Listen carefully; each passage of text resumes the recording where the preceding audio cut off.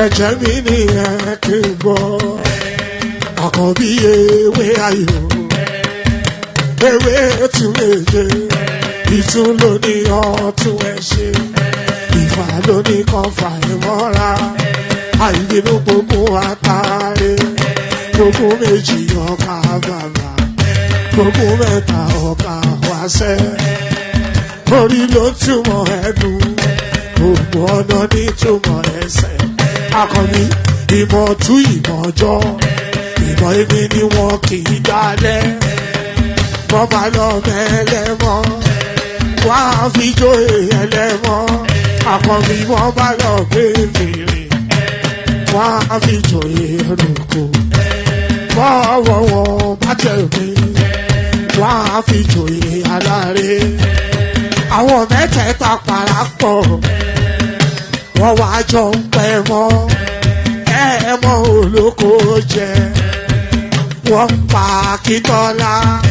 Akíntọ́lá ọmọ Ògún wọ́n ń pàdé ìyọ̀dà ọmọ àtàràbọ̀bà àkọ́bí wọ́n ń pàdé ṣàtàdàdẹ ọmọ ọba Ìjẹ̀bú Mèrè aṣíwájú odò gbólùkẹrẹ ajagun lólòdì ọ̀run tó bá ṣe pé tìyẹ tó bá ṣe pé tìyẹ náà bá ń darí jọ wí àpérò mi kún gbọ́wọ́ ọ̀gọ́ ti ṣìgìdì bá gbé àgẹ́tì ló máa ń gbé àyàn ti ìlàyàn ewúrẹ́ ọlọ́run dákun má padà lẹ́yìn ẹ̀ kó má gbàgbé ọ̀rọ̀ tẹ́ aṣíwájú ọlọ́run dákun má padà lẹ́yìn ẹ̀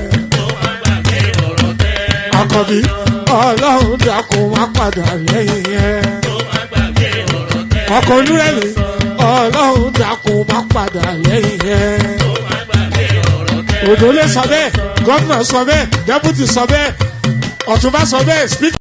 The Supreme Military Council has been meeting to consider, among other things, the conclusions of the military tribunal appointed by the federal military government to try those involved in the abortive coup of 13th February.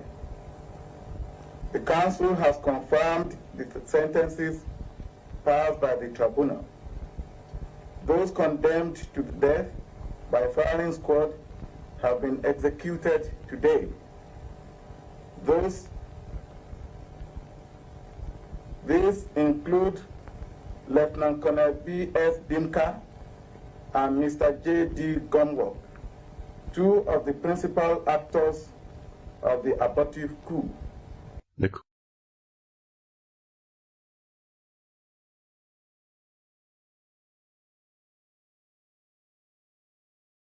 Ayandaba, ayandaba, ayandaba, ayandaba. Ayandaba, ayandaba, ayandaba, ayandaba. Atima ayandaba, ayandaba, ayandaba, ayandaba. Wanama ayandaba, ayandaba, ayandaba, ayandaba. Susu, baby, subramia. Subramia, Suku sunu baby subramia, Suku sunu baby subramia, Suku sunu baby subramia, Ejemo, Anamana, Ejemeje, Anamana, Wanamejemo, Anamu, Karatuba dodiri chukuma tukutuba dodiri ndemo, Eguma wego. Tuba jodiri chukuma duku tuba jodiri ndemo obodo jisike n'ụbọchị eruona oyibo it is everyone befere ayandaba ayandaba ayandaba ayandaba ayandaba ayandaba ayandaba ayandaba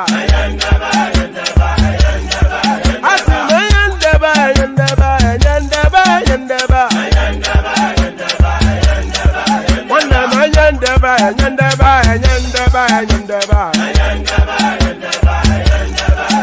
Susu baby subramia, Suku sunu baby baby subaramia.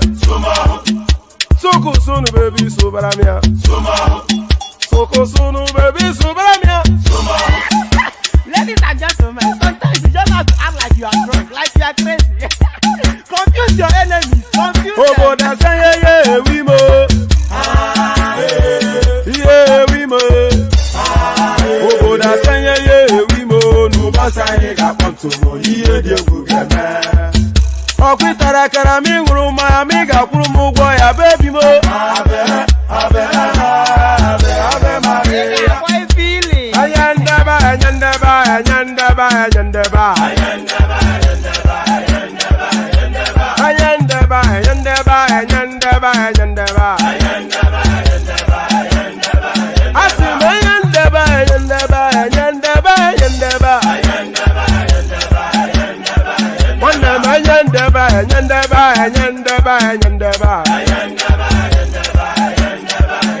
So baby subramia. Soko sunu baby subaramia. Soko sunu baby subaramia. Soko sunu baby subaramia. Ask the one for your brand yourself when I knew it. Since I was born, but now I am getting youth.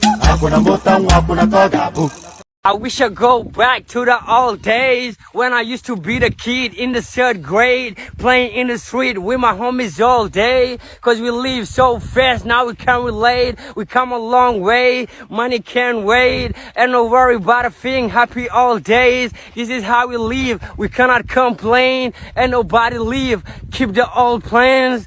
Hey, when I'm better, Mingari Zuda Kari Party.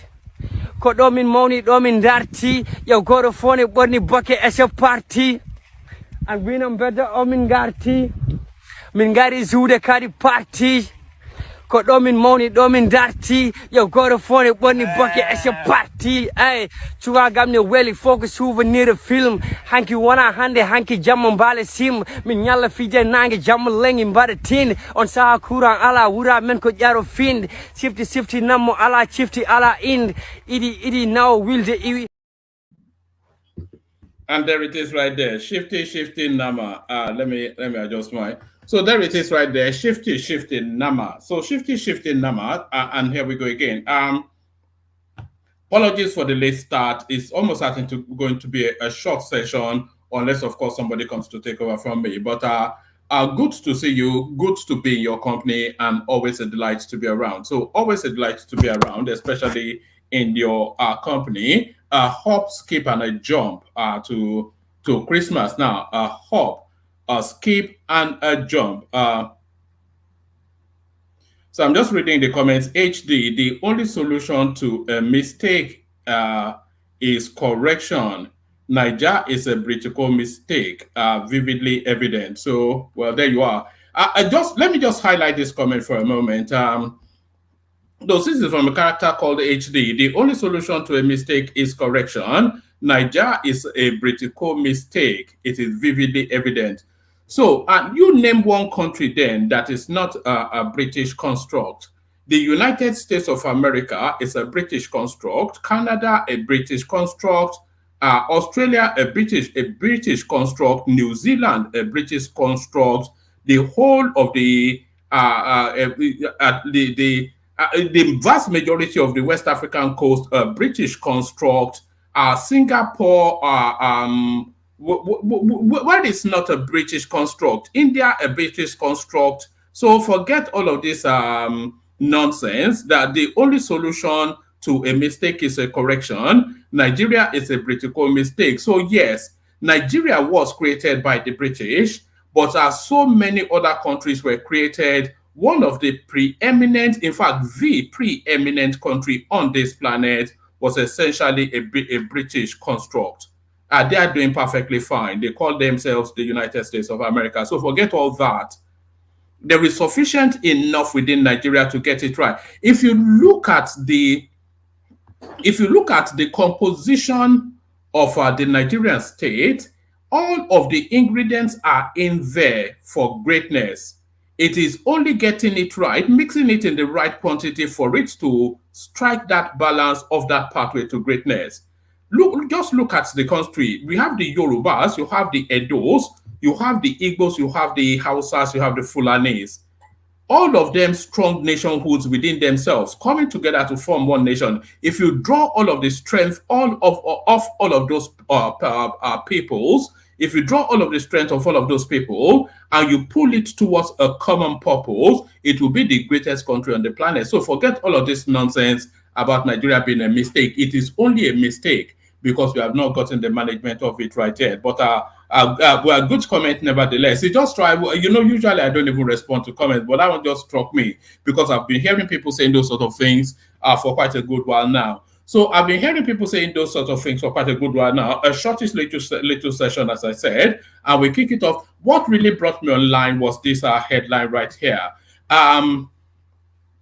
Alleged money laundering. I am dying of cancer. Allow me to come back home. Diezani begs President Tinubu. So there it is. So she's written now this long letter. The embattled former petroleum minister during the regime of President Goodluck Ebele Jonathan, who ran to the United Kingdom for the fear of the EFCC, Diezani Madueke, has now begged Nigerian government for leniency. A statement released by EFCC says Mrs. Diezani, who is reportedly suffering from second stage of her cancer, is begging President Bola Ahmed Tinubu to allow her come back to Nigeria to confess her misappropriation whilst in office. Ms. Diezani was answering questions from the press in London after a medical visit. The former petroleum minister, who was accused of stealing Nigeria's money amounting to billions of dollars, revealed that she is now ready to open up about the money she allegedly misappropriated whilst in office as Minister of Petroleum. I am a born-again Christian and currently suffering from stage 2 cancer, which my United Kingdom physician advised me to continue taking medication for the rest of my life. Yes, no human is perfect, but sometimes God Almighty allows some of such things to happen. I have been accused of misappropriation when I was the petroleum minister, which is true, but I would like President Bola Ahmed Tinubu to forgive me, to come back home and offer my contribution because life is temporal. A statement by the EFCC says, a statement from the EFCC says, Diezani said in tears. The statement from the EFCC reads, my husband and my entire family members, including my Nigeria lawyer based in the United Kingdom, knew my relationship with Dauda Lawal Dare, the current Zamfara state governor, whom I entrusted. It is actually the amount in play that brought me online, the amount in play. And this is just from one little cameo. Because, we're so used to the narrative of money being stolen from the Nigerian space that we don't even pay attention to it anymore. But if we start to take stock of the monies being stolen and we start to stack them up, I think we will be a lot more outraged than we are. My husband and my entire family members, including my Nigerian lawyer based in the United Kingdom, knew my relationship with Dauda Lawal Dare, the current Zamfara governor, whom I entrusted, now listen to this, over $9 billion for safekeeping, whilst he was the executive director of the First Bank of Nigeria PLC. Unfortunately, it has now come to a point that Mr. Dauda Lawal is no longer picking my phone calls and even worked in collaboration with United Kingdom police to put me under surveillance. Maybe the claim that the money I entrusted with him may be to claim the money I entrusted to him when I die, she said. So we're going through a lot in that. why that country has not taken to the street and burnt itself down is only a mystery that only God must have greater plans.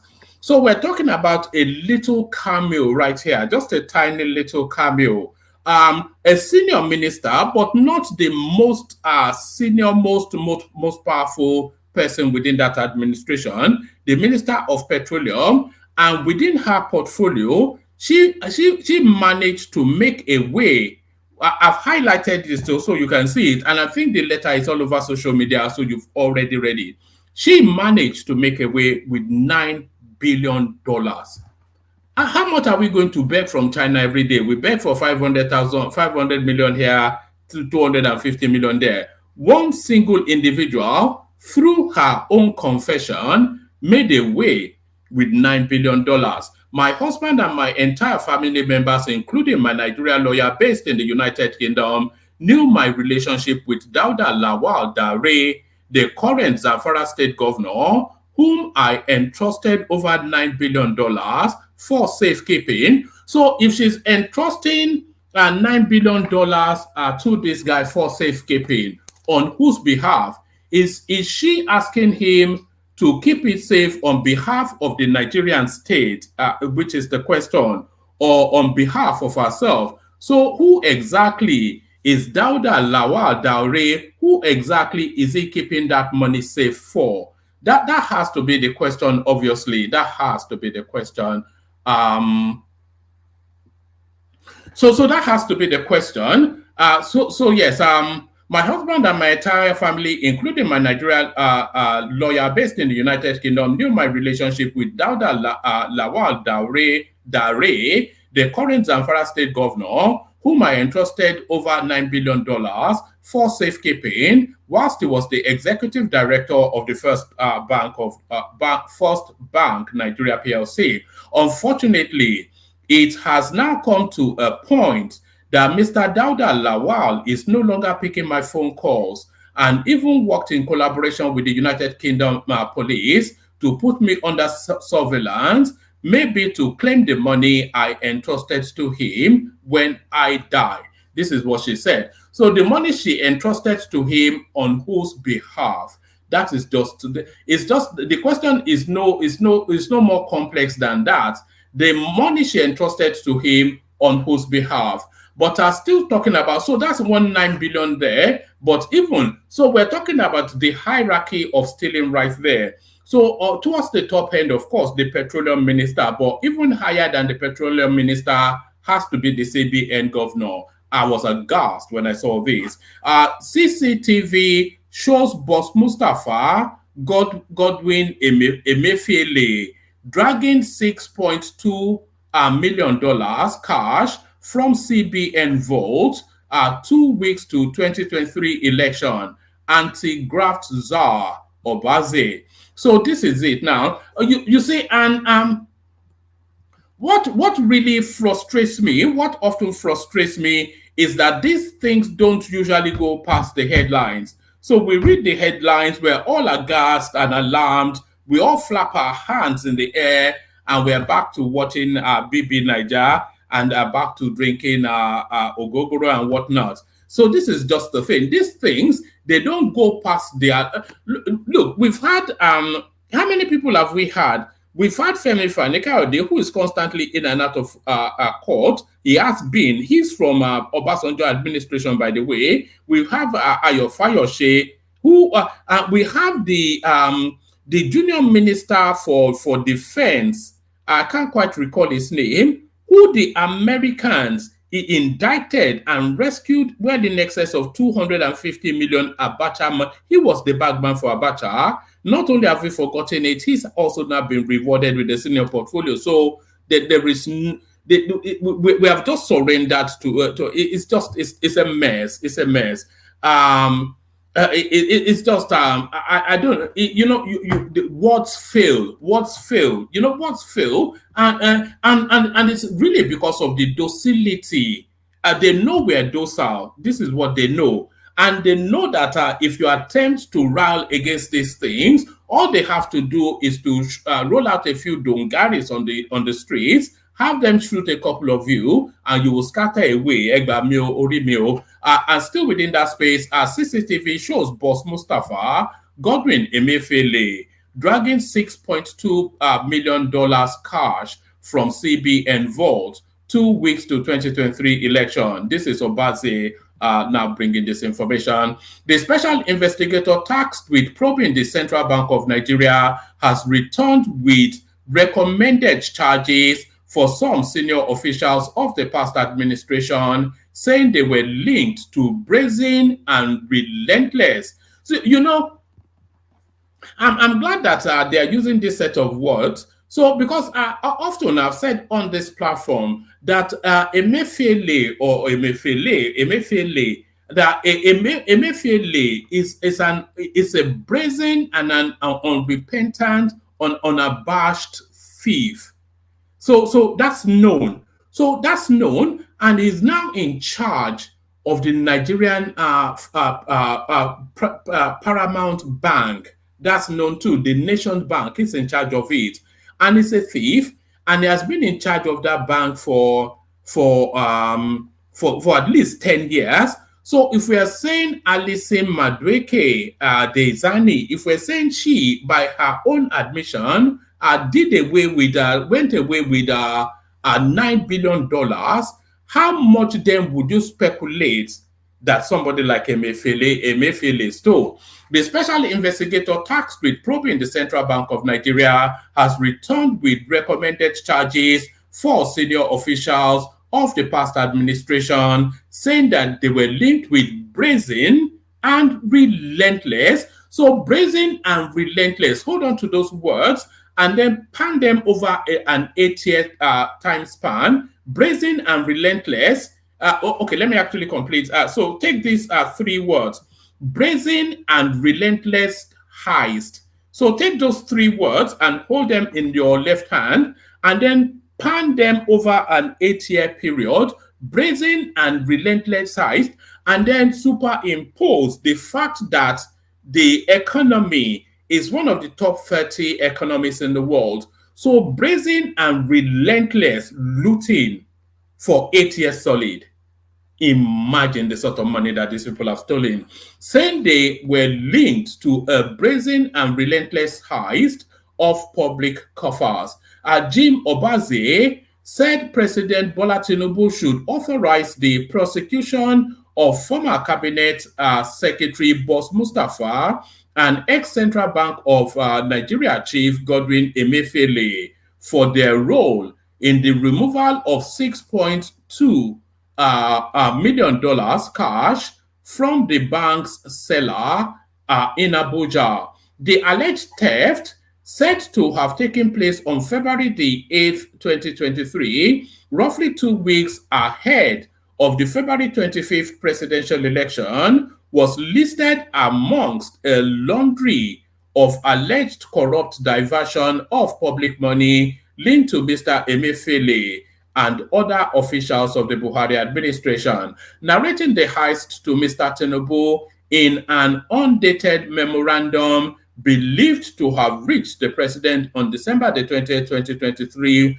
Mr. Obaze said it was around February 7 to February 8, 2023, that his investigators discovered that $6.2 million was unlawfully removed from the vault cash from the Foreign Payment Office Abuja branch of the Central Bank of Nigeria. The physical acts of unlawful removal of this amount was captured on the CCTV footage and preserved, Mr. Obaze said. Mr. Obaze, who took the special investigator job despite his own past corruption and abusive behavior, it takes a thief to catch a thief, I suspect, said efforts to steal the cash commenced on January the 26th, when Mr. Mustafa sent a memo to Mr. Emefiele requesting $6.23 million in cash. The memo itself followed a previous one dated January the 23rd from Mr. Buhari to Mr. Mustafa, which carried the header, presidential directive on foreign election observer missions. Mr. Obazie did not return a request by correspondents seeking to obtain the video. And hopefully this video gets leaked into the public space. These are the sort of things that we need to be seen. This adds to the pressure to cleanse the system. Mr. Obaze did not return a request from correspondents seeking to obtain the video. Still, the anti-graft czar said the investigation suggested that the money was not given to foreign observers, adding that a CBN employee flagged the transaction as suspicious but failed to act. But he cannot act now, or he or she cannot. They would not only would they sack him, they would delete him from this world. The investigator held the unreported transaction as part of an elaborate conspiracy to cover up wrongdoing by the previous regime at the CBN. A fraudulent cash withdrawal of $6.2 million perpetrated since February the 8th, 2023 was not discovered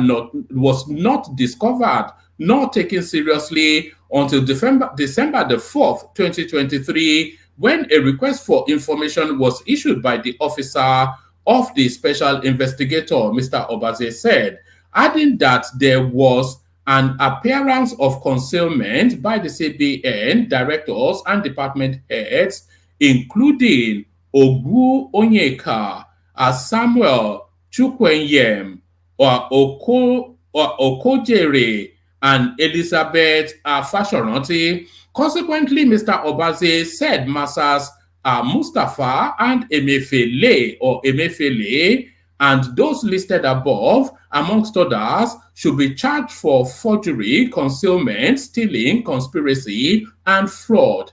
Mr. Obaze said his investigation into CBN actions under Mr. Emefiele would continue. He did not immediately recommend charges against Mr. Buhari himself, although it was unclear if future evidence will compel him to bring charges against the former president, which will be the first in Nigeria's history. Mr. Mustafa declined comments when contacted by correspondents on Saturday evening for this story. An aide to Mr. Emefiele and said the ex-CBN chief was freed on Friday after 195 days in custody and had no comment. So there it is right there. There it is right there. It's just, it's the lack of conscience of it. You know, they did not even pause for a moment to say that enough is enough. When one person steals $9 billion and she's pained that the person, that her bagman has now stolen that $9 billion and she's now begging for public sympathy to weigh against the man who stole the money that she stole from us, from her. And that is the story of, that is where we are. You know, it's just it's like if you saw this on a Hollywood screen, you'd ask for your money back. Nigerian government to allow nationals with expired passports return home for Christmas, New Year holiday. So this is good news for some. The Nigerian government has promised that nationals with expired passports who are planning to return to the country to celebrate the Yuletide will be allowed in without any hindrance. In a letter dated the 22nd of December 2023 by the Comptroller General of the Nigeria Immigration Service, whatever his name is, Adepoju, to the Minister of Foreign Affairs, Yusuf Tugar, through the Office of the Assistant Comptroller, Border Management, etc., etc. I think we get the gist of that. I think we get the gist of that. So hope is good tidings ahead from your president. That's the message. Nigerians can expect silver linings to become sunshine in the new year.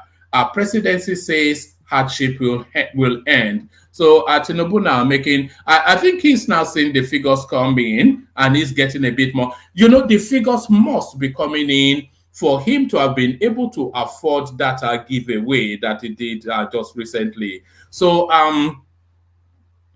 the President Bola Tinubu-led government has assured Nigerians that they can expect silver linings, which are at present understated, to blossom into rays of sunshine in the new year. The presidency, whilst reacting on Saturday to the widespread hardship in the country, noted that the citizens would enjoy the bold reforms introduced by the administration in all sectors of the economy. Bayo Ononuga, the special advisor to the president on information and strategy, disclosed this in a statement on Saturday in Abuja, adding that more of such measures will be taken in 2024. He said that Tinubu had never shied away from acknowledging the temporary pains triggered by the reforms, stressing that proactive measures will continue to be taken.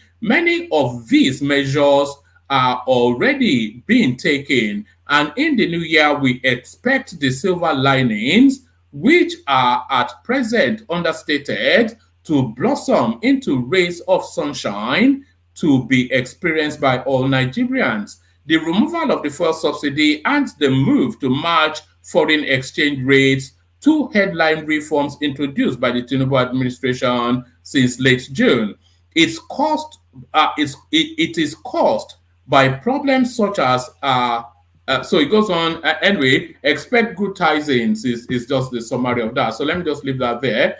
But expect good tidings, but certainly not for now. Nigerians face most expensive Christmas as food and drinks cost 92.73% more in 3 years. So that's just the it's just your heart bleeds sometimes when you think about there just seems to be no respite in hand. There's just promises to the future.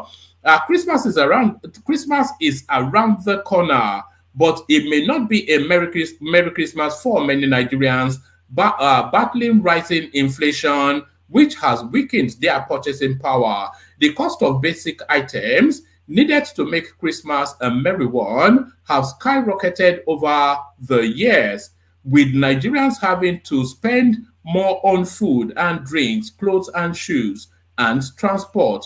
According to the National Bureau of Statistics, the headline inflation rate was 28.2% for November 2023, representing the 11th consecutive month of increase so far in the year, and the highest level since 2005, over 18 years. The NBC noted that the major drivers of Nigeria's inflation in November 2023 were food and beverages, road and air transport, pharmaceutical drugs, and accommodation, amongst others.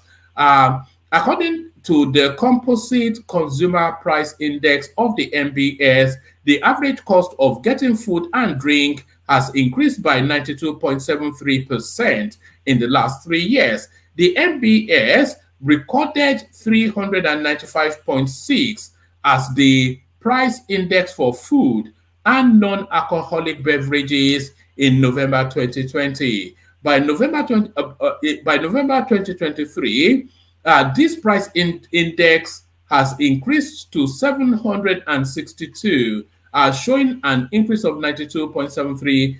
So that there it is right there. Everything is just increasingly worse within the Nigerian space. Is the sum total of what that tells us.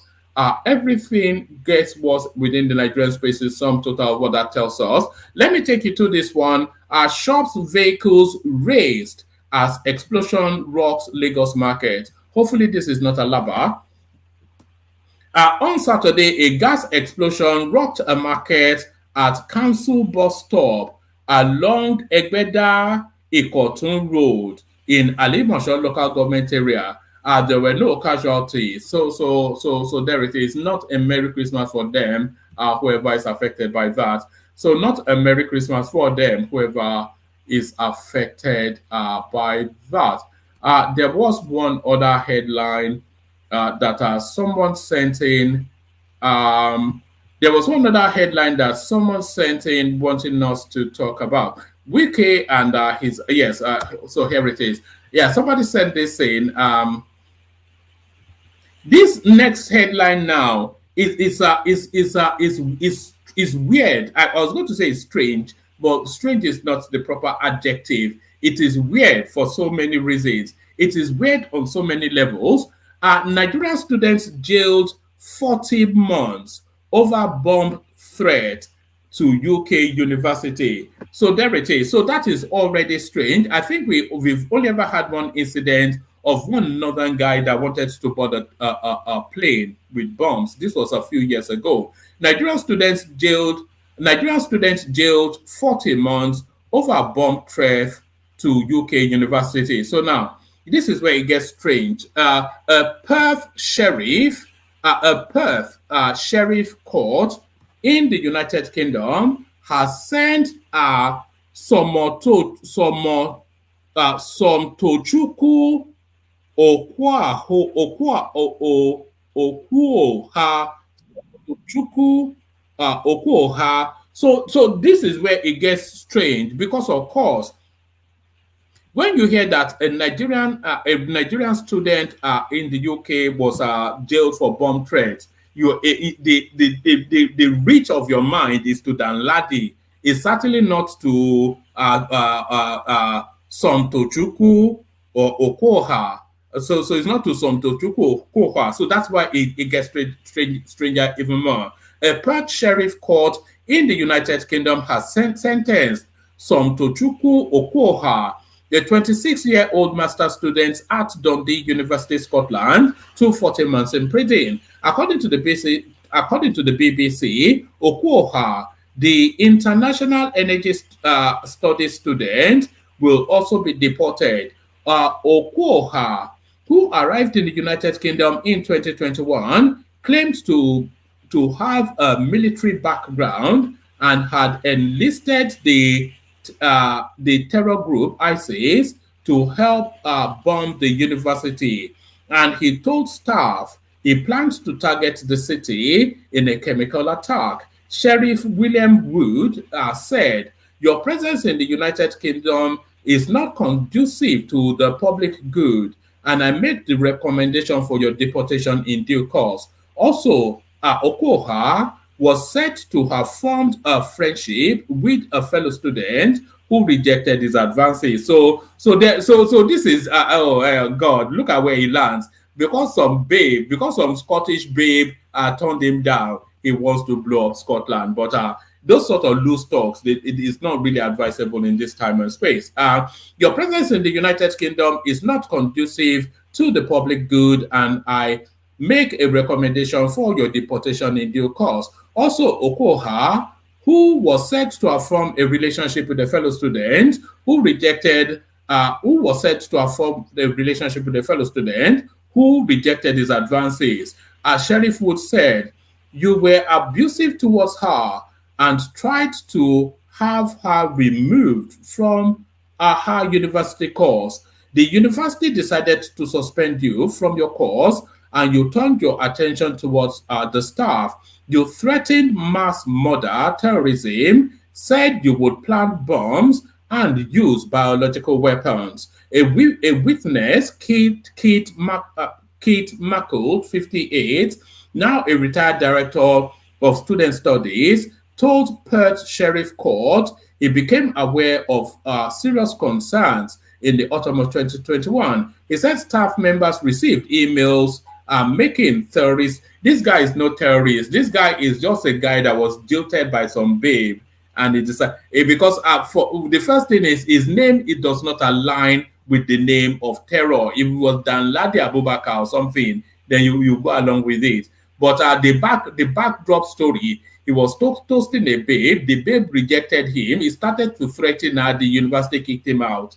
And then what sort of terrorist starts to email university staff that I'm going to blow up Scotland? So it's just a witness, Kate Mackle, 58, now a retired director of student services, told Perth Sheriff Court he became aware of serious concerns in the autumn of 2021. He said staff members received emails making terrorist threats.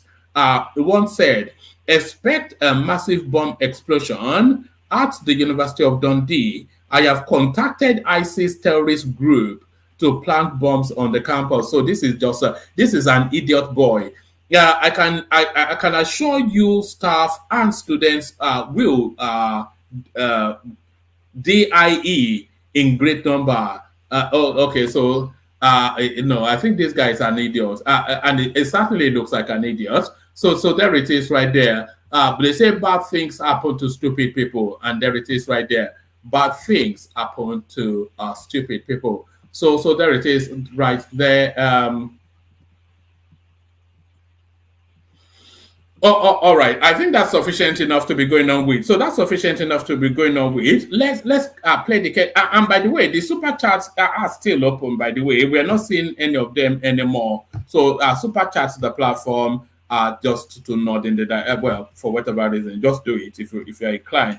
And also I've got a report for you as well regarding the charity thing. But let me play you the Kegite music and bring the panelists on. Only water, where they see ma. Water, only water, where they see ma.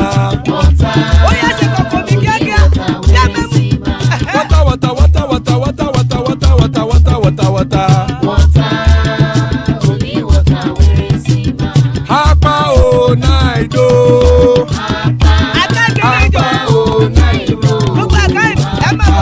Hapa you don't come o.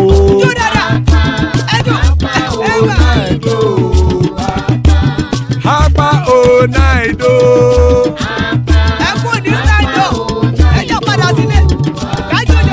Oro kẹ̀kẹ́ ẹlẹ́mù yé o. Ilé sọ́dí kẹ̀kẹ́ ẹlẹ́mù ré o. Bobby master kẹ̀kẹ́ ẹlẹ́mù ré o. Chief Wáìlà tí kẹ̀kẹ́ ẹlẹ́mù ré o. Eruku lẹ̀lẹ̀ ẹlẹ́mù dé. Eruku lẹ̀lẹ̀ ẹgbẹ́ ẹlẹ́mù dòde ojàre o. Eruku lẹ̀lẹ̀ Ghana ti dé ẹgbẹ́ bọ́dì o. Ọmọ ẹlẹ́yẹ ẹ̀yẹ o ó dilé o. Olúyẹ̀lá ẹ̀yẹ o ó dilé o. Petrosonama ẹ̀yẹ o ó dilé o. Petrosodunke ẹ̀yẹ rẹ̀ ó dilé o. Ẹlẹ́kọ̀ ọ̀run mú ìní o.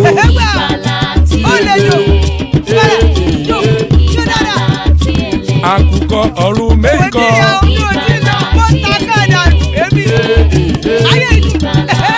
Ikú kò ní ríwà gbéṣe o.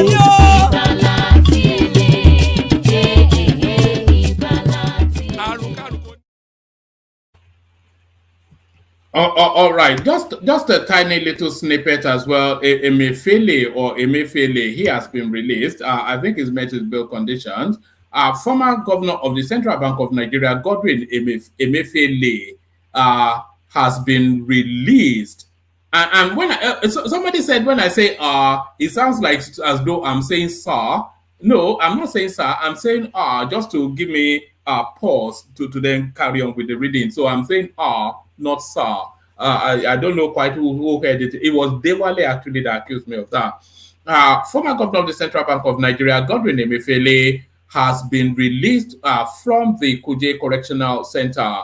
Emefiele was released on Friday, December the 22nd, after meeting up with his bail condition. A spokesperson for the Kuje Correctional Center, FCT, Adamu Duza, who confirmed this, said, I can confirm to you that he, Emefiele, has met his bail conditions, hence he has no reason to remain in our facility. He met his bail condition and was released past 2 p.m. yesterday, Friday. Recall that a Federal Capital Territory High Court had granted a 300 million naira to Emefiele, who is being prosecuted for alleged procurement fraud. He was granted the bail with two sureties in like sum. The sureties must have certificates of occupancy and titles of properties within the Maitama district of Abuja. They've not told us yet who stood shorty for him, though. Emefiele was also ordered to deposit all his travel documents with the registrar of the court, adding that he must remain within the Abuja Municipality Area Council. I tell you what, TikTok, this guy could RIP. I cannot see how he would not RIP. But certainly, no RIPs, only a Merry Christmas to our King Emeka who joins us. The majestic Ajale Koko is here. Akim the Progressive is here, and Ekene makes up the list. So good to have you, gentlemen. Let's kick off the conversation. Let's go straight to Akim, who likely to fall asleep anytime from now. Akim. Yes, well, ma, good evening to you. Good Are you awake, Akim? I'm just checking. Yeah, Look at this guy. Oh, what's what? All right, good to see you, my man. How are you? Are you back with us, or are you still out there? I'm in Norway now. Wow, what's going on? Are you doing an European tour? Oh, just visiting families in Israel. Oh, all right, and that's where you're spending Christmas. Yeah, I'll do Christmas here, then back for the New Year. All right. All right. So to the conversation then. I don't know if you have any stories especially that you want to speak to, but the one that seems to dominate is the Alison Diezani and her confession at $9 billion. Can you imagine? Yeah, well, what I really want to know, is there a video or something out there that she actually came out to say these things? I really want to be sure. Well, I have just seen a video, but it's been widely reported, and it's being reported in quotation marks, which is to tell you that they are quoting her verbatim. Yeah, if that thing is true, so the Supreme Court must not allow that Lawa Dawood, the Zafara governor, to continue his governorship, because if I am Tinubu right now, I'm going to make sure Alice comes to Nigeria and locate where that $9 billion is. One man. That is nearly half of our budget for next year. Okay, nearly half of our budget for next year. So Tinubu needs to look for a way to get the woman to Nigeria, if that's what she wants, and please help us to get our $9 billion. These people they have mind, man. That $9 billion, one man, $9 billion. Are you struggling to believe it? It looks as though you are finding it hard to believe. Oh, Mama, you have to struggle to believe this one now. How many states in Nigeria have $9 billion? You're talking in one person just collect $9 billion. Lagos State. Akim, if you look at the message that Lamido Sanusi, the former CBN governor, has been pushing, that what actually got him the sack in his portfolio was that he was pushing for the auditing of the NMPC, which by his own reckoning has never been audited. And the books of the NMPC is shrouded in mystery.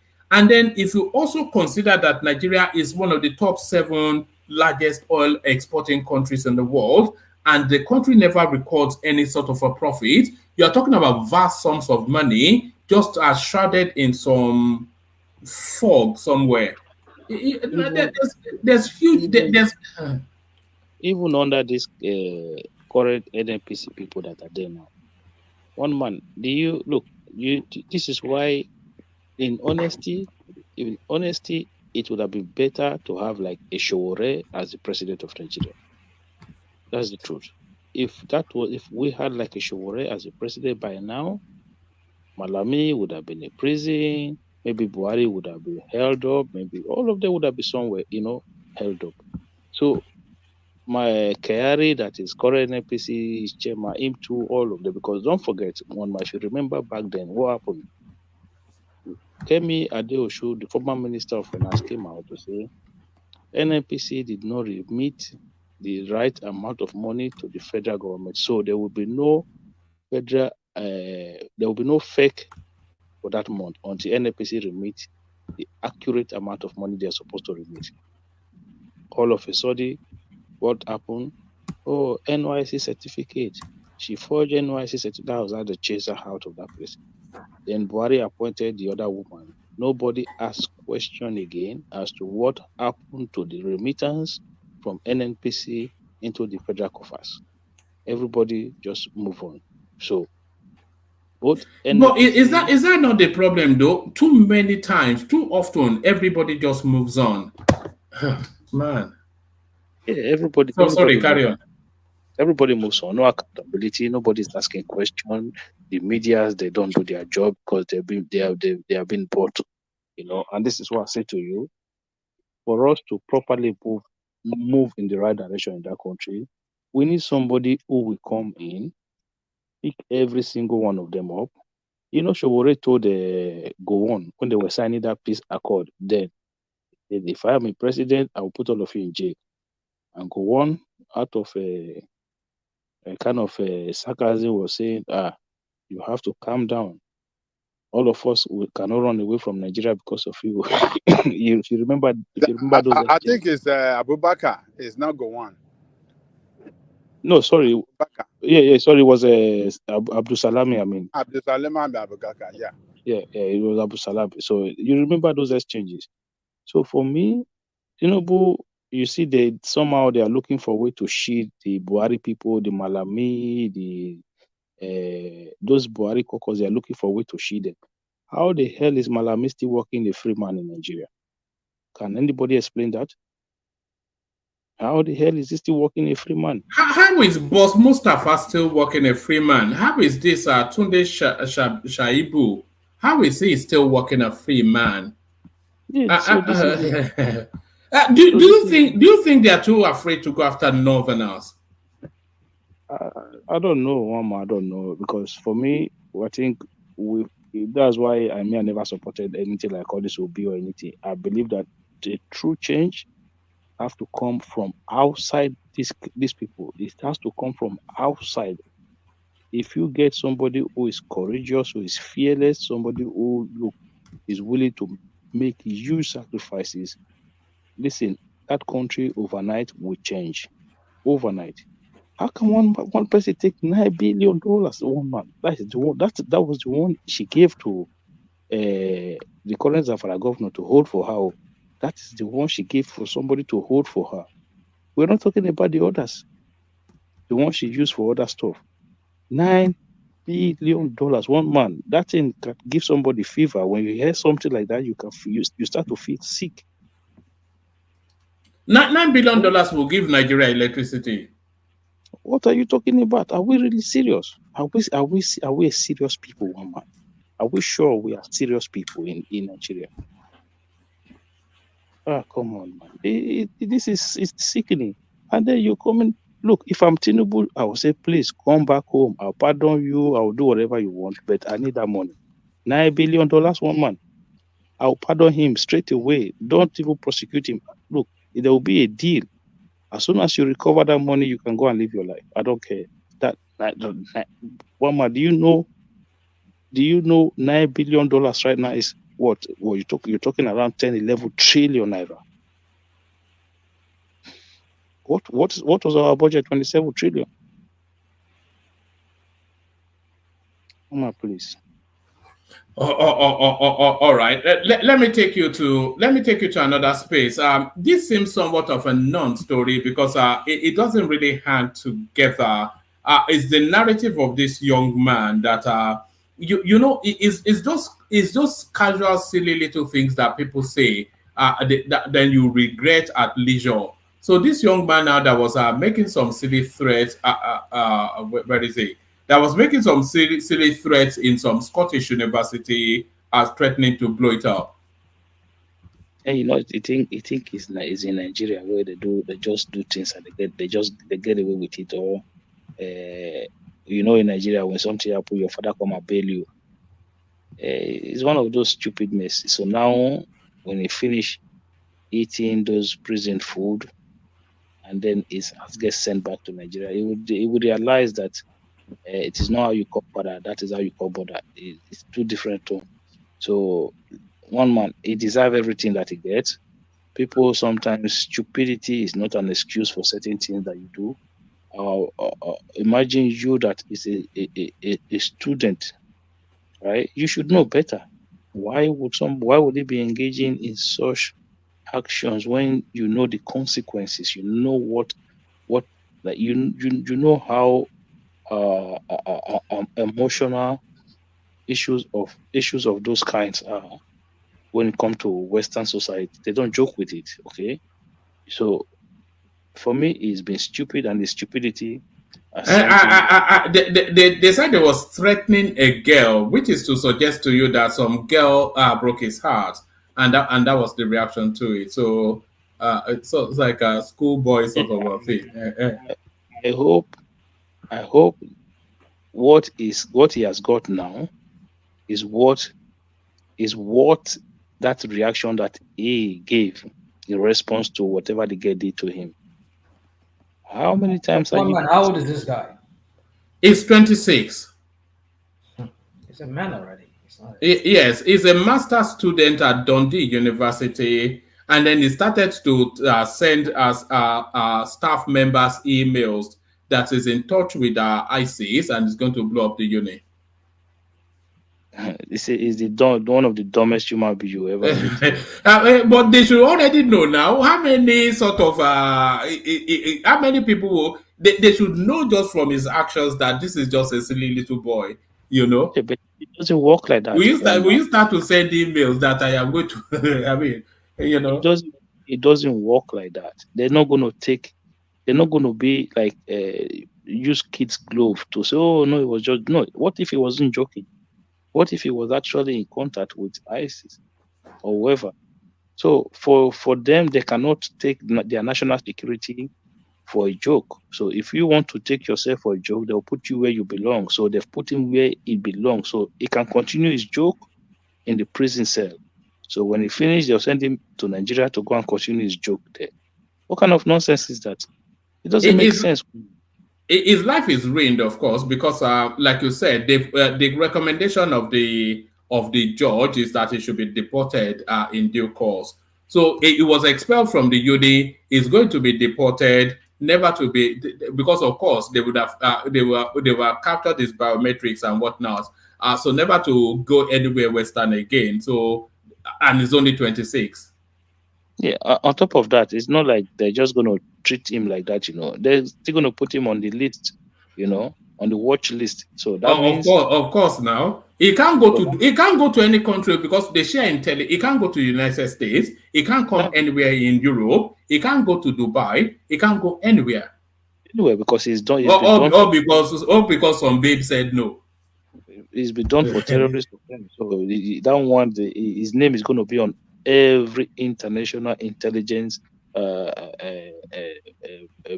record. So it is except he can stay in Nigeria, and help them build a country. It's stupidness, one man. That doesn't make sense. I don't understand why you call yourself a master degree student and then you look at what you go and do. The height of stupidity. If these people sometimes when you're talking to them, say, listen, guys, calm down. You're not that clever. Forget all this your book matter. Oh, I made this, I made that. Look at your action. Akim, yeah. This is an example, a classic example of what my mom used to say. She would say some people walk out, meaning Exactly. some people just go to school, go through the process of going to school, but they don't have the wisdom, they lack the wisdom, and So it just this is just a classic example. It's not about just having masters and all of that. It's all about having emotional intelligence and all of that too. But it's so sad that this young man just ruined himself the way he did.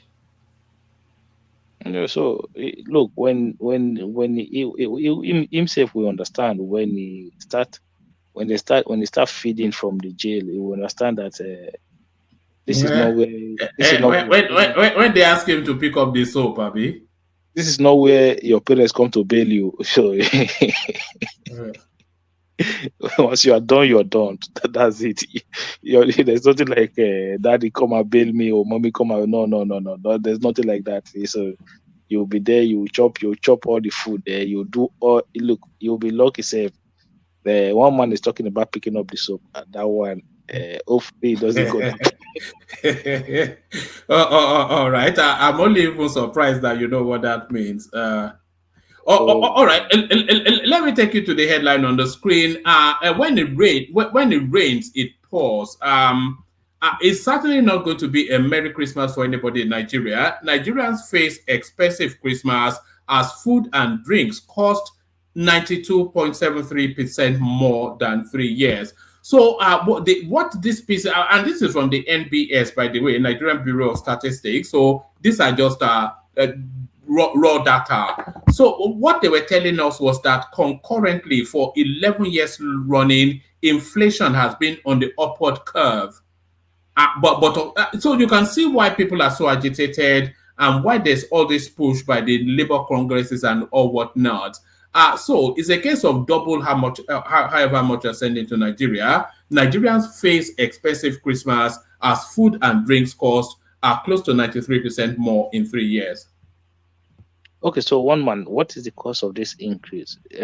When you come to Western nations like this, so when Christmas is coming, so what do they do? They'll be making deals, they'll be doing sales, just to give just to be able to have some patronage for Christmas, so they'll reduce prices. When you go to Nigeria, it's the other way around. Like for no reason, just because it is a festive period, prices go up. It is only in Nigeria I noticed something like that. In over here, when festive period comes, they will have different, like in the UK, you have Boxing Day sales, right? In Ireland, we have Boxing Day sales, whereby it's 50%, off everything you're buying in most of these shops. But why? Okay, one man, what is the cost of this increment now? It doesn't make. I don't understand. Our people, the way we behave, the way we do things, is as if we have no conscience. We just would like to rip ourselves off. I remember back in them days, one man, I used to know a couple of guys that were working in the petrol station, right? All of a sudden, they will tell you there's fuel scarcity. These guys, when that fuel scarcity is done, these guys would have made loads of money. They will buy bike. They will buy some of them. They will buy car on the back of your fellow brothers and sisters. You created artificial scarcity, and then you make a killing out of it.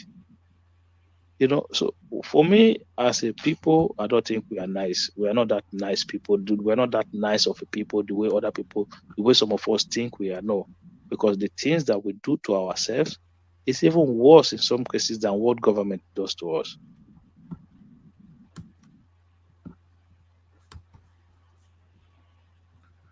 All right. All right. Is there anything else you're looking at in the news today? One man, there's nothing really out there apart from the festive period is hotting up. You know how it goes back home. Everybody's expecting the goodies from your side, not knowing that it's not that easy as well. We're not picking money from tree here. So we do what we can do and we leave the rest to God. So I'm just here with my family in Norway. Trying. Well, why Norway? Do you have family living in Norway already? Is that what it is? Yeah. I have my younger sister and husband and children live in Tonsberg, some place called Tonsberg. One man, imagine this. I left Seville in Spain 3 days ago. Now you they enjoy from Spain to lifestyle of a millionaire. Look at this guy. The weather was nice. Like you could still wear short and t-shirt in Spain, especially in that south of Spain, in the southern part of Spain. So like Malaga and Seville area. So the weather was nice. Everything was good. And on the flight, I landed in Norway, and there was the whole place was covered in snow. I was like, what the hell am I doing here? But it's nice to have a white Christmas. When was the last time you had a white Christmas? I cannot recall the last white Christmas we had in this country. That thing is for white people. I don't care what color the Christmas is. I just don't want the cold. You don't want a white. Look at this guy. The cold in this country, it should be illegal for people to be living in this country. You know, it should be illegal for human beings to live in places like this. It's just too cold, like cold. I thought Ireland was cold, but this one is a different level. And I said, I told my sister, I said, man, I don't know how you guys do this. You know, this is like. She will probably be recommending it because, very quickly they adapt to that sort of life, don't they? The only part of it, 2 years ago, they came to Ireland to celebrate Christmas with us, right? So, and I was like, you know, I will put on a coat and jacket, and they will just wear like a sweater. I said, like, are you not cold? They say, no, this is like a summer to them. I said, what the hell is this? so it's when I go here now, I kind of realize, okay, no wonder. I see why you guys are like that in Ireland. It's crazy, one. It's crazy. So, Woman, are you saying that in the UK that you guys don't have it doesn't snow anymore? It doesn't, you know. Akim will tell you. What year was the last time you had? Not like it snow. It was probably snow around January towards like early February, but you won't get it. You will hardly get it in December these days. We've been having the same thing here, experiencing the same thing here. But there are some Christmases it snows here, and yeah. So, but then how about in like not far north, like in Scotland? Does it I suspect it will snow in Scotland because Scotland is notoriously cold, isn't it? Yeah, but Ireland is notoriously cold as well, one man. But the thing is, it's cold, but it doesn't snow. That's the problem. The problem, and with Ireland, yeah, Ireland is more like almost like Benin. It rains like madness in Ireland. I've never seen the way it rains in Ireland is crazy, one man. Like we have rain 12 months of the year. It doesn't matter what weather it is, it will rain. It will rain in winter, it will rain in summer, it will rain in autumn and in spring. It rains every time in Ireland. All right. I'm going to take you to one more headline and then I'll go on to Emeka. But before I do that, let me do a bit of housekeeping. Let me bring this up and let me remove all those. Hold on. All right. So I've started to disburse the. Are you seeing that fully? Let me make sure.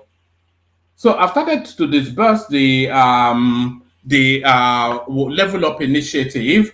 So that is 430,000 naira sent to Hassan. So you can see Hassan. I've blurred out my name and I've blurred out Hassan's last name, but you can see his name there is first name Hassan. So I've sent 430,000 naira to Hassan, who has acknowledged it. Earlier in the day, I also spoke to Diezani Media, who is going to also look into seeing if we can identify potential beneficiaries. And ST0LE is working on it as well. But the first tranche of that money has been sent out to Hassan, who has acknowledged it. And as soon as he hands it over to the beneficiaries, he'll do a clip and send it in so that that process can be completed. But Hassan, to this headline then, Nigerian government to allow nationals with expired passports to return home for Christmas, New Year holiday. So yeah, that's a nice touch, isn't it? What kind of nice touch is that? So if your passport expires, you can't go to Nigeria. That doesn't make sense. You should be able to travel with your expired passport. It doesn't make sense. There was the purpose of having a valid one. If No, it's not like travel. You should be able to return back to Nigeria with your expired passport. Like It's not like you're going to travel out of the country with an expired passport. No, you should be able to come back into the country with an expired passport. So it means that you can go and renew your passport, because don't forget the services in Europe when it comes to Nigerian passport. One man, I don't know if you've had experience about that. I said this thing last time.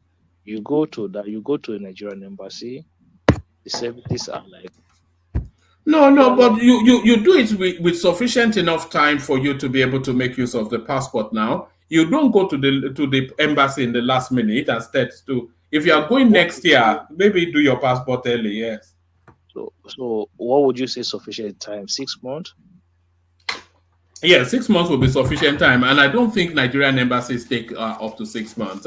I don't think we can. I seen somebody that took 8 months, 9 months. How about that? So you cannot predict with these people. You cannot predict what you're going to get. But with this new guy, the new Minister of Interior, the guy's been doing well. In over the summer when I was in Frankfurt, somebody came to Frankfurt, and he did his he went in same day. He went into Nigerian embassy. I mean, Nigerian consulate in Frankfurt, and they got it that same day. They were together. So as he went in and he just got it done, and then he just bounced. So I think, and so I've been hearing other people saying the same thing. I have my younger sister who got her home recently too. The same week she did it, that's the same week she got it. So I think they are really improving more. Even Agent Media, when he came on here, he said the same thing when he came as a guest.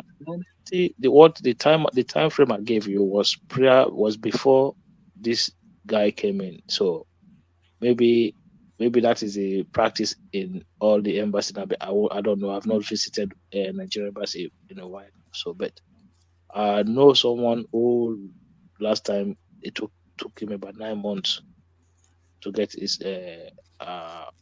Nigerian passport for his son. So for me, I think it's a good initiative, but the Nigerians should be allowed to come into the country with an expired passport anyway. But sometimes these things happen. Is that done by other countries? Do other countries allow that? Yes, that's standard. That's very standard. Is it that you can come back with an expired passport? You can go back to your country with an expired passport. A lot of it's not, if you're traveling out of the country, then it's an issue. So because you cannot leave the country with an expired passport. But if you are a national of a nation and you want to go back to your country, you have a passport of that country that is out of date.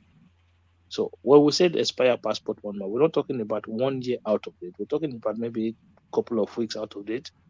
Yeah, fine. Why not? All right, brilliant.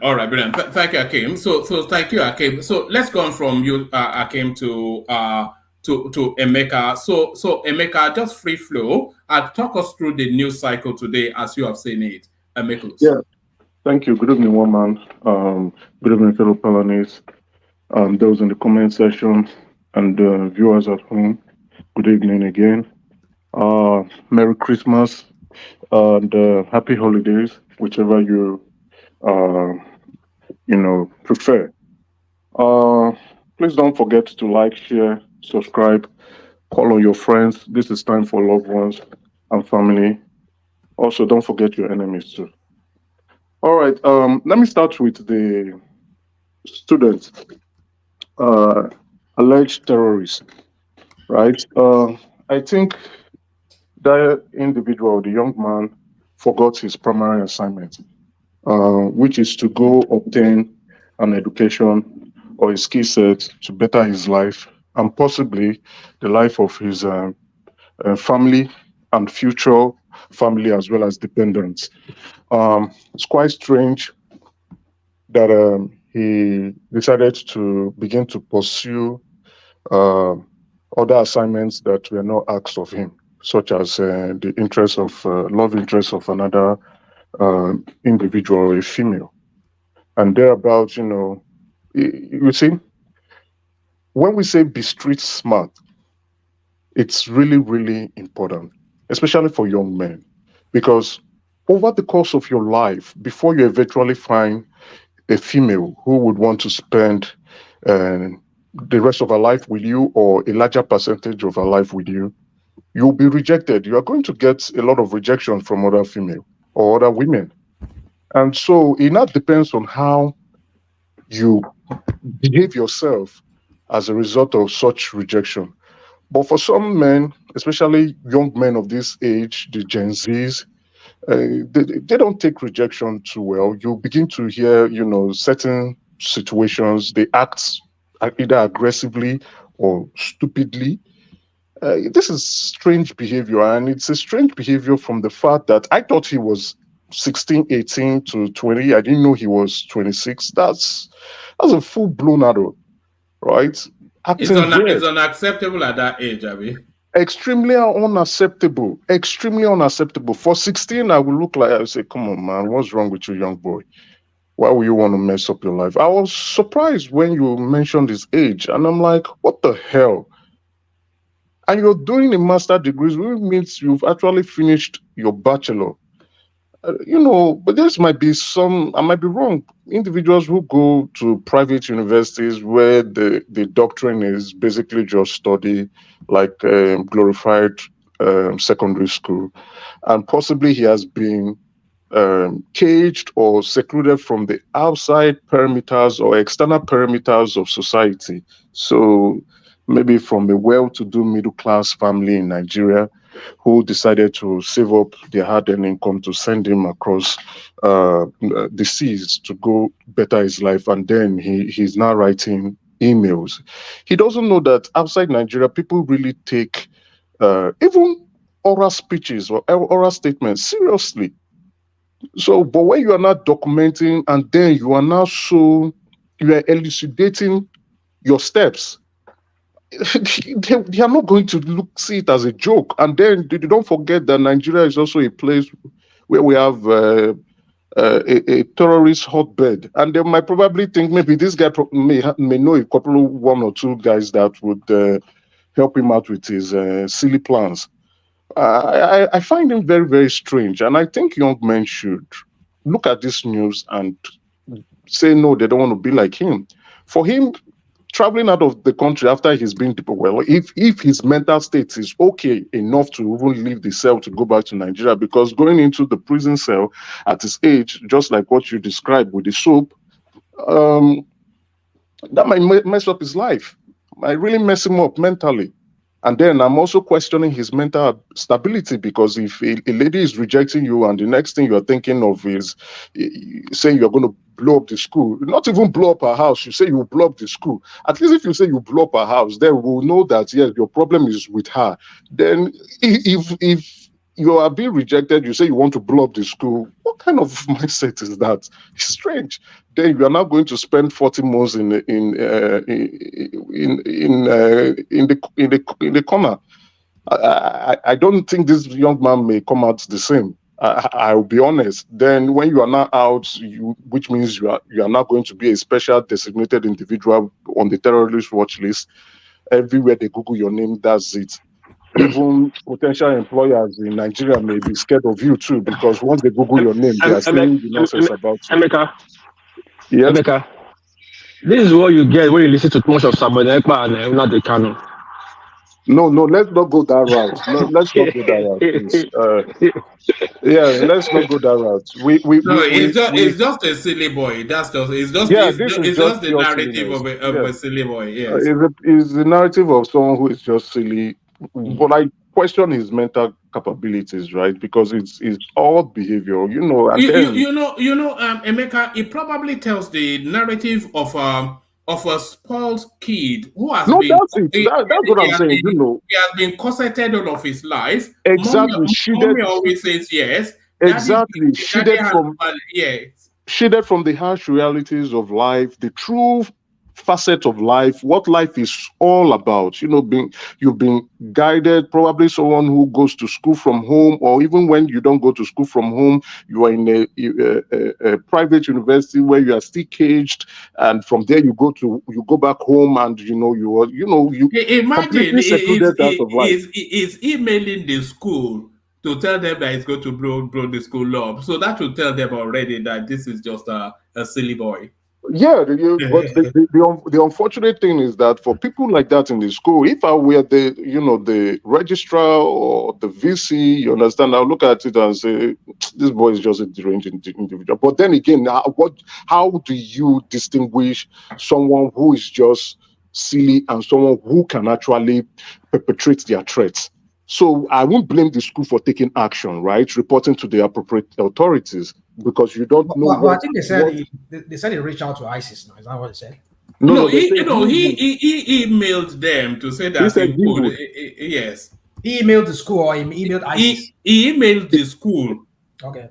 That's why I'm saying it's just the narrative of a silly boy. I thought you said he actually made a contact with some terrorists. No, he said he would.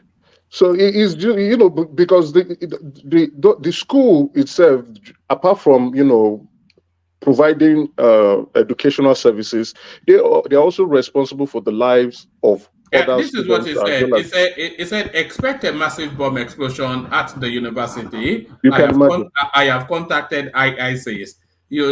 So you can imagine. You can imagine. Right? That's an idiot. I don't blame the school taking it seriously and escalating it to the appropriate authorities, as well as the appropriate authorities investigating and bringing charges against him. And even the judge looking at it, the judge will look at him like, you're a silly boy, but let's punish you for being silly. And then, I question his overall mental state of mind, and all because you were rejected by a female. Oh my goodness, this is crazy. Have you forgotten so soon, Emeka, how that rejection feels like at that age? It can be quite crushing. That's why I say if he's 16, right? I think I lost a semester in uni to a babe. It can be quite crushing. Well, you think that's the reason why to be street smart is good, right? Exposing your kids to, you giving them a controlled kind of life, right? And also engaging with our children, because these kids these days, they are mentally fragile. So for someone who is 26 and is doing this, if he was 16, I would I can relate, but it's still extreme. I can relate. It's too extreme. But guy, come on, stop it. This is not how to go about it.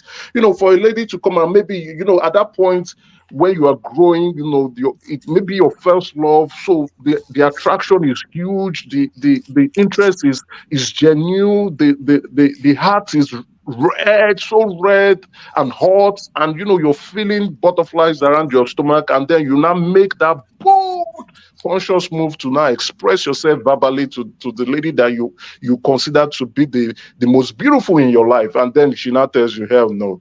It could be destructive in some way, right? But then again, as you bounce back. That is also good to even have male friends who will now say, come on, forget it, it's all about that life, you understand? And then you keep trying, keep going till someone says yes, and then you mature out of that. But again, I'm sorry for him. No way back out of this.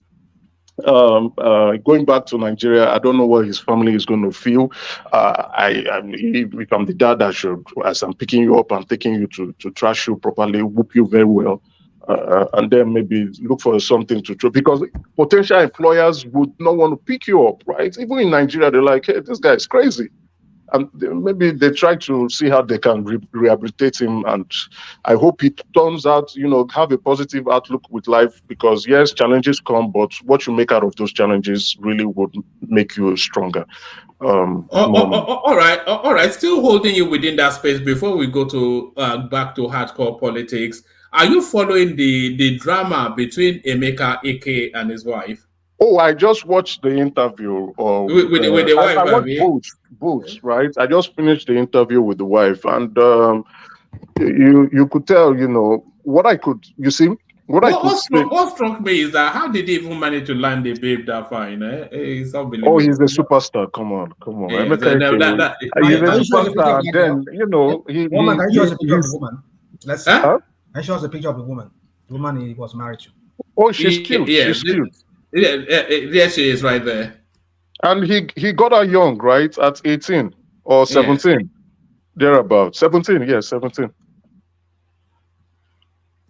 So she's a pretty woman. But you know, when Emeka spoke, right, and Emeka has been speaking for quite a while, then he went quiet. He spoke when it started. Then you know, I believe there are some inconsistencies with Emeka's stories, and also there are inconsistencies with his ex-wife stories too. So now what you can do is when you listen to one, listen to the other, you can now pick the truth, right? She left the home. According to her, she left the home, and Emeka said she cleaned wiped the apartment of his properties and the rest. But she was saying the landlord, where they were staying, there was financial difficulties, and they were not. She actually said she left the home to go and stay with his mom. His mother, yes, right. So, and then you know the question is, okay, where did you put his property, right? Even if the landlord is giving you guys quick notice, which you cleared the property, but your own property was secured. Where did you put his? Because he's saying, I traveled. The only thing I came back with was the bag I used in traveling, and I came back with that. So that I can pick as the truth, and I put it into the truth box, right? Which shows, okay, the woman didn't care about the safety of his own property, but probably cared about his own. But in the sense that, you know, Emeka Ike now said, oh, I built a school of 400 million, and she came and she shut down everything. She said the amount is overstated, and then that she had earlier left. What I can say from that is that, okay, there was a school, and the school was not properly run around, and then but the price may be overinflated, right? Overstated. So, but there was a school. Alluding to that interview he did on channels. Yeah. And a couple of things they have said in the past anyway. Then he was now saying, oh, that she's dealing with... Emeka Ike also accused Crystal Cote, that Crystal Cote was also involved in the dissolution of his marriage. No, right? But Crystal Cote is notorious for sleeping with other people's wives. Oh, yeah. He is.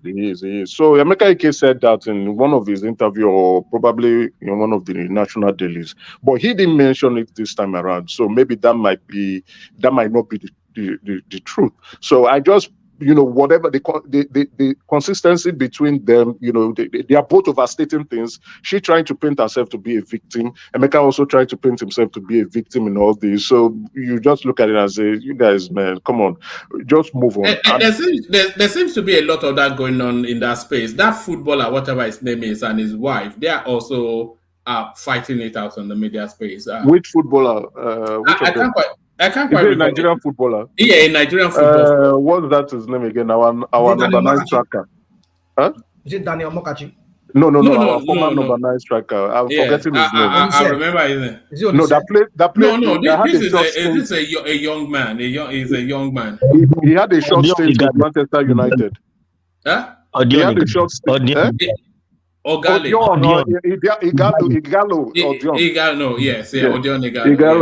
Yeah, so similar thing. The wife too coming out of the social media to call him out, playing the victim, and him himself, I think, according to the wife, that he came to beg and it didn't work out. You know, what I would say with when a marriage is dead, right? It's done.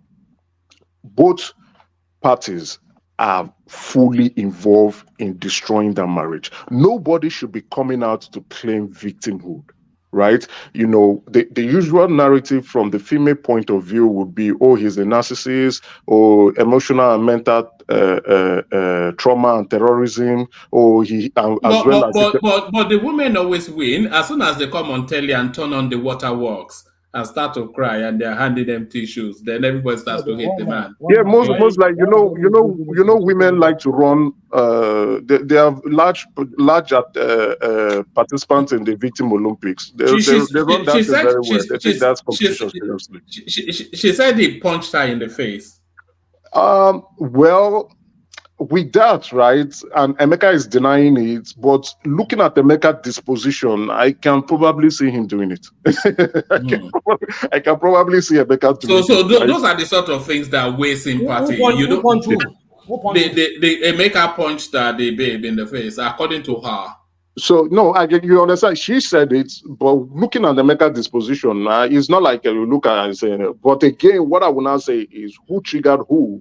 You understand who triggered who? She didn't really want to own up that, but at some point, if you watch the interview, she owned up that at some point I was taking his bad treatment, and then when I turned, was she 22 or 24? I started, fighting back. So she was an equal contributor. So in that case, both of them were. I think they said the wife is a Yoruba girl. Is it? No, she's Igbo. She's Igbo? Yeah. Okay. She's Igbo. So they were both. So they played an active role in destroying their marriage. So then, what I would say is, don't play the victim, right? Yes, look at it from the point of view that there are some things you can learn from the failure of your marriage, right? Because it still scars you. Let's be very realistic. It will scar you, and if you've been in a previous relationship in the past where it was long and then it ended, it's going to scar you. There are things you learn from it, and there are things you did that you think they are bad, that you should say, okay, when I'm going to the next relationship, I need to stop it. But what we are getting from many people is they don't want to learn, they don't want to accept responsibility, both the male and the female. They don't want to accept accountability for destroying their marriage, for also being a co-participant in an active one, not just passive. An active one is destroying their marriage, and that's not going to help you regardless. So if you do self-reflection on your own part to like, okay, I played an active role in destroying my marriage, and if I'm going to have another chance again, a second chance at it, I'll be better.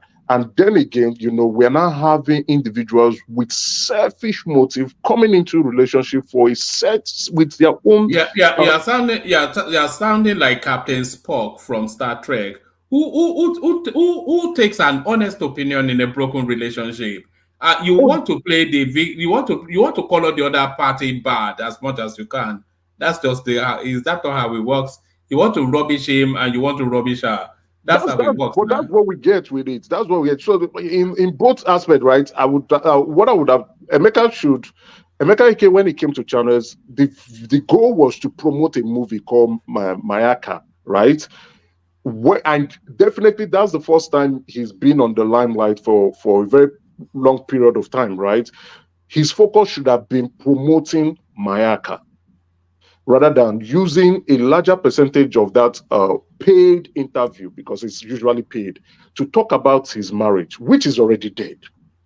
So we just said, oh yeah, it's dead. It's in the news. You talk briefly on it without castigating or calling anyone a victim or pointing at anybody thereabout. Yes, it's painful. It's very painful because he said he was depressed. I could see it in his face that he was depressed, struggling, then trying to come out of it and probably coming out of it. Right? It's understandable. Likewise, the woman too may have gone through her own phase. So he shouldn't be pointing fingers, blaming anybody, and that's why the lady decided, hey, I need to say my own part of the story too. Let nobody mischaracterize me. You understand? I won't blame the woman for coming out to say her own part, but I will blame both of them. Like, come on, guys, you're all adults. Focus on the kids, because he's saying the woman has taken the kids and run away with the kids and not allowing him to see the kids.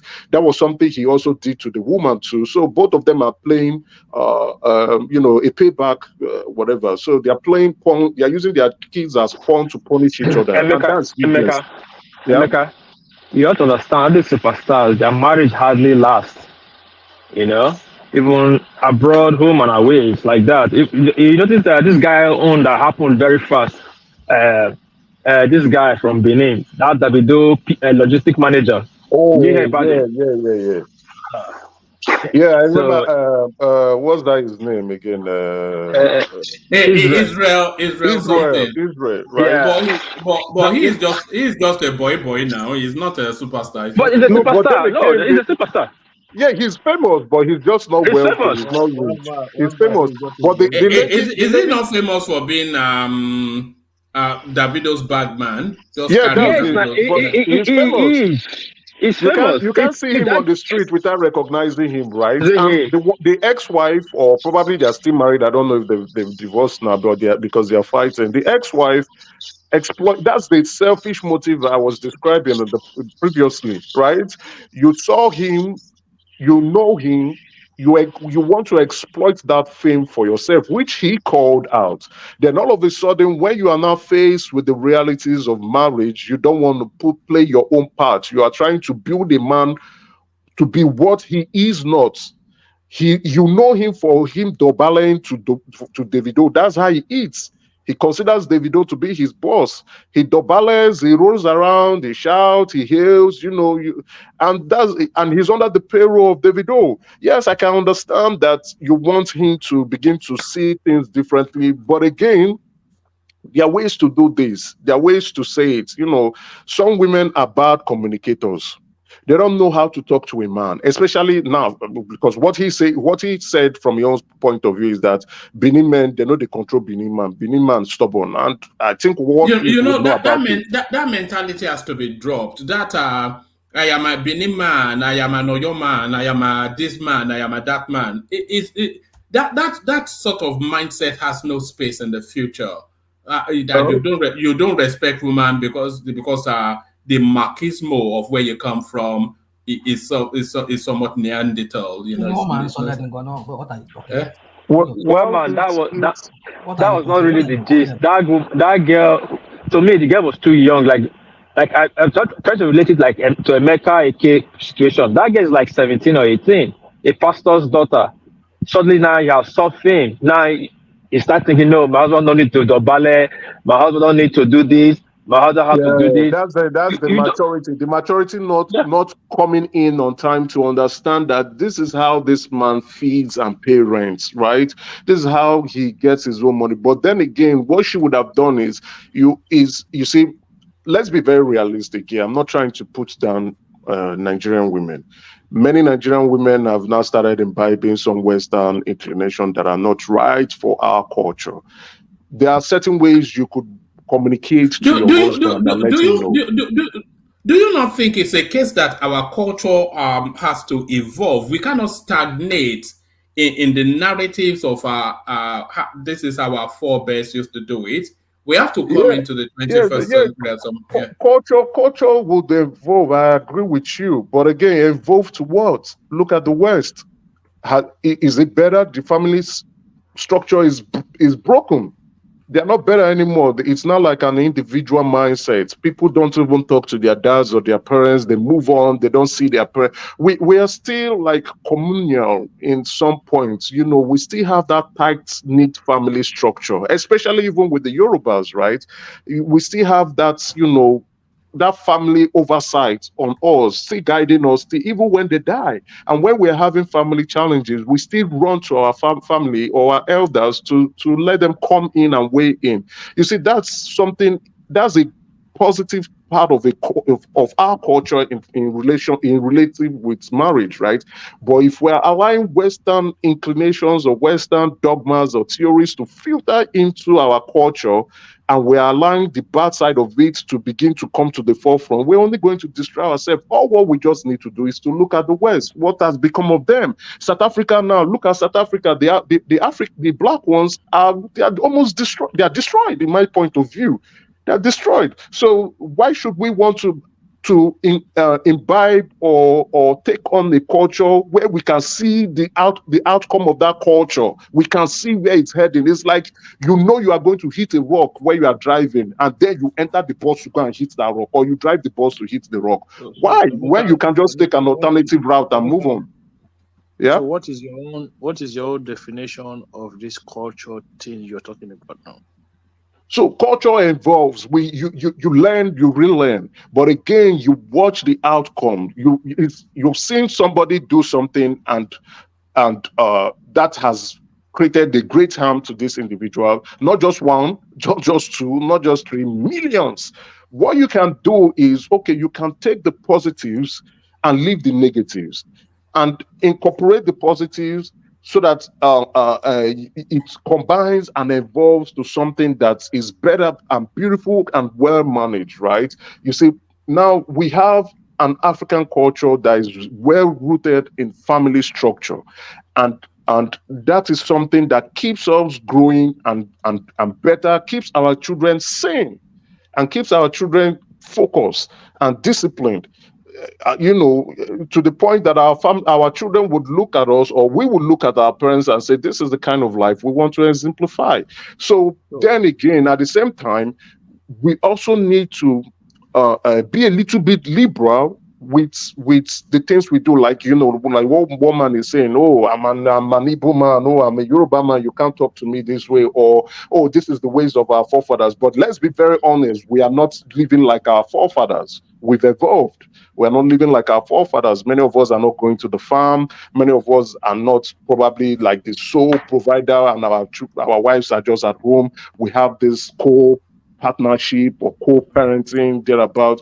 But again, we still should not lose that cultural stem, that's where we come from. That identifies us. That is our basic descriptive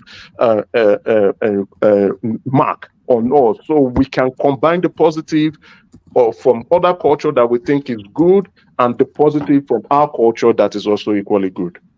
All right, brother. You heard coming from a prince from Igbo land, telling you all that about culture.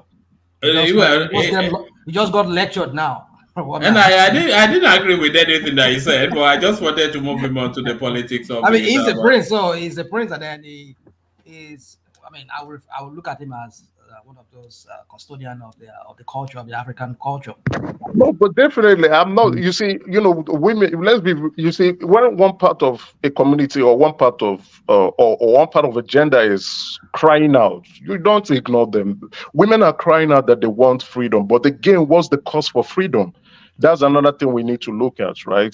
The cost of freedom for the Western society for women is feminism, and feminism is not destructive. It's destroying them. A lot of single women now, single mothers, not raising kids properly. It's painful. It's expensive to them. Many of them are taking antidepressants. How do you make feminism is destroying them? Because it comes with wild theories that you are equal to a man, and women aren't equal to a man. Physiologically, we aren't. Feminism does not say women are equal to men. They just say women have. Hold on. I was going to move the same right as men. So what's wrong with it? Hold on, Emeka. Hold on. I was going to move you on from that topic, but when you say that women are not equal to a man, are you suggesting that women are lesser than men? No. I'm not suggesting that. I'm saying physiologically, right? Women are not equal to a man. No, you can't say that though. You can't say that though. But what you can say is women are different from men physiologically. Oh yeah. Sorry, I beg your pardon. I beg your pardon. Thank you. Thank you for giving me the right words. Yeah, women can give birth, which is yeah. So thank you for giving me the right choice of words before I begin to annoy a set of people. But you said it right. You got it right. You said physiologically. Is that not what you said? Physiologically, yeah. But even physiologically, if you are talking about physical strength, in terms of being able to lift and carry, then that's a different matter. But again, right? So when I'm not saying the strength, right? I say physiologically, right? Now, in terms of giving birth, I don't think every man is strong enough to do that. I won't try it. Carrying a baby for 9 months, that's some hard, tough work. You won't say that. Men are strong.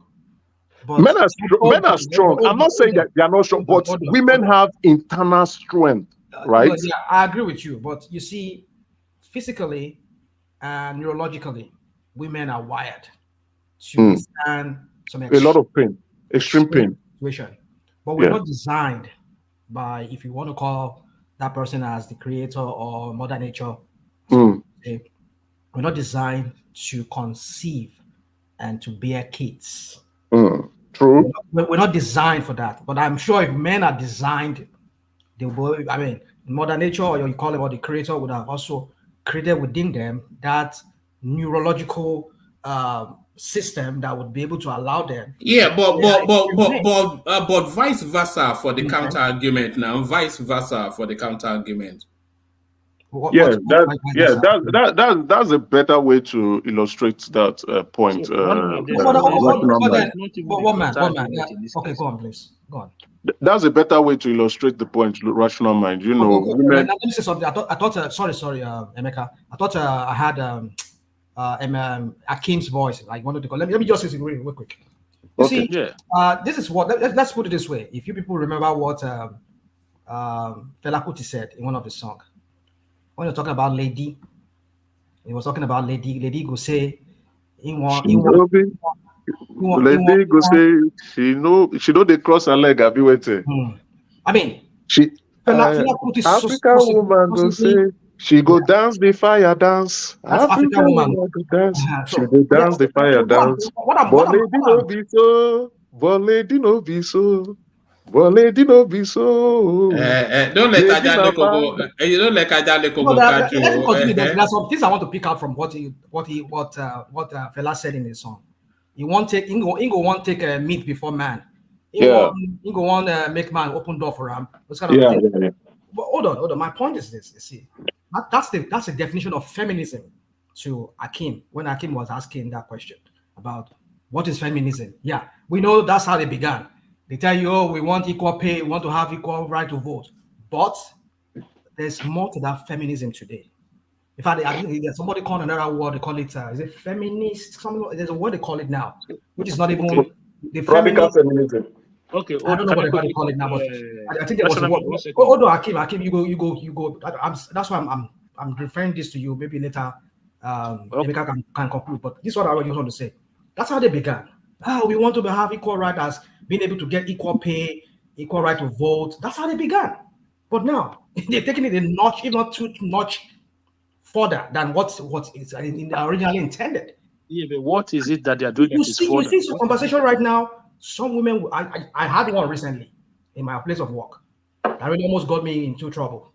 So the point I'm trying to say is that they take it a notch further, that they even want to emasculate a man. You know the meaning of that word, emasculate. They want to just like make a man, just make him like useless, like just shut up. We don't want to hear your opinion anymore. Yeah, but that's not true. If you know how extreme they've taken it here, I don't. Maybe in Europe it's different because I interacted with European women. Oh, Akim is extreme now, even to the point that they're not preaching that women are superior than men. Men That's what I'm saying. They've taken it three notch even further than what was originally. So it's not streaming now. You see.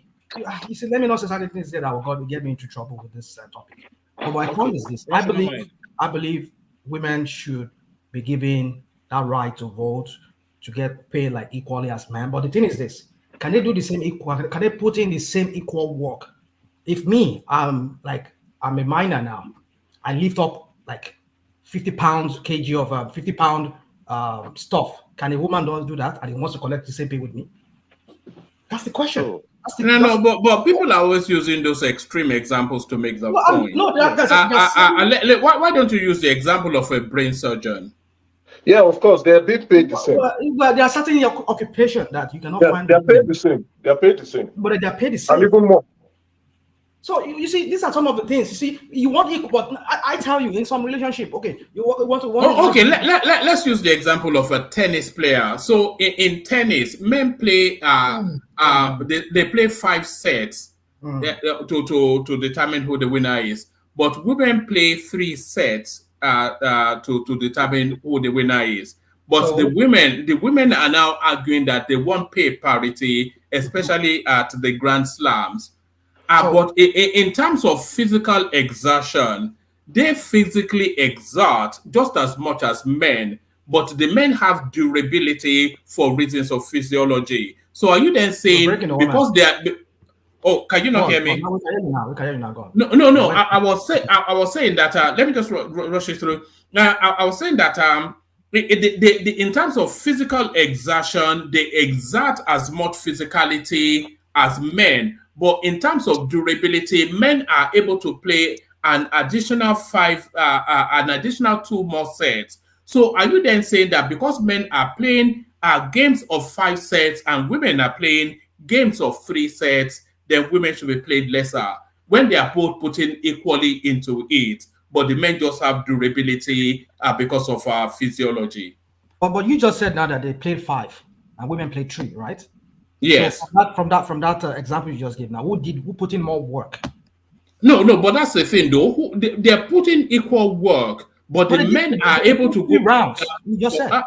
Yeah, no, but the men the physical exertion is the same in terms of for their physiological makeup. Go on, please. Sorry, go on. Do you not agree? No, I don't agree, because if they play 5 sets, or 5 sets, or how they use their language in that game, they play 5 and they play 3. It's like you're playing 3 matches and then somebody's playing 5 matches. So who put in more work? Let's forget about this physical. Who put in more work? And you want to collect the same amount of money? You do 3 hours. You do 5 hours and I do 3 hours, and I'm asking that I want to hold on 1 second. You're looking at it from the wrong angle, right? Okay, let me hear what angle is the best. Let's see. Hold on. In terms of that tennis, okay, the example one man brought in, it doesn't work like that. So the way it works is that you look at it, say, okay, maybe as Serena Williams is playing in the center court, right? So she is a famous superstar tennis player. Then you could have a male player, unknown, play the same tournament, whereby you know that. Come on. 1 second. This is. I mean, they do. Doesn't matter. We did the same job, right? When in the same profession, I put in more effort than you. And you're telling me I get the same people like you. Rational, just listen. Okay, go on. In terms of revenue generation into that competition, in terms of viewership, she will draw more crowd than the male player. But at the end of the day, the male player will be receiving more money than her. How does that even make sense? But that's not true. That's not true. Yeah, when the men who holds the highest ranking in tennis are playing, it draws more viewership than. I don't even know what was the area I was going to. It's not true. It draws more viewership. But Serena Williams, relax. Serena Williams is also a superstar, right? So she has a fan base and appeal. But when the men are playing, watch it. I follow tennis very well. When the men are playing, the eyes of the world is usually with the men. That's why the women will finish. That's why they play the Grand Slam and the Opens almost the same time. The women will finish theirs. The women will finish theirs a day. Then the men will start the main final the next day. That's not true. Okay. You could have a situation where you have 2 superstar female in the final, and then you could have a very weak male finals. Yeah, right. Yeah, I can understand that situation. But usually it's when you compare the superstars like what's the Federer and what's this other Nadal.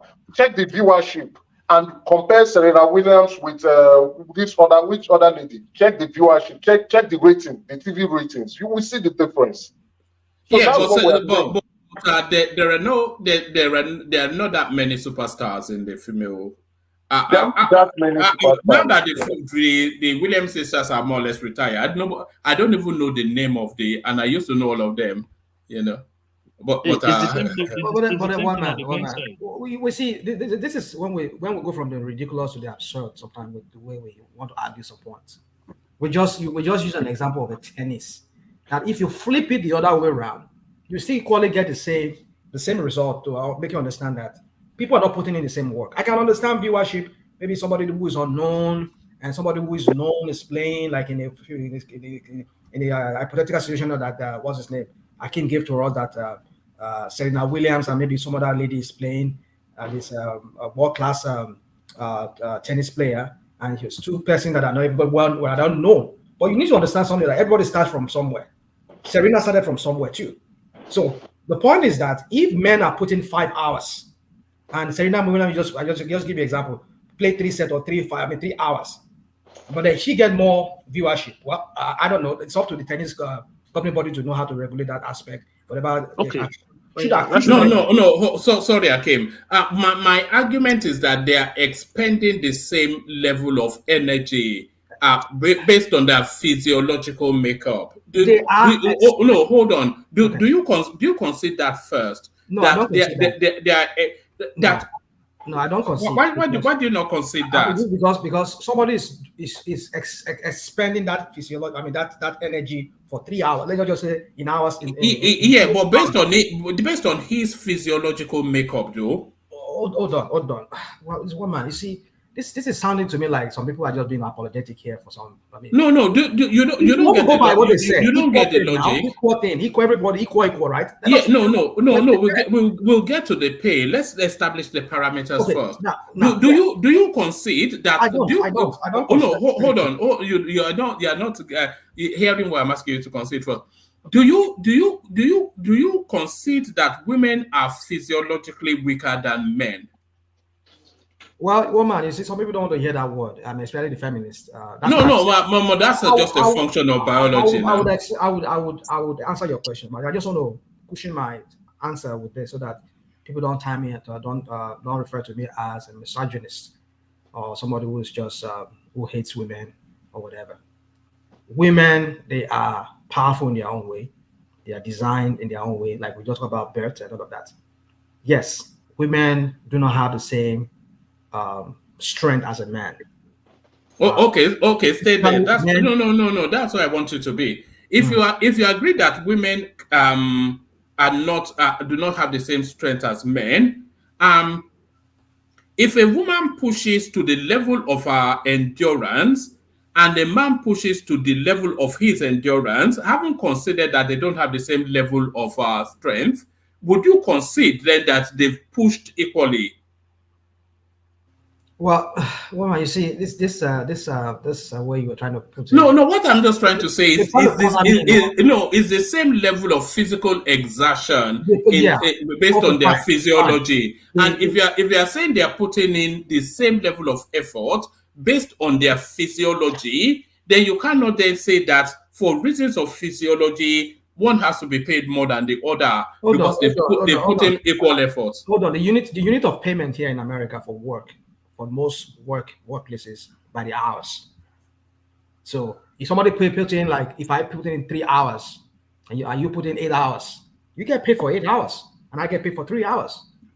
That's the fair labor law there. You get paid for whatever you put in. So if they put in, because based on my own strength, I was able to work for 3 hours, but you are able to work for 8 hours, and I want the same pay as you that work for 8 hours. Mind you, we did the same job. But I did for 3 hours and you did for 8 hours. I'm asking for myself to be paid 8 hours like you were paid. It doesn't make sense, one man. That's what I'm saying. So if you agree that you're getting it all wrong, man. You see, the way you just putting it to me is just he's just trying to corner me in a way whereby I will look at it like, because they did the same job, the same strength they put into that job. Rational mind. You see, when they say equal opportunity, right? So okay, imagine a woman who is working in an organization with a man, right? So what they are trying to explain to you, if you don't understand, is that the chances of a man getting promoted to higher positions in that organization is greater than that of a woman, even though they are putting in the same work. You understand now? So what they are saying is that give everybody equal opportunity. Equal pay, equal right, equal opportunity to grow. Don't favor one just because of their gender, So that is what they are saying when they say equal right. But I think so far with this era, that is largely what's happening. And even if you look at the board or corporate governance of many 1 to 500 future companies in the United States, as well as those in Europe and other climes, you begin to see more women coming into the board as well as taking up. That is as a campaign. That is due to the campaign. This feminism campaign. That is the change. That's not what. That's the change. You understand that? Like what I said, and I will pick what I said previously. That culture involve, the way of life or norms of life would involve. So, and I would also make You know, reference. that is even a lopsided thing too. This whole campaign of women having to get. You see, the point is this: I'm for fairness. If you have what it takes, if you have the certification, not because you're a woman. For example, if I'm a woman, you're a man, and I have the same qualification like you have, the same qualification, the same experience as you have. Let us slug it out, and let's whoever. But again, but we're living in a patriarchy, though. So hold on now. Let me land this point. But then I want to use this emotional blackmail of you see, because he's a man. That is no. I will. The point is this: if I have the qualification that you have, and we're vying for the same position, why not? I, as a woman, I should not play that emotional blackmail like, because he's a man, they want to give him the job. No, we should slug it out. Let us go into some but often instances hold on. Often instances that is why the man gets the job. If you have equal experience, education, etc., and the choice then is between the male and the female, often instances the choice goes with the male because the employer sees more durability in him for reasons of patriarchal prejudices. Wow. It's a man's world. But it would be a man's world. Be a blackmail to say because I'm a woman, I should be given the position because I'm a woman. Just because I'm a woman. If I have what it takes, let me take it. That's what I'm saying. Rational mind in certain situations is true. Woman. In rational mind, in certain situations, in certain situations, you need that input, you need that feminine touch, right? If you're selling consumables, especially for females, right? You don't want a group of men determining what women would want to wear, eat, or use. You need that feminine touch. You need that feminine input.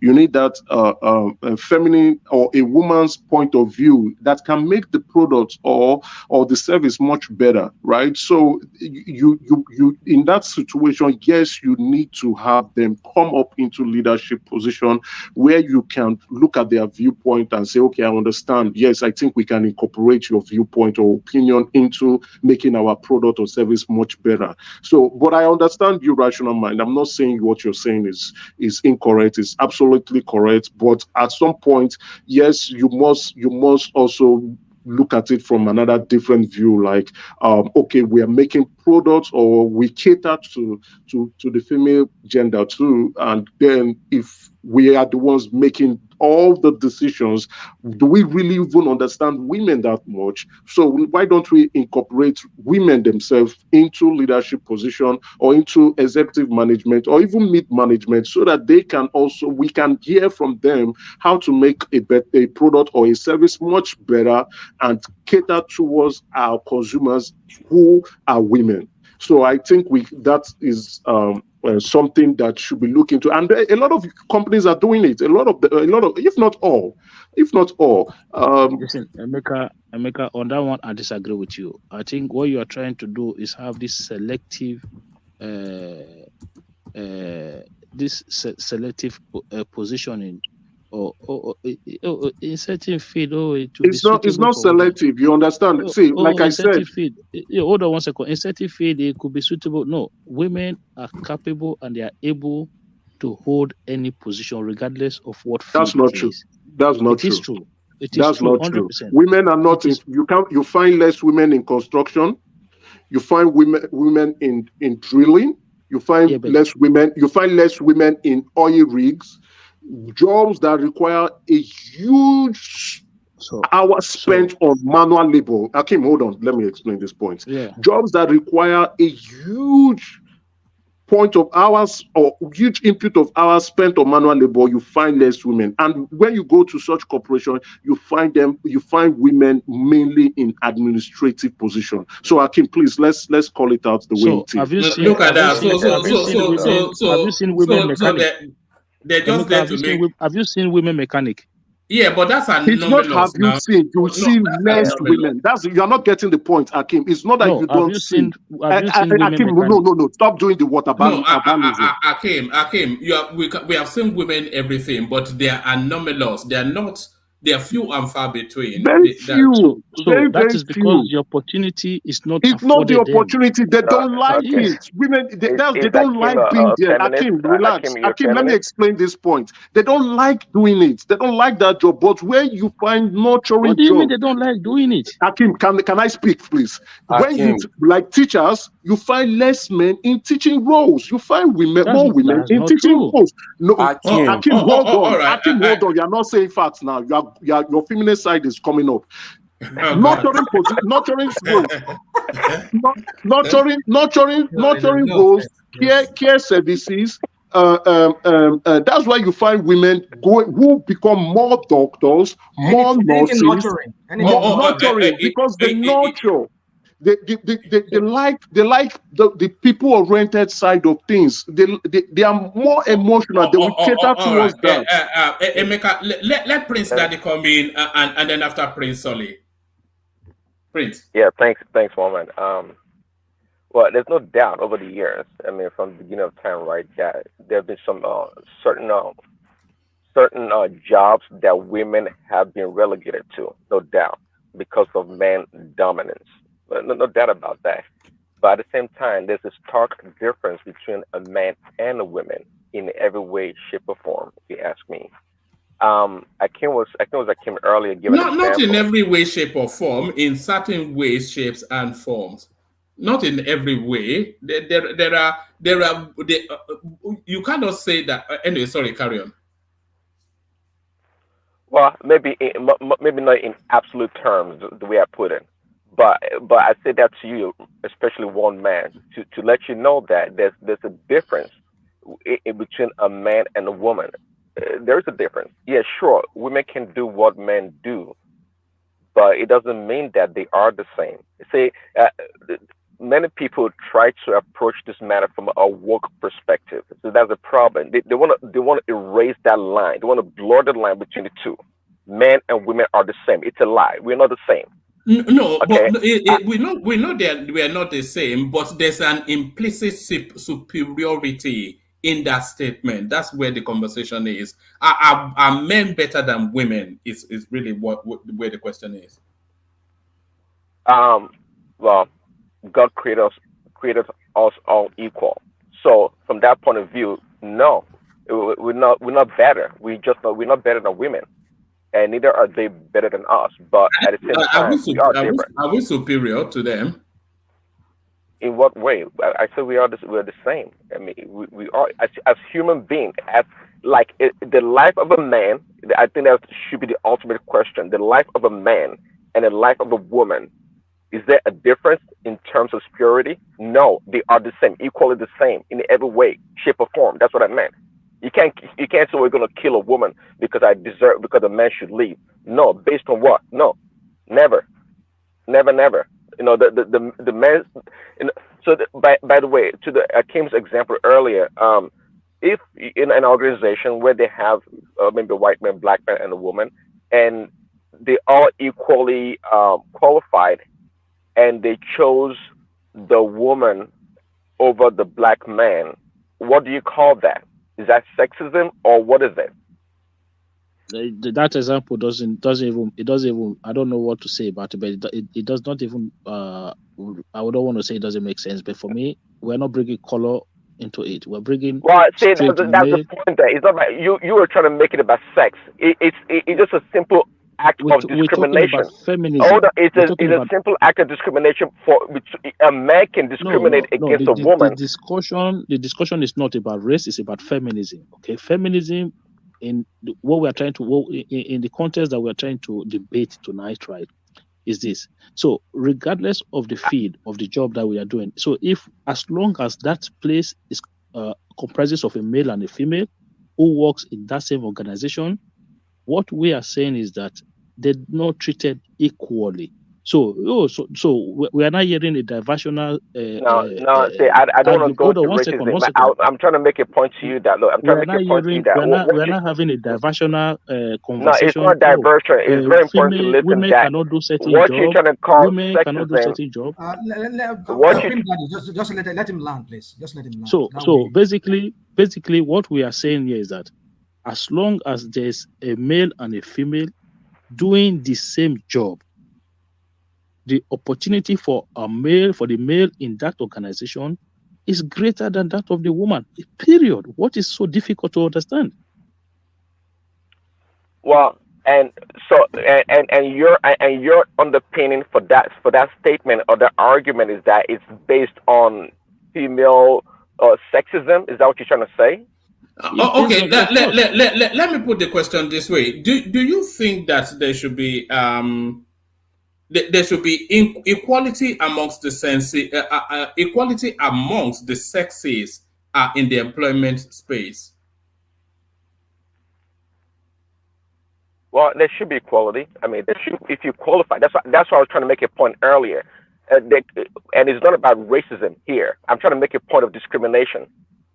People get discriminated upon, right, based on the situation.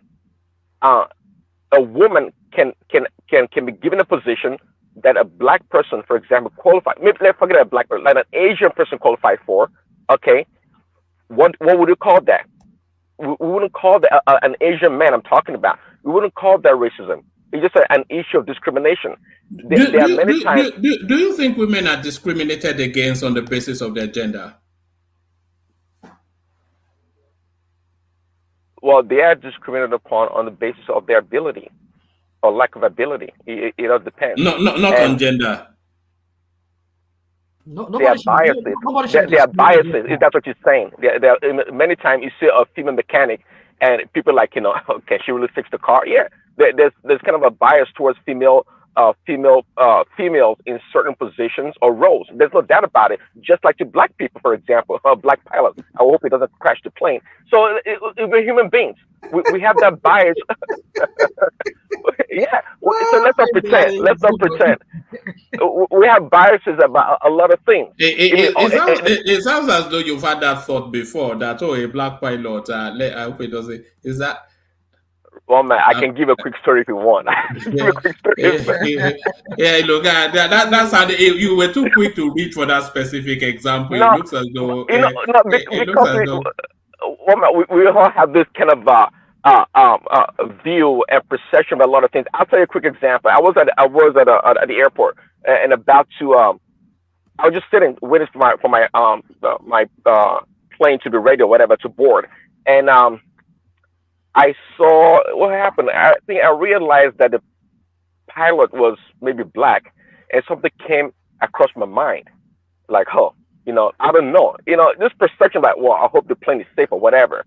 Okay, then right there where I was sitting, I saw another man walk by. It happened to be a white person, and the pilot. I know it was the pilot. He just landed his plane and it was checking out, and the guy looked so sloppy. It looked so sloppy, and I was like, damn, I hope this white guy don't fly my plane, because his presentation was so crude, and I wouldn't want such a person to... Yeah, but it was the presentation of the white guy, but it was the race of the black guy now. So I'm just telling you our biases, in a lot of ways. I mean, and by the way, the first time I ever flew a plane was in Nigeria and was a black pilot. But I'm just telling you, when you live in a certain society, you somehow conditioned if you're not careful to correct yourself, which I do a good job at. So many times here, women get discriminated upon, based maybe on their gender. So do men also. Actually, so do men get discriminated upon. And sometimes it does favor us. Based on what? Men? Yeah. Well, I mean, there are a lot of ways that men get discriminated upon. I mean, do you think it's only female that get discriminated upon? I mean, Rasham, I think, was trying to give an example earlier. I don't know if you live in today's world in a workplace whereby it's all about championing women's superiority against men. I'm telling you, maybe you don't know. Men have been discriminated upon in today's corporate world. Yeah, but that is not true. That is not true. Listen, Prince Daddy, I'm going to explain something to you, right? So, as it currently stands now, right, you're looking at a 95 to 5% when it comes to people or women who currently holds a higher position in some of these big organizations across the globe. So that is probably the percentage, the rationale. So when people are putting out campaigns out there to say, listen, We want equal right for men and women within organizations in which both genders are working together. So what they are saying is that, can we move from 95% to from 5% to say 35 or 40 or 50%? Nobody is saying women should get more than men. We're saying, listen, give us the same right. That's what they are saying. No, that's what you're saying. And the reality is that they overthrown the men. That's the say, and I don't blame them, by the way. Since that's the thing I've said. No, I see that's men. because As women. The world is male dominated. That is what you have to I first of all understand accept. that it's been like that for a very, very long time. I understand Exactly. that, and that's why I've made this conclusion many years ago that given the same opportunity that men have in society to women, they would do it equally the same. I'm not going to say worse. They would do the Yeah, same. but They you are don't know that handicapped. because we don't have that. Well, because they're human beings. You've been discriminatory by saying that it's been sexist. Why do you think women are less evil than men? Why do you think Can men I are more evil than women? can I ask you a question? Can you mention one empire dominated by women that survived time? Just one. Just one single empire. I cannot name when, because that shows the man's ability and strength when it comes to such in such areas. Let's put it that way. I mean, if women But had you just that strength. less than 1 minute ago, you said if they are given the same opportunity, they will do the same equal and get the same equal results. But you cannot mention one single empire over the thousands of hundreds of years that we've lived What on this because planet what as if human. you see that logic in that statement, what me saying that statement simply means that I see men and women as equal. You are They have just they have this. you know what you are doing. It's called virtue signaling. You are speaking in woke terminology. It sounds nice Well, on I'm paper. the last woke. I'm the last woke is person. accusing me of being woke. Look at Can that. can I Say finish? Can I finish? Let me just finish. It sounds nice on paper. It sounds good to the ears. But when you put it in real life and when you want to apply it, it doesn't work. It doesn't work. I think no, this is Killing this. solid, because killing solid is all about Lenny. Okay. No, hold on. Let me make my point. Let him See, no, conclude. the conclusion. Let me draw a conclusion. Hold on. Let me draw a conclusion. The point here is that look, the mind of a woman and the mind of a man is the same. It's evil and wicked equally. That's my point here. If you get it, that's my point. I don't think women are less evil than men, or vice versa. You got to get to that point. Now, when we talk about physical ability and all these other things, those are kind of relative, and we kind of have that sense of that. Yeah, men But can lift more weight. history doesn't back that up, though, that women are equally as evil. All the evils in the world are 90% men. 99% woman. Well, yes, because they engage more, they do more, and they engage more. What are you people? What are you people doing here this night? They engage more and they do more, right? But I'm telling I wish the instances where women have been in charge, let them just continue their feminist. Instances where women have been in charge or being in charge, they've displayed the same kind of bad disposition as men do or did. I'm telling you, the reason why they're not doing it as much because they don't have the opportunity. Do you get that? If they had the same opportunity, they would do equally as worse. That's the point here. Let me give you a classic example. You're thinking less of women for saying that. Prince Daddy, let me give you a classic example. Now, this is an example here in America. If I would use some coded words so that we don't get if a male teacher gets involved with a student underage, he will go to jail here in America. But we're seeing a tide. Let me not even say a wave. It's a tide. It's a tide of waves. I don't know which one is more serious.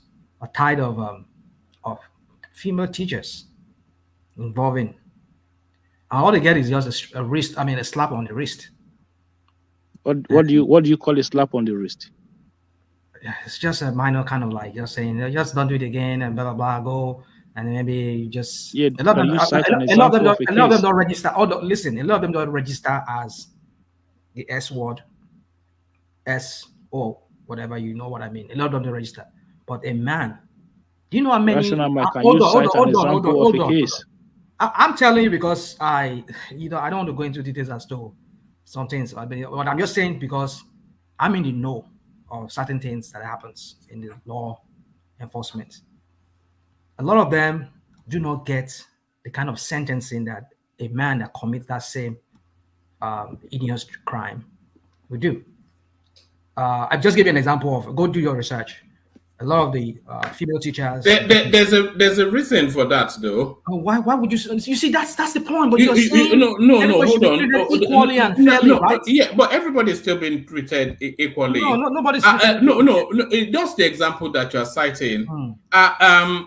It's almost impossible for a woman to forcefully take advantage of. Hold on. Because the moment that the guy gets the moment that the guy's member stands up, that is consent. That makes it consensual. Hold on. So one man. So that makes it consensual. One man. The moment she gets wet too, is that not consent? That's more difficult to establish, though. So how do you establish that? People are just making one man. That is not even true. As long as the boy is still underage. As long as the boy is still on that age, no, that's different. Yeah, that's different though. If it's minor. Hold on. I don't think you understand the scenario. How do you want equality until it's time to collect punishment? Then it's not equal again. I just give it. I don't want to put stop. Let me. Sorry, John. I said in a school setting, it's been seen that a lot of the female teachers are equally guilty as the male counterpart when it comes to these kids that they put under their custody to take care of them, to teach them, and they have extra stuff with them. A lot of them don't get the kind of equal punishment that a man who does the same thing gets. They only just get a slap on the wrist and that's it. Like, okay, they lost their license, their teaching license, and maybe some of them just go to jail for 1 year and that's it. Maybe after they were during the trial and everything, at the end of the day, it's okay. Maybe they pay some fine. I'm giving you. Go and check it. It's they don't treat them equally when it comes to that. But a man, and the same thing. I'll give you another. Maybe that would not be an appropriate situation. I'm talking about a black male and a white male if they commit the same crime. But that's not a good example. We're talking about a male and a female here. That's it. But I'm just trying to. It's never equal. So, but the point is this: why is it not so? If we want equality, so you see. I agree that women should be treated, everybody should be treated equally and fairly as you deserve based on your qualification or whatever. I believe that. I don't want women to be discriminated against. But the point is this, is that when you're taking it to the extreme, whereby you're trying to like emasculate a man, because you keep saying emasculate the man. You keep saying that word. What does that even mean? Is that what? You keep saying emasculate the man. What does that even mean? My friend, look at the meaning of the word in your dictionary. No, you're the one using it.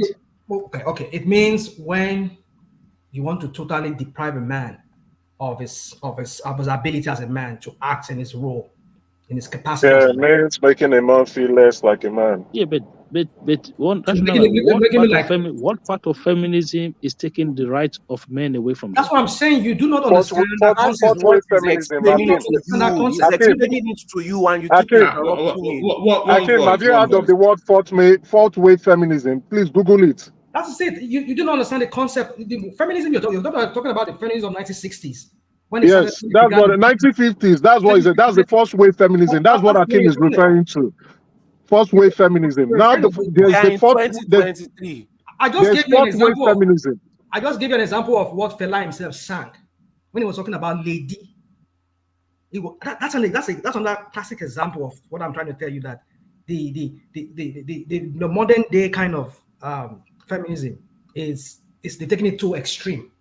They began like, oh, we want to vote. Okay, fine, you vote. You want to have equal pay. Okay, have equal pay, go to work and do the same work as a man and have equal, but they cannot do that. And somebody just gave an example now that a woman in construction, you only can find women climbing, going up a high-rise building, trying to put some fixtures there or do some kind of things.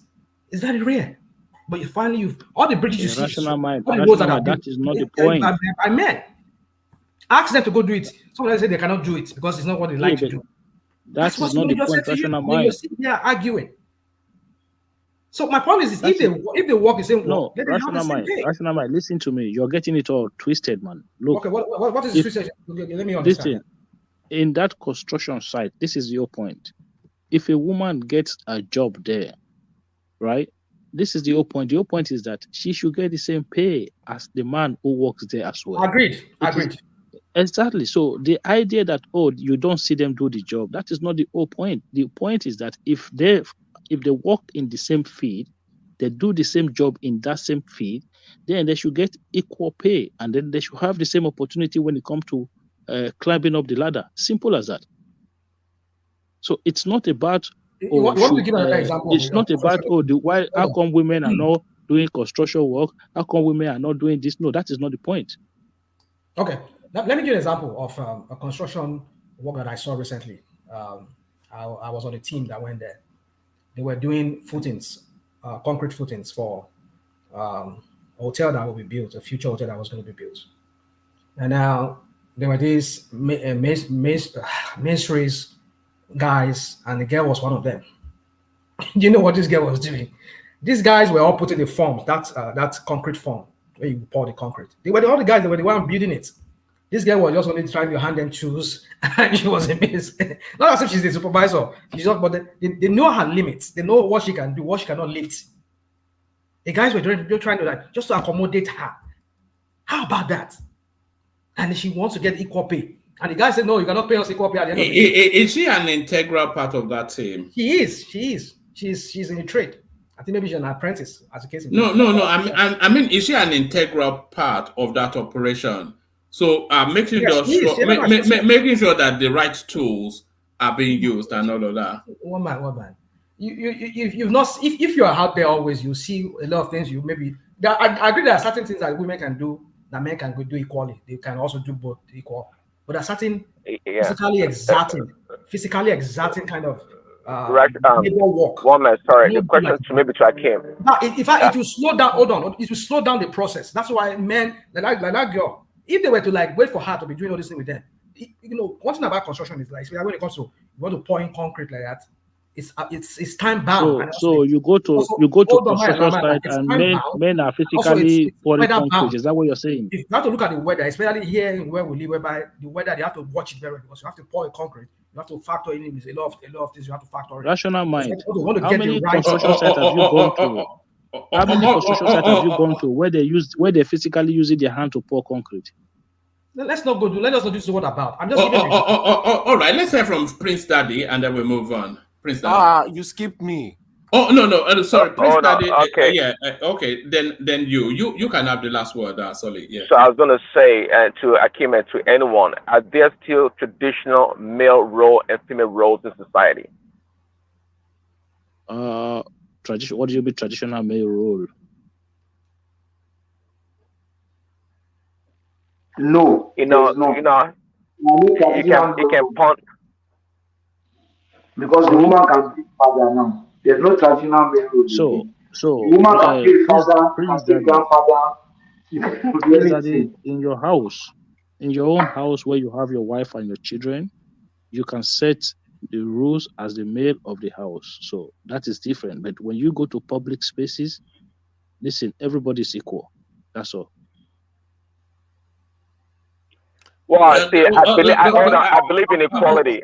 Equality is not the problem here. I believe that if a woman works the same hours and does the same task as a man, of course she should be paid equally. So what is the argument? Hold on, Akim, hold on. Prince Daddy, answer your own question. Are there traditional male roles still in this world that we live in? Well, the line is being blurred. That's my point here. I mean, in today's world, I mean, it shouldn't be strange to you guys that there are in fact they have men, quote unquote, giving birth. They think and women, of course, can be men. I mean, those are the egregious examples. Okay, there are other things, you object to that. I do object to that. Well, let me just answer the question. Yes, I do object to that. What about you? Do you or you don't? I'm all for gender parity. Gender parity. Yeah, gender parity. Because you see all these traditional roles. If there is gender parity now, and there are no roles that cannot be breached, then that tells you then that those roles were being held with prejudice. So if you remove the Well, prejudice, what is so parody about a man giving birth? What is that? What if they have the physical functionality, why not? What's That's wrong the with that? point. They don't What's wrong have with that? one. They don't have one. But science can enhance it now. Science can enhance it now. Oh, that's what I'm saying. They're trying to blur the line between a man and a woman. To destroy that traditional sense of what a man's role in society is. Just like Rashomon defined what it is to emasculate a man. You see, that's the whole point here. Priest Daddy, what defines a man is what makes you happy in life. Whatever gives you happiness, you have a go at it. You cannot define other people's way of happiness. Everybody have to create their own ways of happiness. That's all. Whatever gives you joy, fine. Don't worry. Okay. We'll be doing. Go on. Well, I reject that your definition. I reject that your definition because hold on, Patrick. Go on. Okay. Just one voice. I reject that your definition. Was that I came that whatever makes you happy, that's what it should be. Well, and that is the direction of a society in decay. Okay, because that is not true. That is not true. A society that aspires to happiness is in decay. To Akim, the person that asked the question, it's not okay to grape a baby. I don't agree with it. I don't know about you. It is not right. Don't tell me if it makes you happy. Okay, then go ahead and do it. Baby does not make decisions for themselves, so that is out. No. What I say is the R word. It is not okay to R a baby. I just graped a baby because it makes you happy. Okay. No, that's an extreme example. Now, what that's pedophilia is an extreme example. Woman, excuse me. No. We're talking about it's an age of consent conversation. It's not exactly. That's a criminal act. What you're talking to about. You, not to you, woman. See, the time is leaving you behind. The time is leaving you guys behind. In some places nowadays, they decriminalize such behaviors. They have. You guys are not up to times. The people they're making a point that it makes them happy because that's the way they are. Prince Daddy, do you know where those things are actually decriminalized? The same society where they still have men overriding female. The same society where they still practice tradition and culture. Those are the same society where they practice legal pedophilia. Don't use that word, Bokale. Okay, sorry. So that is where they still practice those things. So in the same society where a traditional chief can go and marry a 14 years old, a 13 years old girl and say, oh, culture or religion allows you to do that. Prince Daddy, what are you talking about? We've seen it in Nigeria with the senator where he went to marry a young girl. What do you call that? That's pedophilia. So what are we talking about here? It's the same but according to you, hold on. It makes that man happy. Why do you have a concern? Why are you so concerned about that? That makes the man happy. That was not the case I was making. I'm saying if people want to identify, when you open a door like that, now people you can't control people when they permutate on what makes them happy or when they decide. You're not the one to tell them. And that's why we have rule in society. Is it traffic rule or whatever rule that may be that guides us in society? That's how society functions. You can't just wake up and say whatever makes you happy, you're going to do it. No, I don't believe in such a society. I want a society whereby we have limits to the things that we do. I think you're trying to push hold on, Akim. Who establishes those limits? Man. You know, see, And that's based on their prejudice. One man, we say We're in bound art, by other people's prejudices. you know, over Sorry. time, over the course of time, we've determined that certain things are good and bad. See, man is not perfect. We all Yeah, are not, the patriarchy decided that. The patriarchy, yeah. and it has served us well in many ways. See, man is not a perfect human being. Man is not. It hasn't served us well in many ways, Prince Daddy. Come on, man. Look, what gender participated heavily in slavery? It was the male gender that participated in slavery. No, that's a World lie. War One, World War Two, World War One, World War Do you know Two. what? Do you, Akim? I don't want to sound insulting, but you haven't done much research on what women research? have So done what? in Okay, history. so women were the ones selling. Women were the one involved. For you to make that comment, you have no idea how these white women were treating black slaves. You literally have no idea. Queen Victoria of England had lots of slaves. She bought, she sold. You talk from a place. She was the queen. Akim, you talk from a place with no experience, no research, nothing. You put nothing on the line. No, leave Akim alone. Go just No. One man, It's okay. I'm going to ask you certain questions, sir. Okay, so Hitler was a woman or a man? No. You are going through the extreme. What do you mean extreme? Can I answer your question? You asked me a question. If you have a team of 10 people and 9 are men, obviously you are going to have 9 people doing things and only 1 woman, right? Because that is based on the number. Now you want to ignore what the 1 woman has done, and you want to make your facts based on what only the 9 men have done. That doesn't make any sense. Literally, you have to also look at what these women have done also. You cannot ignore them. You cannot say, oh, because they were the minority. You then tell us how many women were involved in those things then. Wait. Akim, this slavery thing, there was a woman who had slaves in her house. Do you know that this woman let the house burn and she didn't let them save those slaves? How many men have done that? You have no idea the amount of atrocities that women did to black people during slavery. More atrocities than any man ever committed during the period of slavery. That's not true. The of slavery, right? Slaves were owned by the elite, by those who were rich, and those who were involved in what they cotton wool, right? The picking of cotton, right? Overwhelming majority of them were men.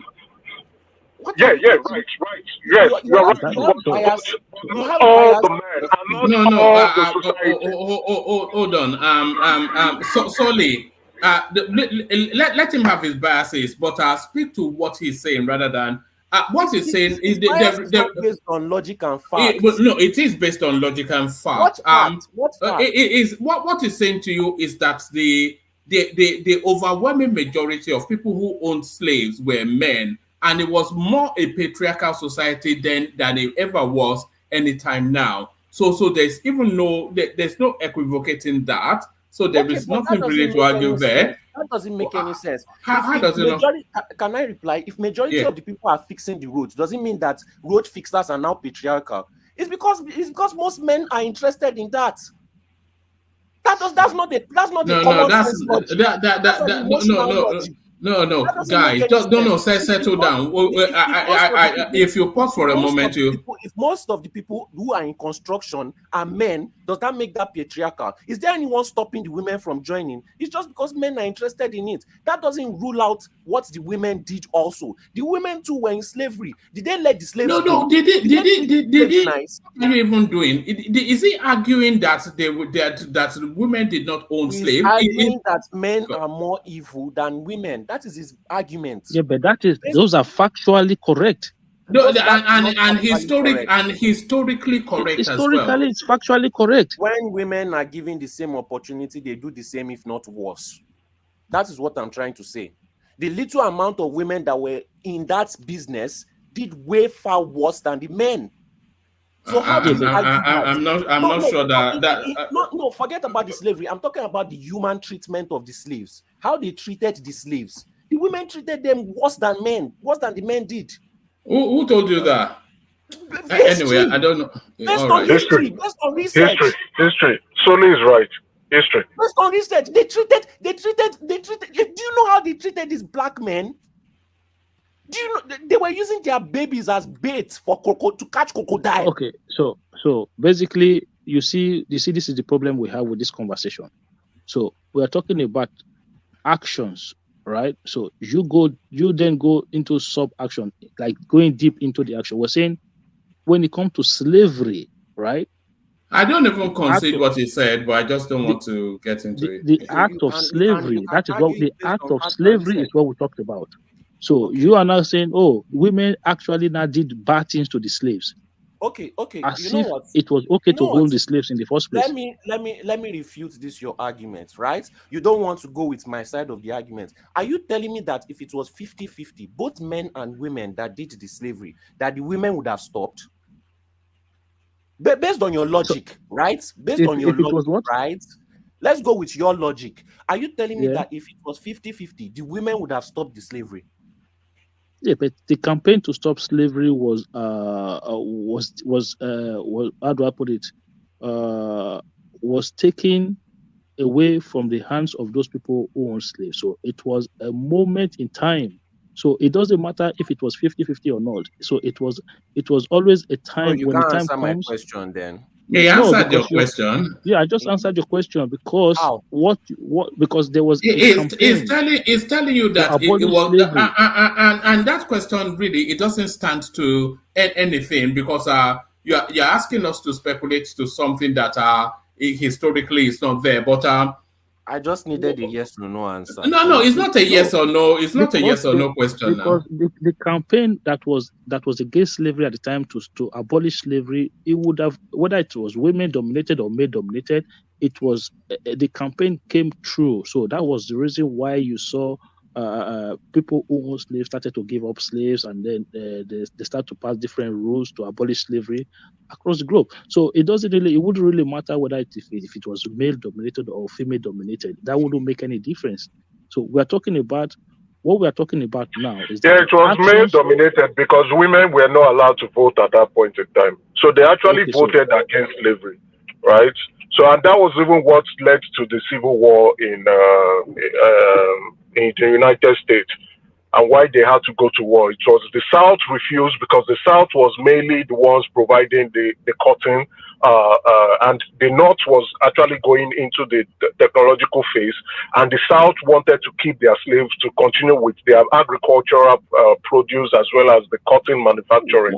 So in that view, the North was on the progressive side, and they said, no, we will not agree to this. We will go to war. Thank you. One man. You see this position that I've taken today, right? It's not because of this feminism. This is a position that I've always believed in long time. And you know why? This is as a result of a personal experience. Okay, I'll give you an example. When we're growing up, one man, when my dad is coming like this, if my dad sees my sisters with another man, she will know what time it is. She will understand what life means. But the same man, when he's coming and he sees me with a girl, it doesn't do nothing. It doesn't do nothing to me. So what does that tell you? Because he knows you are a stubborn boy. No, it tells you it's a man's world. That's what it's a man's world. This boy is a bologo. It's a man's world. The same man who will see his own daughter with another man will almost kill the girl. Then we see his own son with so it is okay for me to go and destroy another person's daughter's life, right?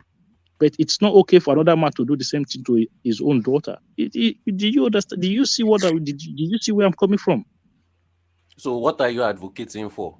The equality to destroy everybody's life? No, treat everybody equal. So what's wrong with that? What is the equality that you are advocating for in that scenario? So what I'm saying to you now is that you see the way my dad was against my sister sitting or being seen around men, he should do the same thing to me as well. Why was it okay for me to be sitting with women and then he is fine with it? So it's the same thing. What we are saying is that treat everybody equally, give them the same opportunity and the same right in whatever walks of life. That's all. What is so hard about that? Can I tell you what is so hard about that? men and women, yes, we should treat them equally based on human standard, based on life, right? But there are some instances where, you have to judge. If you want to go, me, I'm just telling you from my own life experience. When I've given a girl a car to drive, she crashed it. When I did business, and that's because she's more women are more emotional than men. Any small panic like this, they will not react. Come on, stop No, that now. can I finish? Can I finish? They will not react the same way as a man once they are faced with a serious challenge. They are more emotional. Those are individual ability, brother. And I'm going to give you multiple examples. And I'm not making them up. I'm telling you multiple examples from my own Akim, are you life. saying women are not emotional than men? They are more emotional than men. No, I want to hear from Akim. Akim, are you saying women hold on. Are you saying women are more emotional than men, or women express their emotions more than men? Woman, you are this women Women, they are more emotional, plain and simple. And most emotional men. Have you ever been heartbroken? Most emotional men. Is it not somebody that was sending letter to the school? Can I finish? Was that not a man? Look at that. Can I finish?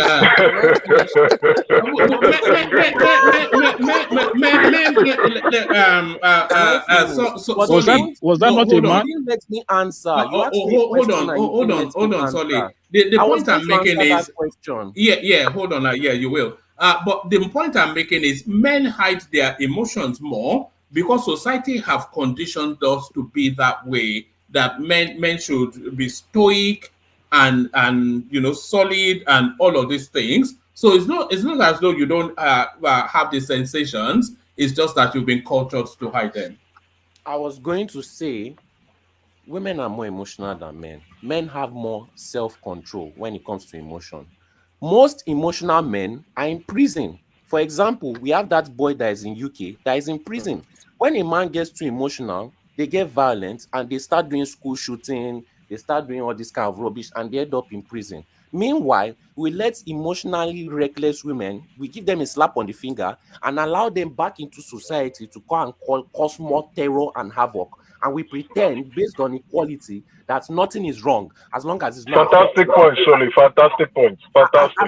As long as it's not affecting us immediately, it's none of our problem again. But we have psychos running up and down society because we give them a slap on the finger or on the wrist, and we claim that based on them being women, we should remove the same method of punishment. Then we don't have equality again.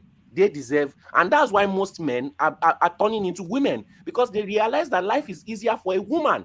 If I wear a skirt and they are going to punish me less, why wouldn't I wear a skirt? Don't wear a skirt, Solly, please. It was when I was young. But that is not true. Can I finish? It was when I was young, when I was all those 18, 19, 20, that I used to do all this equality nonsense. Was that when you were young? When you were 18, 19? Look at that. That's when it was young. Please let me finish now. Sorry, carry on. So, for example, when I was young, I gave a girl my car to drive. We got into a situation where all she had to do was press brake, but she panicked. And instead of just pressing brake, she crashed the car. That was lesson number one. I did business with a girl, right? And when you are doing business, it's different from when you are a worker. When you are doing business, you have ups and downs. I noticed that when we are having downs, right, these women, they want to find their way out of that business. They will not want to do anything about it. They want to run away from the business. That's lesson number two. When you are in a relationship, right, and maybe things are getting, and if you have a family, there are ups and downs too. The moment is down, she's already texting another person, she's ready to escape, they don't want to work anything out. And that is why most men are becoming gay. Because so basically, let me finish. That is why most men are becoming gay, because you can rely more on a man in this kind of situations. This woman will throw you under the dust, under the bucket.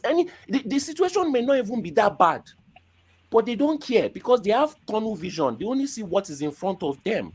So that's why I say all these things. Maybe if you have a job and you are scared that they will sack you, that's when you start virtue signaling and start doing all this woke talk and start saying all these things that sound nice on paper, but when you apply it to real life, it does not work. You see a man. Now let me finish. Me, I don't work for anybody. I have no fear of anybody firing me. I would never in my life take out a large sum of loan to do a business and I'll say I want to do it with a woman. Never. You can do that with your work ideology and you pay for it the same way Emeka Ike is paying for it right now. And all these men that are going through all these things. Because a woman lying is nothing to a woman when she feels like she's going to get away. Men are not usually like that. Okay, so one man. Hold on. Okay. Most men will not just randomly tell lies for no reason, just to get their way. ST0LE, do you know what a MGTOW is? MGTOW. I know what a MGTOW is. Are you a MGTOW? I'm not a MGTOW. Me, I'm just doing my own. You sound well, exactly. You sound like a MGTOW. I'm just doing my own because I'm using logic and common sense. I don't see the point of getting court marriage. I will just do traditional marriage. Why would I put at stake all my life's work for it to go away to somebody that makes decisions based on how they feel?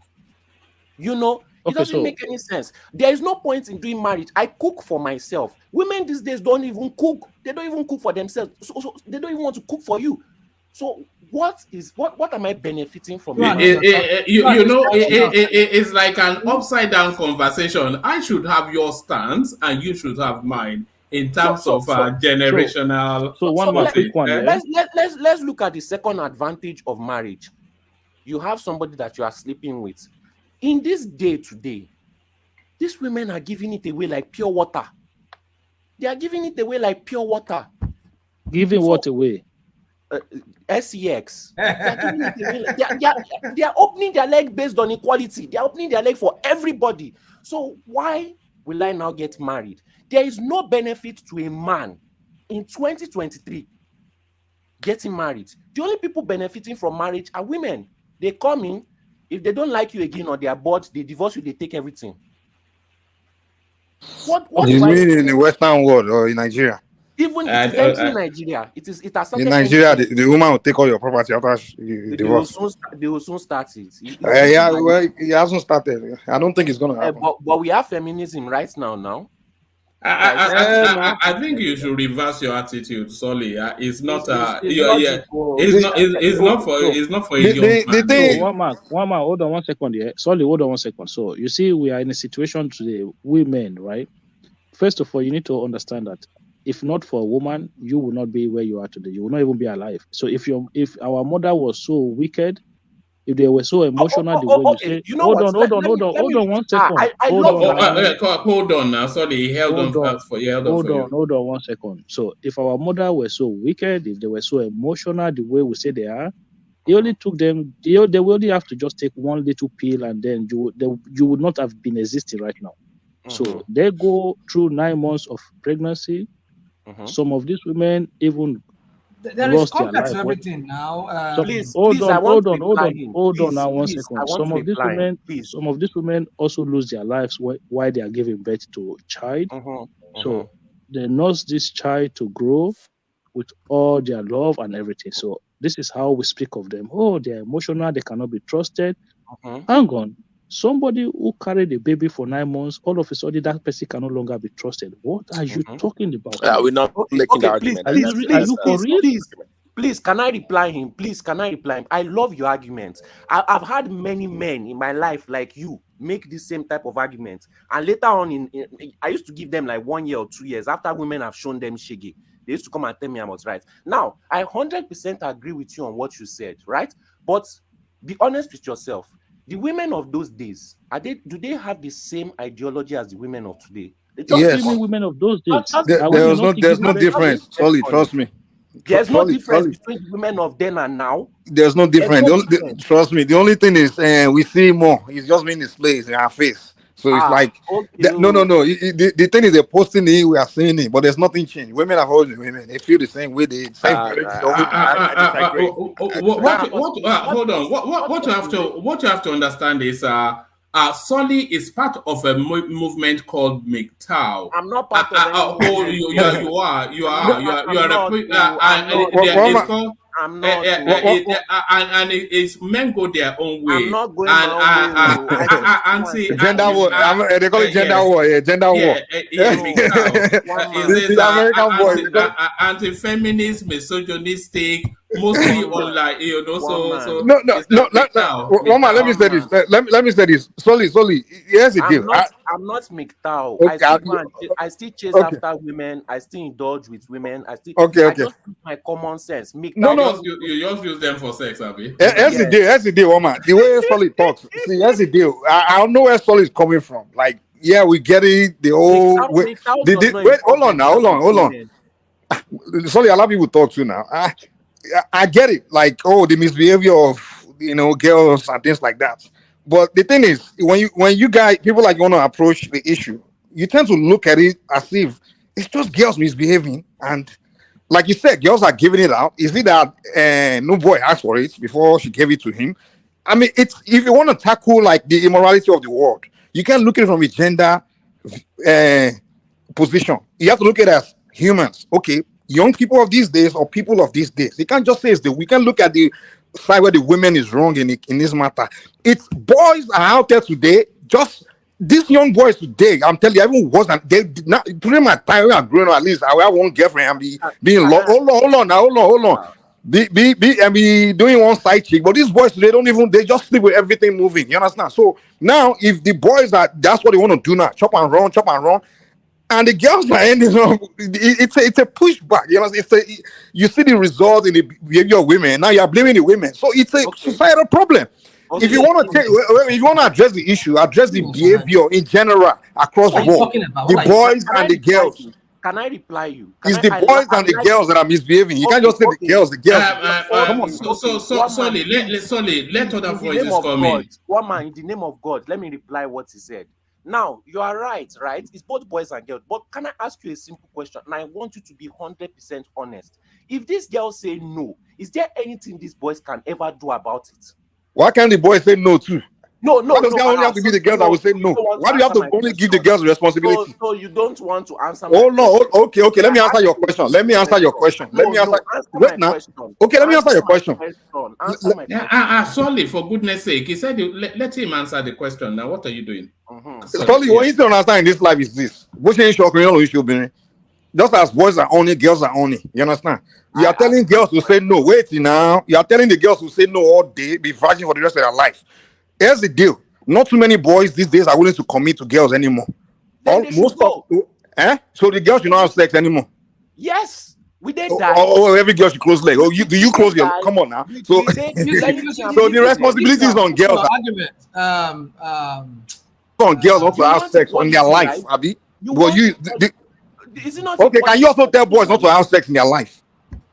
Wait, but you are evading my question. I asked you a simple question. Mike, this is your ST0LE, hold on. I asked this your argument. Mike wants to run away. I'm not running. I answered your question now. Hold on. People like Mike are the people that deny women. ST0LE, you have to let the conversation take place. You dribbled me. ST0LE, can I just back you up for something? You see, what Mike just said here, people like Mike are the reason why a lot of women, they fail to accept accountability for their actions. Thank you. Now you were saying something now that if boys approach a girl and say, I want to get between your legs, and say, why can't the boy also say no? No. Everybody has to account for themselves. If she says no, that is fine. What the hell? What point are you making? You don't have to hold the man accountable if he gets between the leg. I can't hold a boy accountable for having sex, but I hold girls accountable for having sex. So yeah, that's what I'm saying. Who allows it? If they don't allow it, with the boy, if they don't allow it, they will not do it. You guys are smoking chicken. Listen. You are not listening to my main point here. You are telling women to stay away from sex. Hold on. hold on. This is not just throwing out Okay, the word. Brian. I know women have been oppressing you and things. I get it. Calm down. Let's have logical conversation here. There's no need to. But Mike, Mike, You're trying to make sense there. I'm not taking side. What I'm trying to tell you is basically simple. If we want to stop bad behavior, we have to address both men and women have to stop it. We can't be telling women to stop behaving bad when the boys are behaving bad. If every boy wants to, no boy wants to come into a woman, where are you going to find? Where are women going to find a husband? Wait, hold on. We want. Sorry, you must let the conversation take place. We want. So let him land, then come after him. If you have two voices, and carry on. We want every girl to be a virgin, right? Okay. No boy wants to commit to a girl because every boy wants to slip around and they take their virginity, they move on. So what are we talking about? If we want to stop bad behavior, we have to address both gender. We have to just address humans.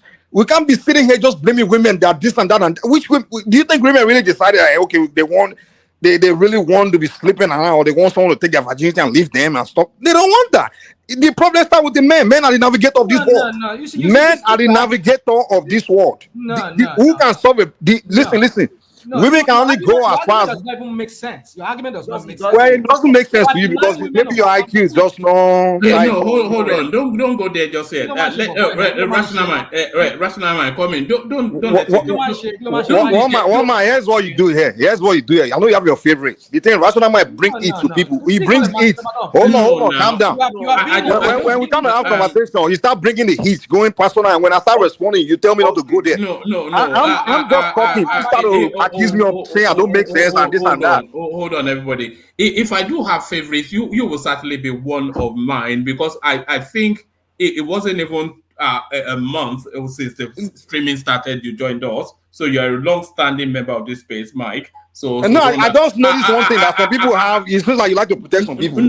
I like to protect the conversation and talk. But do that now. But why would you start telling me not to? He's the one attacking me. I'm just talking. All right.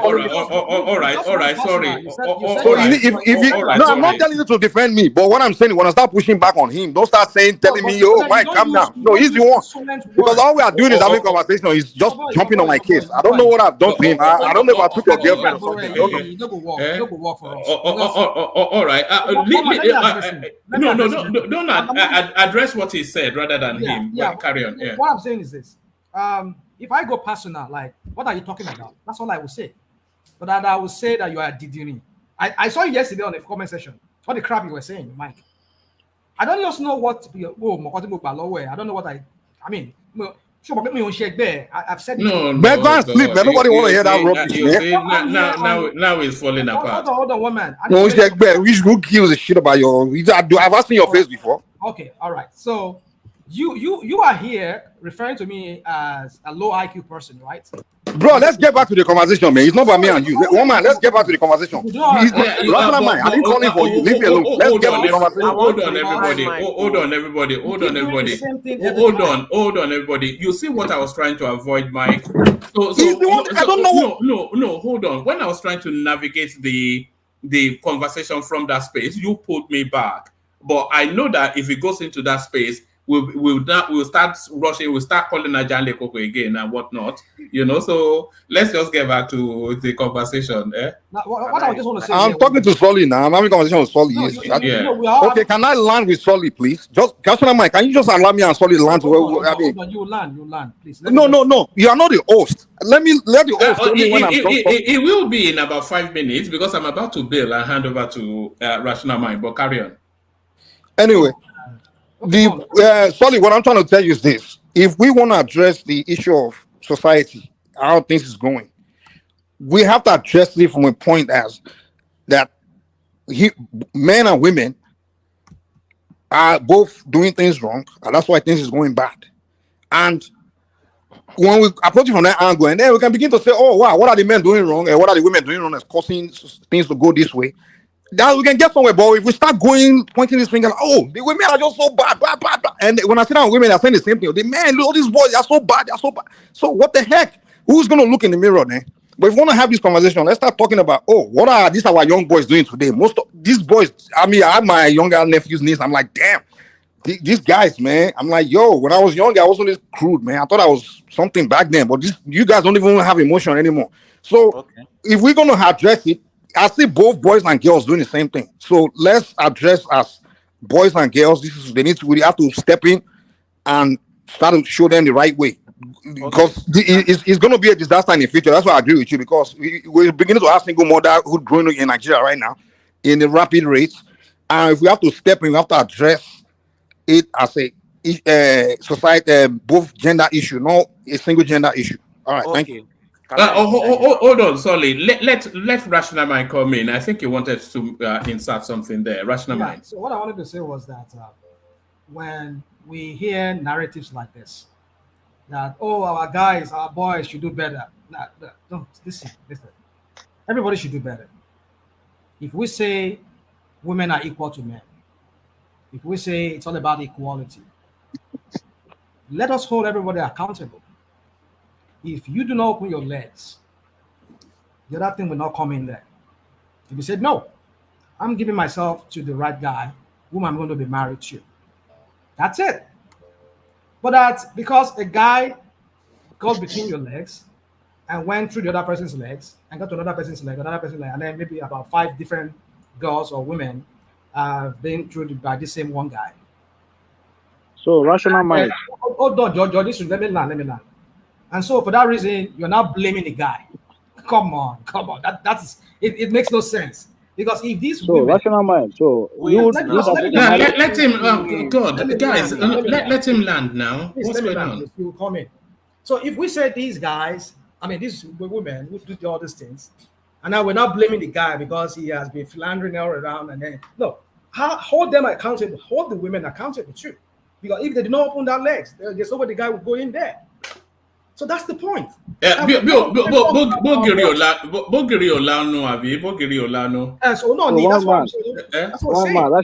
Rational Mind. So what about you, married man, who is not contented with your only wife? Then you still go around chasing other women. So what about those men? Hold on. So what about those men who has a girlfriend who goes around chasing other women?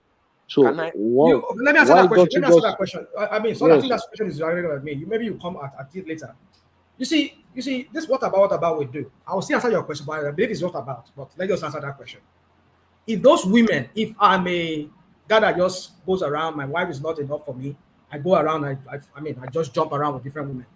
If those women don't open their legs for me, no, if you don't go approach them, they will not put their leg for you. That is the point. You see, this is what we're doing here. We fail to give people listen to this. When you go and approach a woman, you are not listening.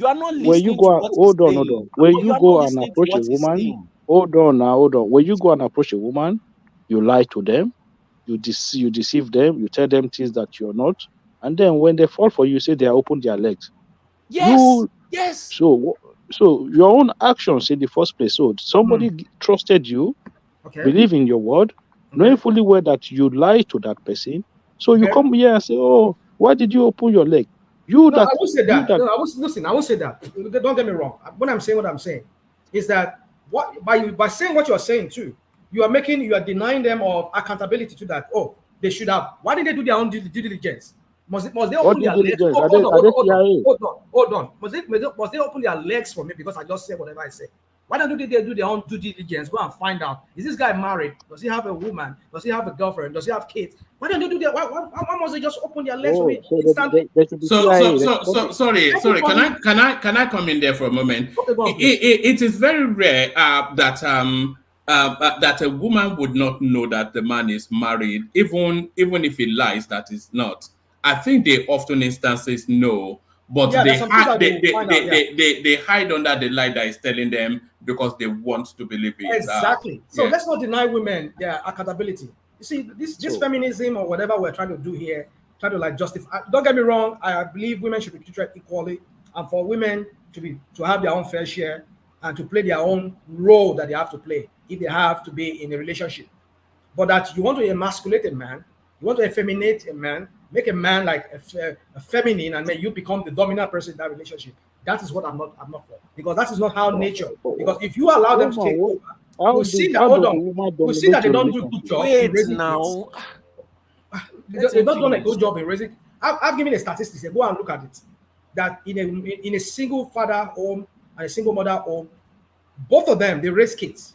The men still do better than them to do a better job in raising their kids.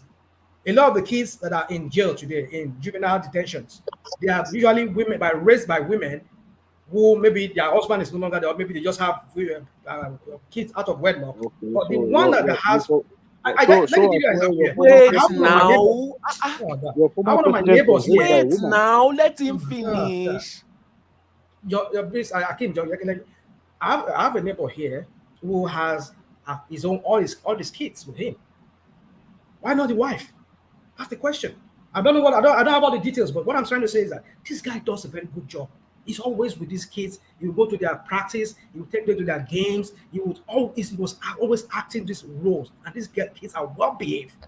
These are not white. These are not black kids. These are white kids. I also know some women that do good job raising their I'm not saying children, they don't. and I know some men that do terrible job raising their No, children. I'm not So saying they don't. it's not only women that doesn't raise their children. Statistically, Go ahead. hold on. I agree with you, Mike.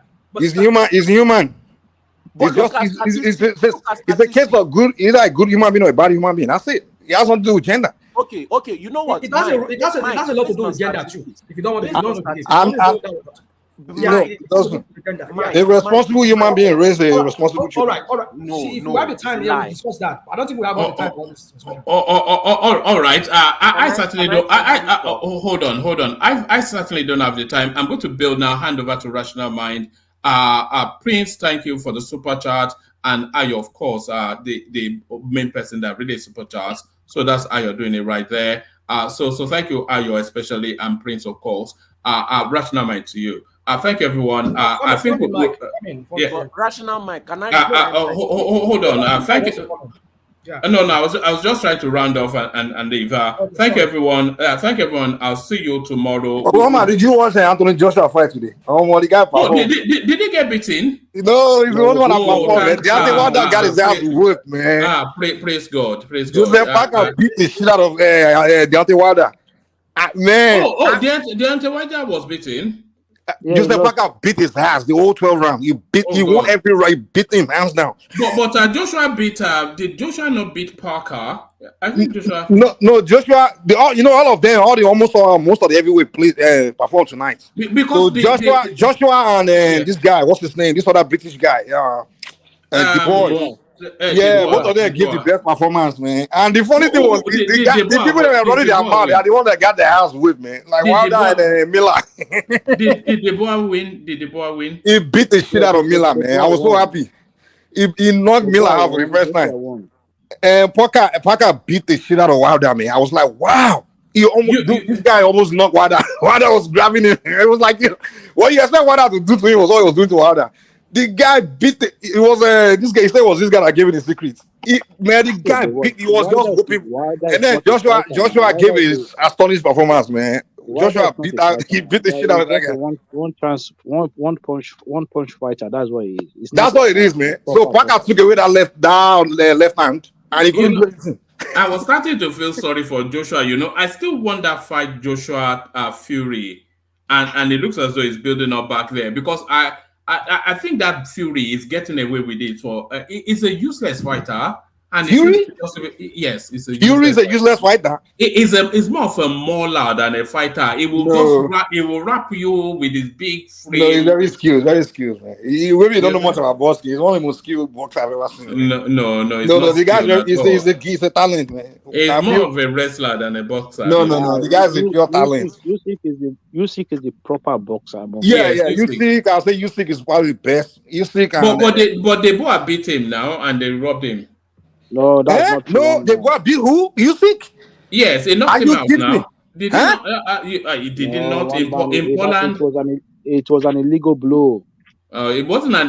Did you watch it back? It wasn't an illegal blow. No, it was an illegal blow. One man. The rules are very clear. Did they fight twice? Anything below the belt. Yeah, they fought in Poland. It wasn't below the belt. Go and watch it again now. It was below the belt.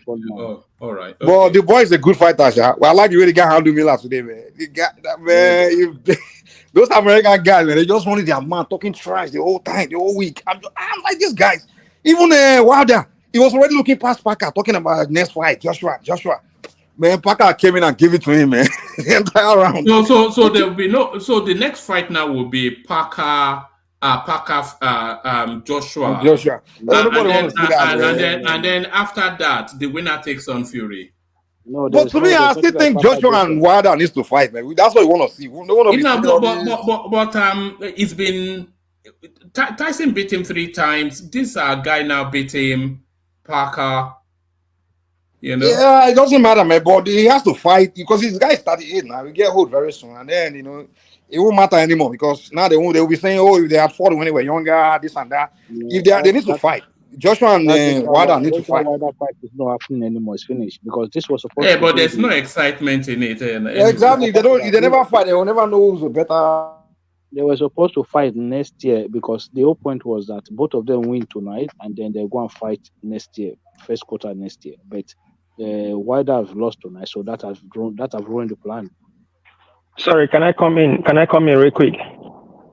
All right. Come in as I leave. Rational Mind, over to you. Thank you. One man, wait before you leave. Wait before you leave.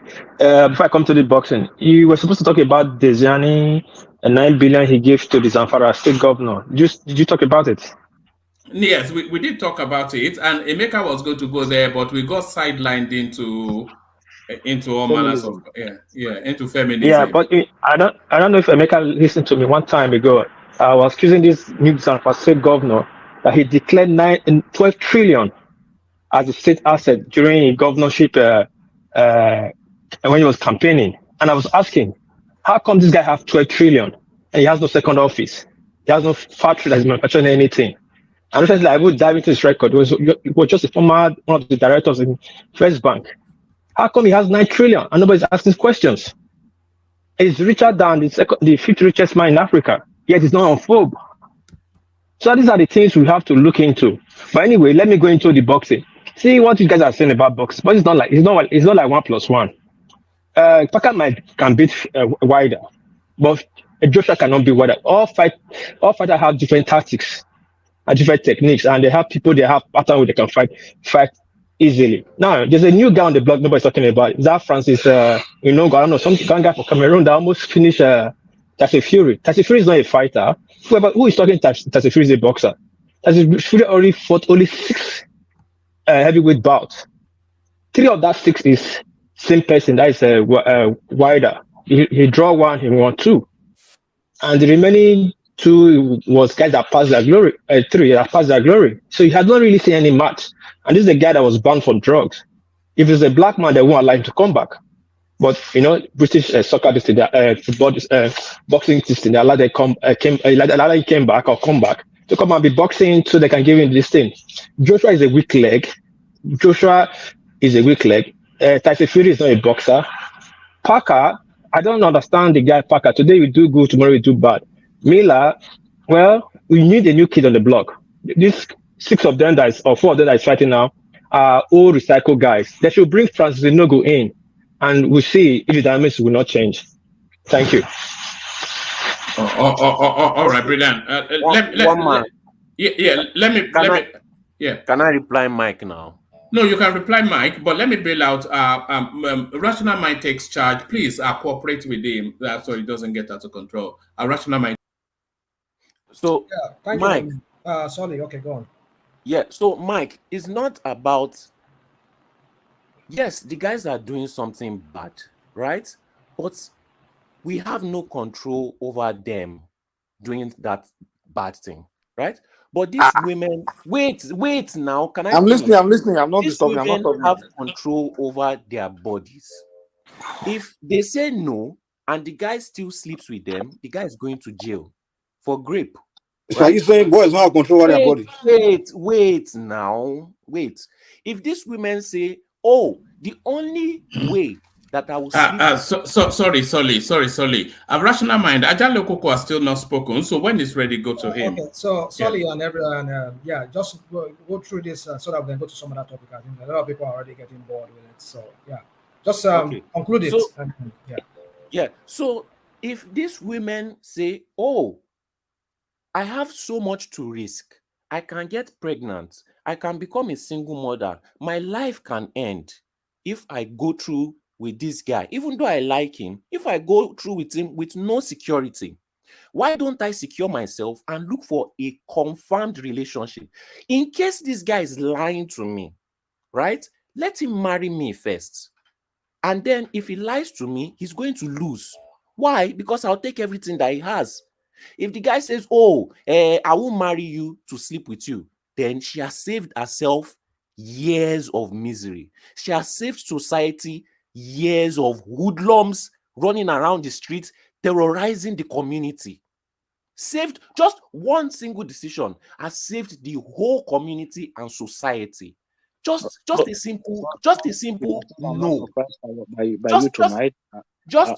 no, you can be offended, but you cannot tell me that I am wrong. That is one thing. Where I think you are wrong is you say we don't have control over the men, but you don't have control over the women either. So the women cannot say a simple no. So the men cannot say a simple no. So you can't make you see why you are wrong. Let me tell you what the problem is. You're trying to hold women only. Just one more thing, Mike. If what do we see from basic animals in the wild? We're not animals. No, because we are all animals. The male species, what is his main job? To look for females to breed with. You cannot then come to human beings and want to change the whole biology dynamics. Just because. Okay, do animals get married? Wait, now let me finish. Just because you want to sound woke.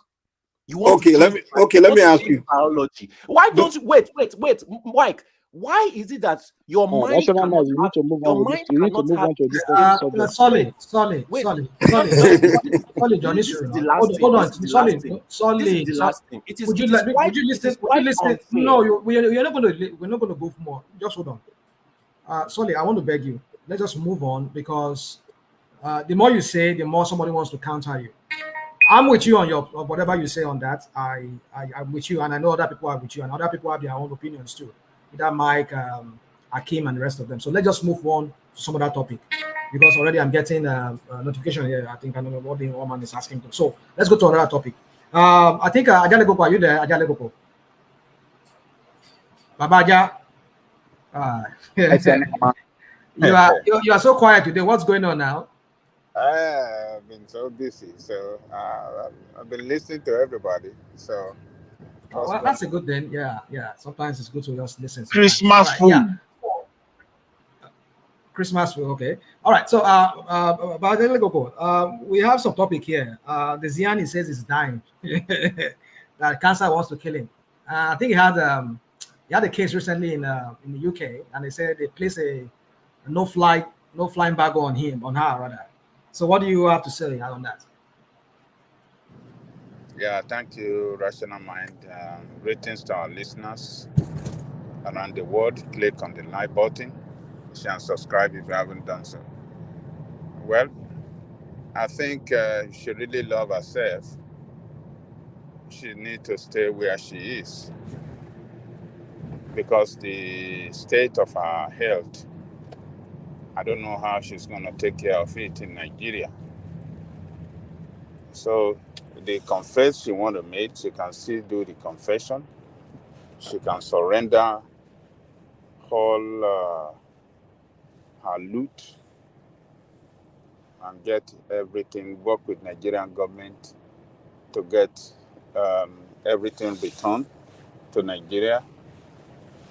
She's claimed she's born again, so she can still do that where she is. She can meet with Nigerian official and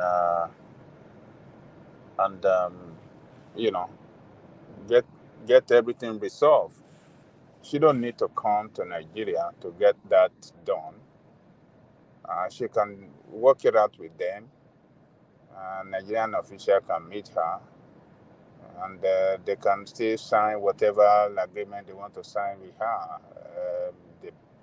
The what do you call it? The pardon she's asking for, President can still pardon her while away while outside the country. So, but our health is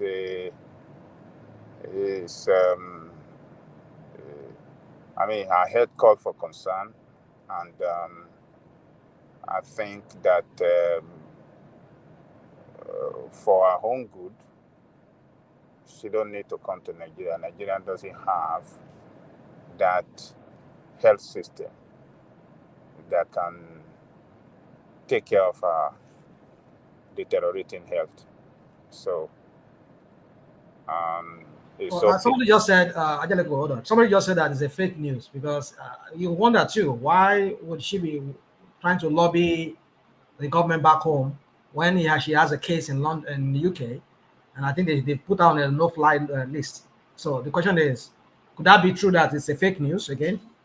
Because we've been hearing of some of this news coming out about Diezani, and then later we find out that it's not. There's It's nothing. not fake news, or it's It's not not fake fake news. It's Okay. not, because Somebody just said that in the comments. That's why I'm she saying that. revealed the $9 billion. Nobody would have revealed that. She said there wasn't $9 billion. Is that what you're saying? She revealed the $9 billion. Oh, okay, she That's what revealed. I'm saying. And Okay. she said the exact governor that it was with. So it can't be fake news. Okay, all right. Well, I gotta go over to you, please. Well, you see the amount, 9 billion. I'm not sure if she actually looted 9 billion. If that figure is correct, I'm not sure. No, she didn't say she looted 9 billion. She said part of the loot, she gave it to that specific governor to keep. I don't know. I think they should Rational Mind, can you please show the write-up? It has more details in it. The right what? The write-up. Is that a news platform? No, I mean the Okay, news the write-up. news itself. Okay, let me Yes, search yes. it. It has more details in it. So I think she stole about 80 billion. Or something like that. But that 9 billion was just a part of it. So she said that she has been trying to call the governor to help her to get into Nigeria, but the governor has not been picking her calls. That's when she now started giving more. You know how women are now. Once they start talking about somebody, they'll start revealing more things unintentionally. That governor, she gave that governor $9 billion out of the loot that she stole to keep for her, that she does not know why he's not picking her call. So she's now taking her request to another person, which is the Tinubu government. That's part of the story, but in the main story, it has more details in it. Well, the main issue is that in that article or in that report, she wanted to return to Nigeria. She was calling on Nigerian state to forgive her, pardon her, and so that is what I am speaking to. She doesn't need to come to Nigeria. They can still work out something on how maybe the governor should claim, as you are saying now, Nigerian government can still get hold of that governor, and with her they can meet, they can work out some things. But it's very good that at least she revealed some important information to us on how she with others, perpetrated corrupt practices while she was in office. So I think it's left for Nigerian state to now do something about what she said. So if I were the president, if what she said is actually true, I will get some of my official to get in touch with her to get details and then work on that,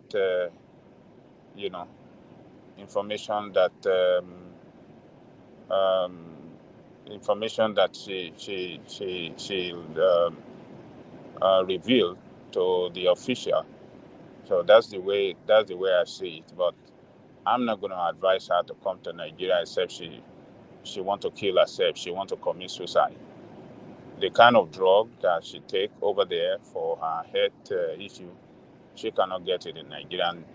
And if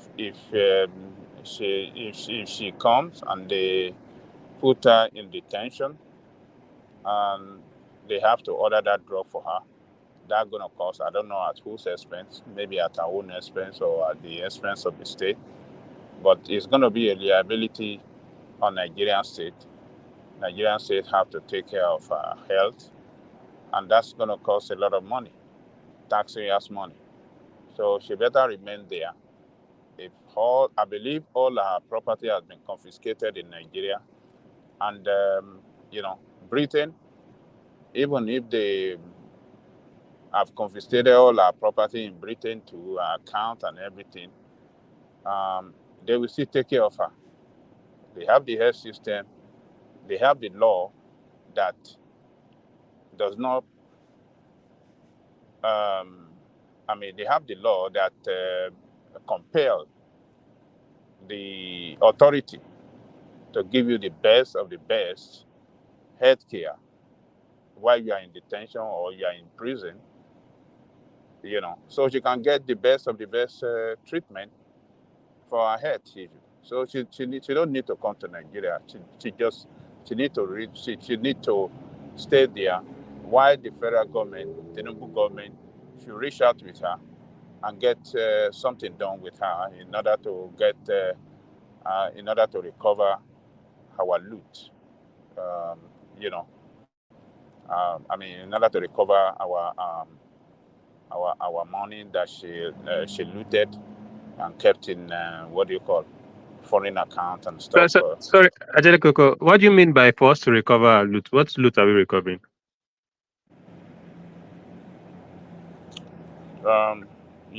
This is a woman that been accused of corruption, embezzlement of public fund, and they have discovered several bank accounts in her name in foreign land, representing some shady deal that she did while in office as minister. So federal government should meet with her and work out some things on how they can negotiate how to get those funds, those looted funds. So Ajele, by what you mean by recover the loot, simply what you actually mean is just getting the loot back into Nigerians' hand. No, getting the loot back into Nigeria for it to be shared among the political class again, instead of it just remaining with one person. That's the term recovery in Nigerian terms, because Abacha loot, we have so many loots. So what you are saying is basically that amount of money is too large a sum to be with Diezani. So the Nigerian government should call her back, renegotiate, get the loot back into Nigeria so that the political class can share it into smaller pieces among themselves. Because when it comes to recovery, I think even we are just deceiving ourselves. I really don't understand what we're even talking about here. Look, the woman should just, I understand the game she's playing. She actually needs, it's better for her to, she has looked at it, it's better for her to negotiate with Nigeria and go back home and live a peaceful life, like there's not going to be any jail time or anything, than to... Negotiate what with Nigeria?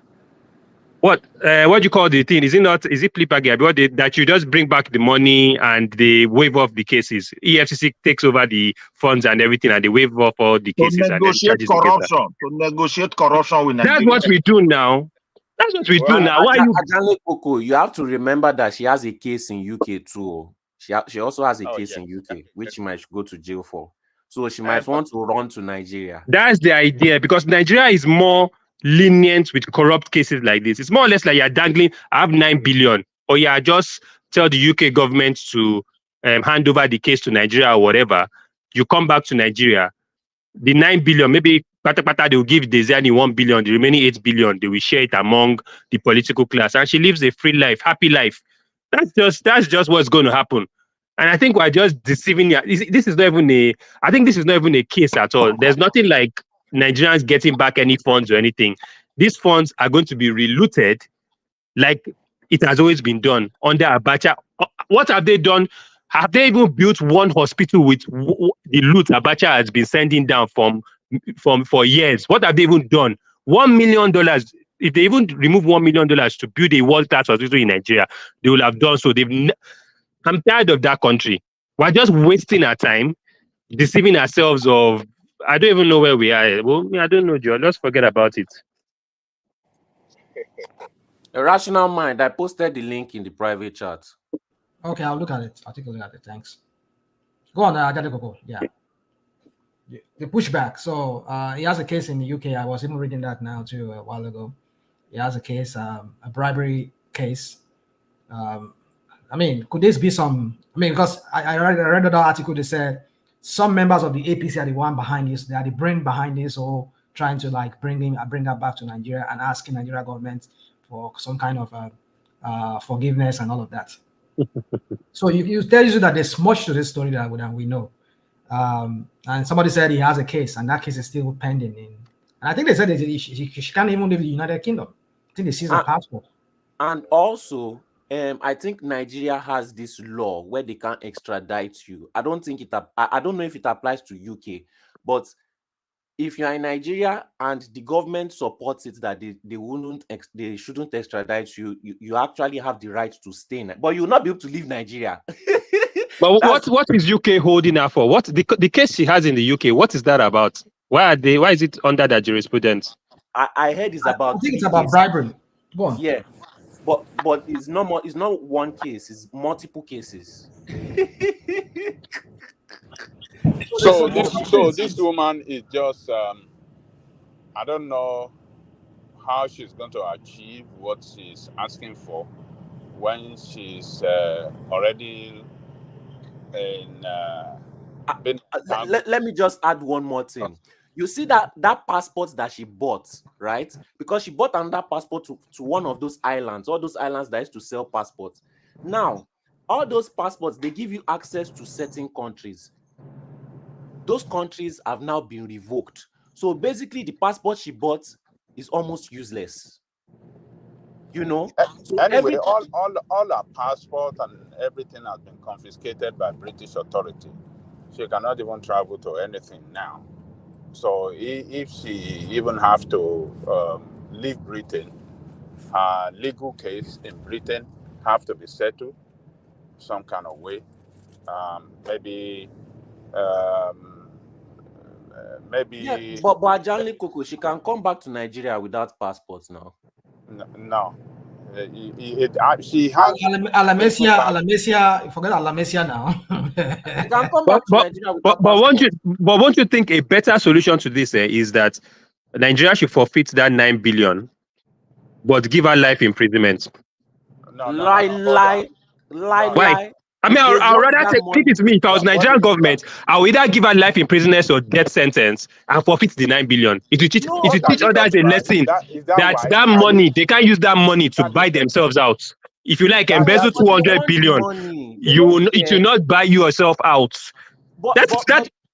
But Charles, they are all criminals. They care about the money. That's the thing. Because left to me, I'll forfeit the 9 billion, whatever dollars, and put her in life imprisonment or put her in the firing squad.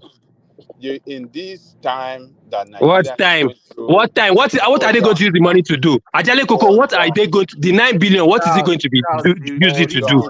Be reasonable. You know who are dealing with. The implication of what you are saying is not good. How do you want to forfeit 9 billion? Okay, what are they going to use the 9 billion to do? What is it going to do in Nigeria's economy? They could do a lot. Look, they're not going to do anything. Ajale Koko, let's not lie. They are not going to do a damn thing. Let him talk. Yeah, go on, please. I cannot understand why you are saying that 9 billion should be forfeited in order to jail somebody, then forfeit 9 billion. I mean, it doesn't make sense at all. If 9 billion is put in our treasury a lot of things can still be done with that 9 billion. Or particularly if they throw it into central bank. Say, central bank, we are in serious financial crisis now. Take this 9 billion, use this to manage our, what do you call it? Our monetary, our banking system. Do you know what 9 billion is going to do in Nigerian economy today? If it's in the hand of central bank, don't let us even say that, okay. Is it $9 billion or 9 billion naira? Dollars. What are No, you I was talking still about? Over 9 trillion naira. What are you going to, what is 9 billion? What is $9 billion? What are you going to use it to do? What are you talking about? What are you going to? Is it going to change? Is it going to change your foreign? Is it going to make the naira stronger? No. Is it? What is it going to do? Tell me one thing that 9 billion is going to do. Because I don't know. You're saying bring it back into the country. What is it going to do? Okay, let me tell you what it's going to do. Now, Oh yeah. if we have 9 billion in our central bank today, and that 9 billion, part of it is thrown into the forex market, it's going to stabilize dollar. Naira. If we put, like, how much do you say, maybe on monthly basis, we are putting like $500 million in the forex market. Do you know how many businesses that will benefit from that? What businesses are going to benefit from stabilize, that? it's going to hold on. Now, why are you arguing like this? You know, why you just don't look? I don't know because we have what to business is going to which business are you talking about? Listen. Do you know how many Charles, just calm down. industries? Let him just talk. Do you know how many industries that source for forex in order to achieve their business objective in, with their foreign partners in importation of goods and some other things into Nigeria? It's definitely going to stimulate economic growth. When we don't have enough forex in the system, that is why you see the value of our currency depreciation every day. That 9 billion will go a long way in stabilizing the value of our naira. And when the value of our naira is, stabilizes, it stimulates economic growth. Business will, how do I say it? Businesses will thrive. We thrive in that country. And price of goods and services will stabilize. How would they stabilize with the exchange rates? Are we subsidizing? So the funds you are talking about, is it that the businesses, are we going to subsidize it, like sell it, give it to those businesses at a lower rate? Or are they buying it at the Charles, let me explain to you. It's not about subsidy. Part of the thing that changes price is the devaluations of naira, because most of the things that they use in manufacturing in Nigeria are imported. So if the naira falls, the price is going to increase in Nigeria. And that instability, if you have forex to exchange and the naira is stabilized, then all these price increments will be minimized. So this one that you are just saying is not just, you have to be practical when you are discussing. It's not, everything is not about no, everybody's going to lose. Everybody's no. Be practical. Come on, Simba. Charles, He's asking. He's only putting it. He's only asking. But look, we have to be very, very constructive in our criticism. But then he keep asking you now in concrete terms. We are explaining to him, but he doesn't want to listen. Charles, I've just explained. To him now. Can I give Charles another example? Okay, Charles, give it to him. Charles, give it to me. Currently in Nigeria, right, we are working based on the amount of forex. That means exchange, amount of dollars, pounds, and euros we have. So not all businesses can have access to it because we have limited amounts. So there are only very few businesses that have access to it. Now, the other business, and when I say few, I mean just like maybe 5 businesses that have access to it. Now, other businesses have to now rely not on central bank rates, we have to rely on black market rates. And because the demand is so high in black market rates, the demand for dollars increases the price of dollars. Because now they can set any price and people will still buy it, right? Because people are desperate to have it. However, if central bank now has at least $500 million a month, more businesses can have access to central bank rates, which means demand for dollars will be lower. People will want to even be pricing the dollar.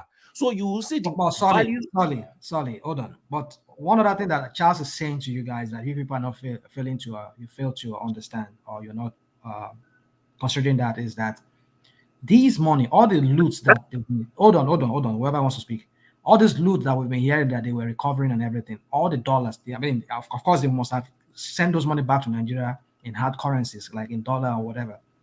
Why don't that also tilt the value of the naira over time? I mean, they've been selling oil. Because hold on. They've been selling oil. So the point he's trying to make is that these people will reloot these things. I mean, they will reloot this money just the way they relooted all that money that they got back from the different money that was stashed abroad that was stolen from the Nigerian treasury. So that all these things people are talking about is going to normally should boost the naira, like you people said. It should. But what we've seen over time is that when we get more money repatriated back, or we get even some of our foreign exchange earnings that we have, they will sell this currency among themselves and they will do round tripping with it. Like we've seen now over the years. Hold on, rational mind. So who is going to benefit? I'm pessimistic too. Who is going to benefit from what Charles is proposing or what is suggesting? Who is going to benefit is this? Okay. Who is going to benefit is that to deter people from stealing money again, knowing the costs it would be. No, I'm not talking about the money should be left in the foreign country. Yes, it should be left in the foreign. Yes, it should be left there. It should be left there. We now know where you left there. You sound like somebody that doesn't even love your Okay, I want to ask you a question. I want to ask, this 9 billion you're talking about, are you going to tell me that, wait, this 9 billion you're all making noise about, 9 billion is going to change Nigeria's economy. Are you going to tell me that at the end of 8 years, APC and those politicians will not take out more than 9 billion? Forget about APC. It's not about APC. Everything is not about APC. No. You're saying that 9 billion is going to be injected. Wait, you're saying 9 billion injected into Nigeria's economy will change things around. Meanwhile, I can assure you that after 8 years, more than 9 billion will be out of that economy. So I don't understand. Let this one come back. You can't be. You can't so be. So it's a short-term benefit, right? It's just a short-term benefit. Whether it is 1 year, let us benefit from it. So if white man is benefiting from that money, we forfeited that money to white people and use it to develop their country. That one they can even sell Nigeria. I can sell Nigeria to white man. That's what he's saying. Why won't I sell it? What benefit on all of you that are abroad? What are you doing there? Charles, I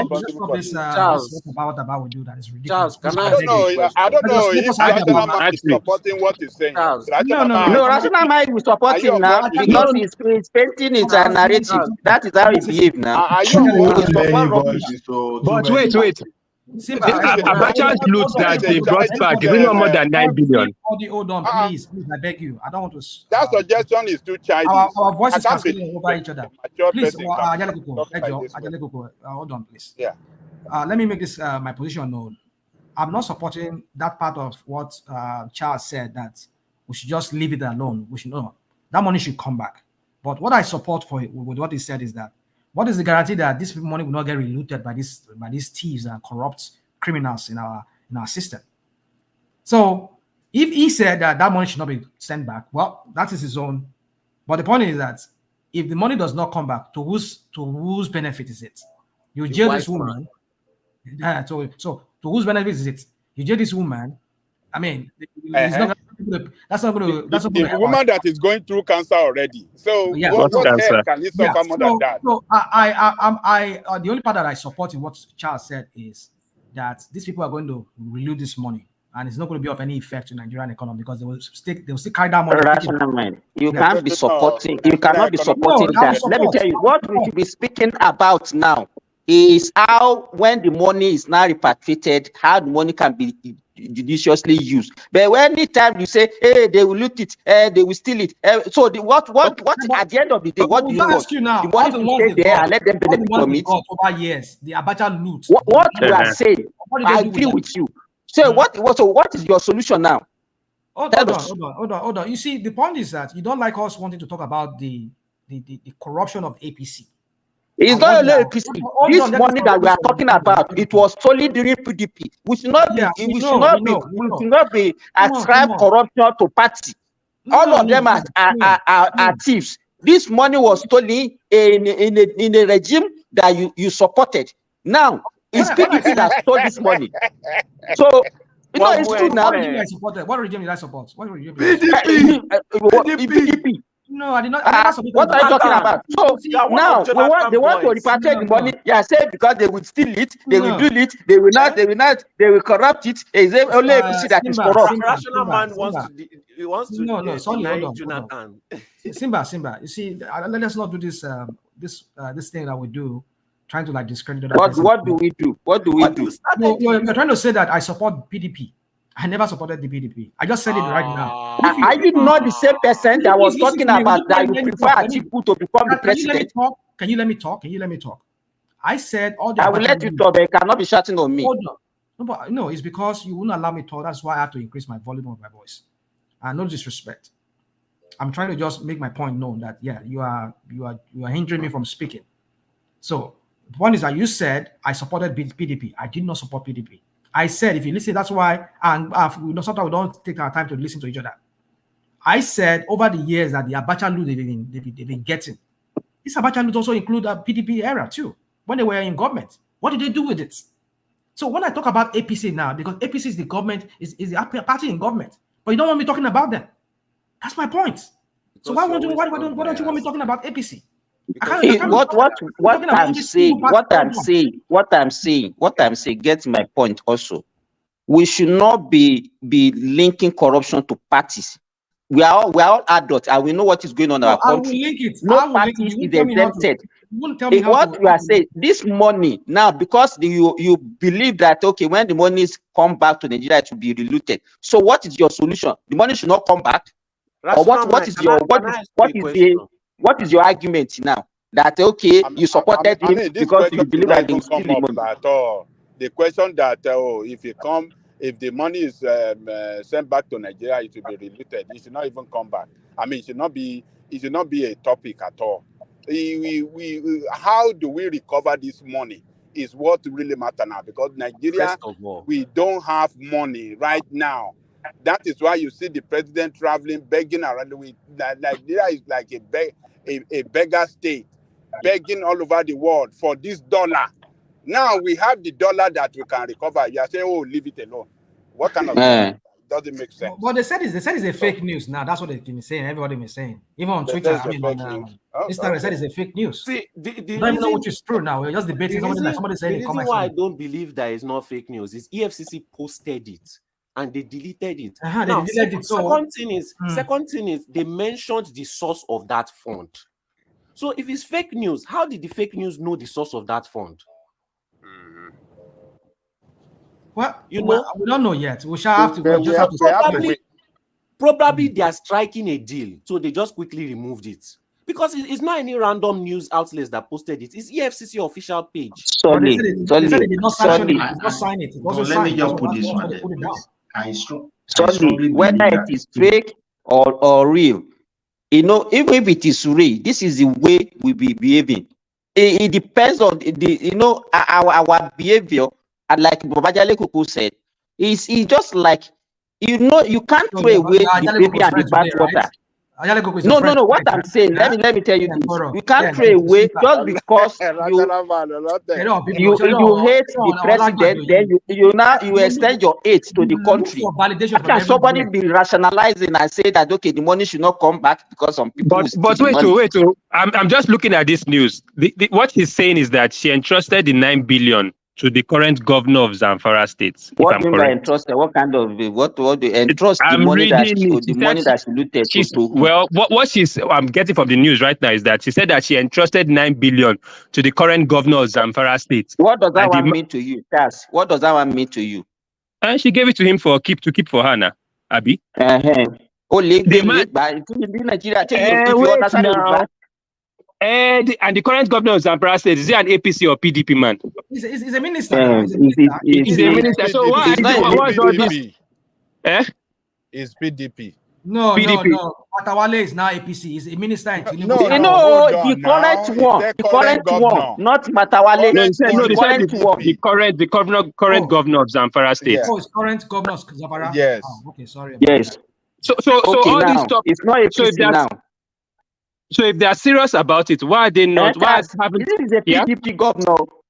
If it's a PDP government, no. I'm not citing any. I'm not doing APC, PDP. But why haven't they? You are the one that started it now. Why are you not now? You are not doing it again. He wasn't the one. I didn't affiliate myself with any party now. So wait.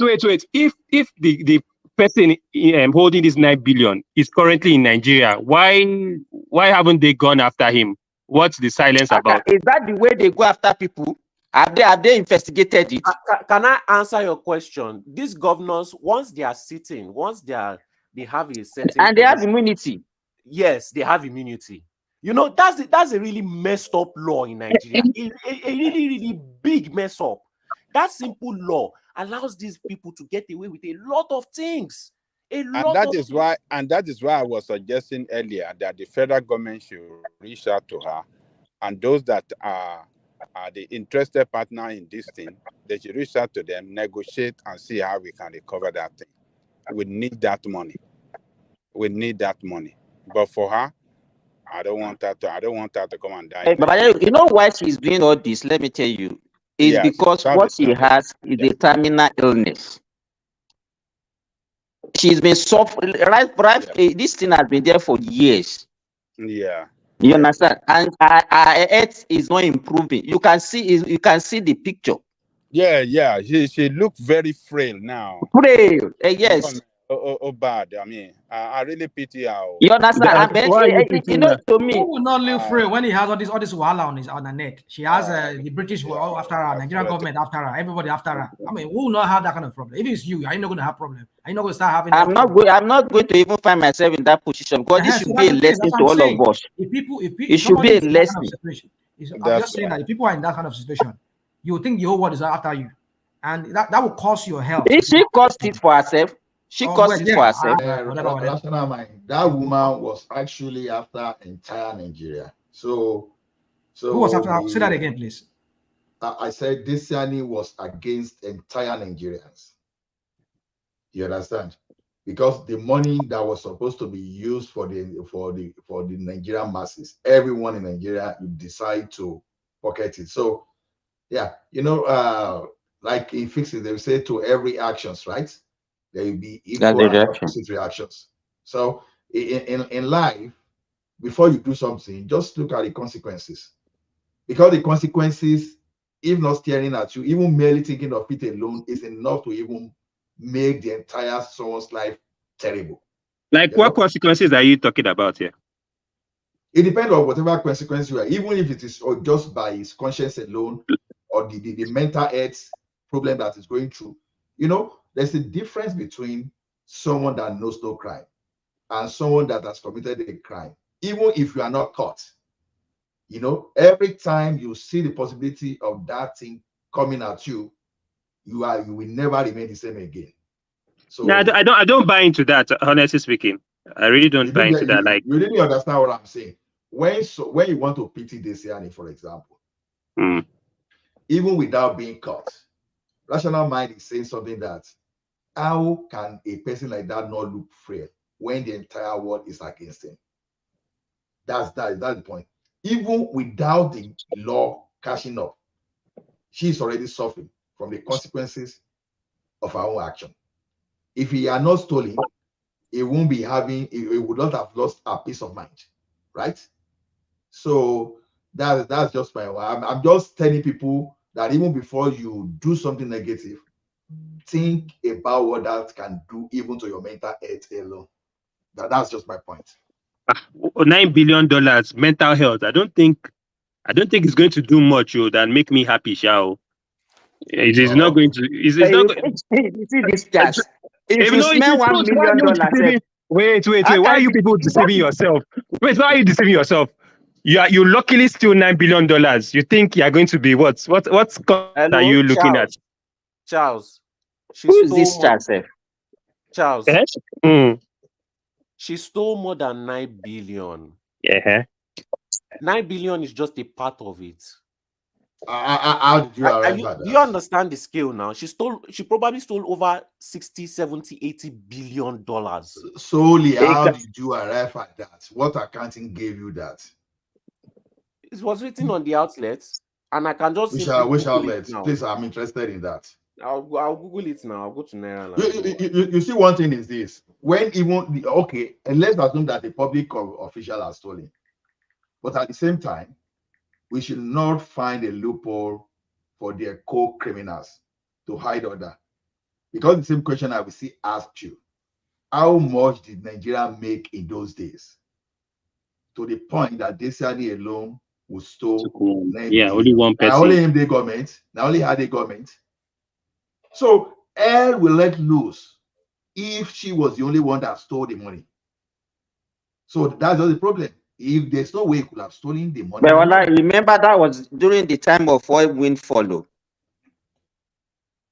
That when they were selling oil for 140, and there was no Niger Delta Avenger, we were producing almost 2 million barrels every day. I love our and it was stolen over years, not 1 year. See, they said from every news outlet that I've Googled, they are saying 90 billion. They even said they found $700 million raw cash in a house. ST0LE, some people lied that Obasanjo spent 16 billion Did you see the houses that they seized? This woman had gold faucets, gold doors, gold railing, gold everything. Doesn't matter now. ST0LE, wait. Some people said Obasanjo stole 16 billion, and that was a lie. The thing I'm telling you is this: even if Nigeria is making $100 billion on petroleum every year, don't forget that there's a cost to even exploration of those oil. Because one thing we say in Nigeria, the oil price now is $90 per barrel. I would think the $90 per barrel is what is going to the government's purse. I forgot that people forget that this thing is a joint partnership. They call it a joint venture. So that Nigeria will not have the entire money. It's going to be shared between the partners and Nigerians. So now don't forget too that the different arms of the government will still have money to run. The federation account. So the thing is this: how can a singular person store so much that you will not feed that in the purse? Who felt it now? Ola, you want to tell me that Nigeria did not felt it? What is the exchange rate? Forget about exchange rate. I want concrete evidence. I want the FCC to talk. I want the Ministry of Finance to talk. I don't want a random. See, Diezani has stolen, but I want concrete figure that can be reasonable. I don't want something that can be so ridiculous and the entire situation will now lose credibility. That is exactly what I'm telling you. So when you start moving figure around, look at Sanusi as the CBN governor. He discovered that truly some amount was not remitted. Even what's the name of this guy? How much did he put to it that time, Ola? Do you remember? How much did he put to it that time? She initially put about 21 billion or thereabout, and later he said no, it was not up to that, and a lot of conflicts, figure conflict. So at the end of the day, the thing lost its entire credibility. That's the problem I have. When we throw figure around, we lose the credibility when we don't even know the facts. So I'm not saying Diezani did not steal, but how would Diezani alone steal 9 billion? She should come out and tell us the other Are you think other rogues in the system will be looking at her? It's impossible. Other thieves will not be looking at her. So she was not the only person that stole. That's my point. How possible the accountant general stole over 100 billion? Ola. 100 billion what? Naira, right? Yeah, 100 billion naira. Over. We are talking of billion. We are talking of dollars. That's my concern. That 100 billion we are talking about, it simply means that it was not only 100 billion naira that was stolen. It should be more than 100 billion. The question is this: some people helped that Captain General. So how did the Emefiele stole the amount of money they said they stole? How did they do that?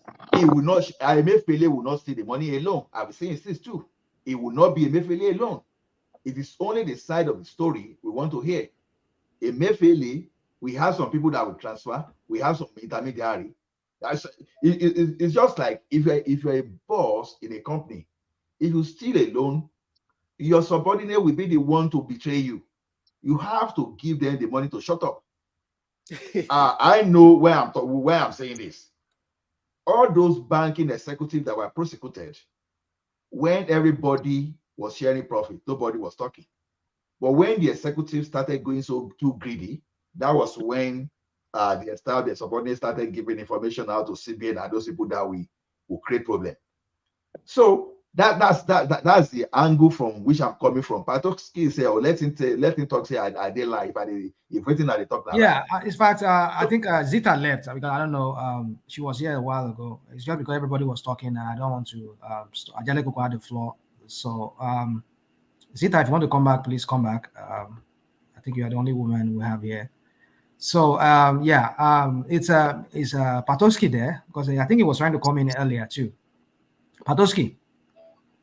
He has gone to the kitchen. Patoski of Canada. That's why I'm reading about this Lawal guy. I see that he participated. He was the flag bearer in the 2019 general elections for APC for the governorship of Zamfara, and from the news I'm getting, he single-handedly funded the entire campaign. Is it the 9 billion he used to fund that campaign as well?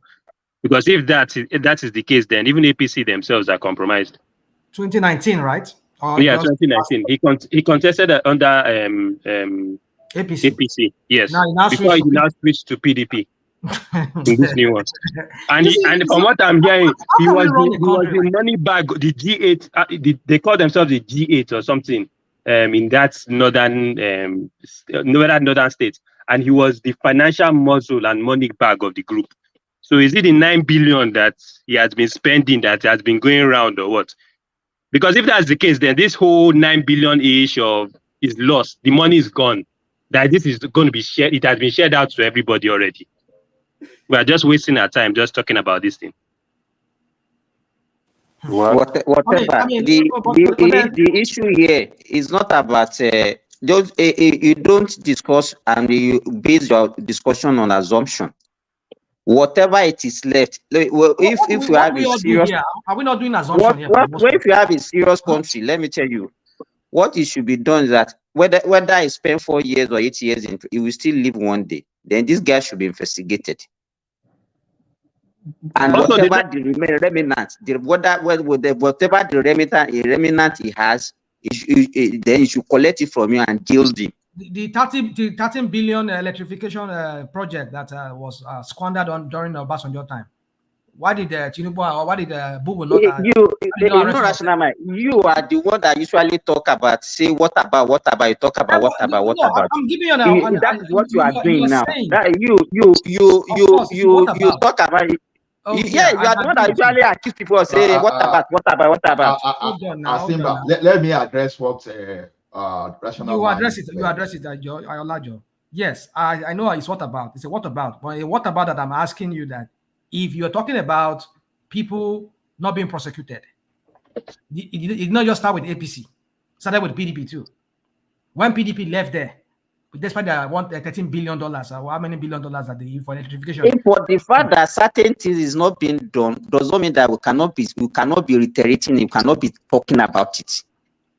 Yeah, then if the way people are talking, that means we should keep quiet and let everything continue. But we've been keeping quiet since even the Abacha loot now. What have we been? What has happened since I'm talking about it? What has happened with the loot that has been coming in? Is it not just talk and it will enter voicemail at the end of the day? That's what I'm telling you. We're just waiting. This money is gone.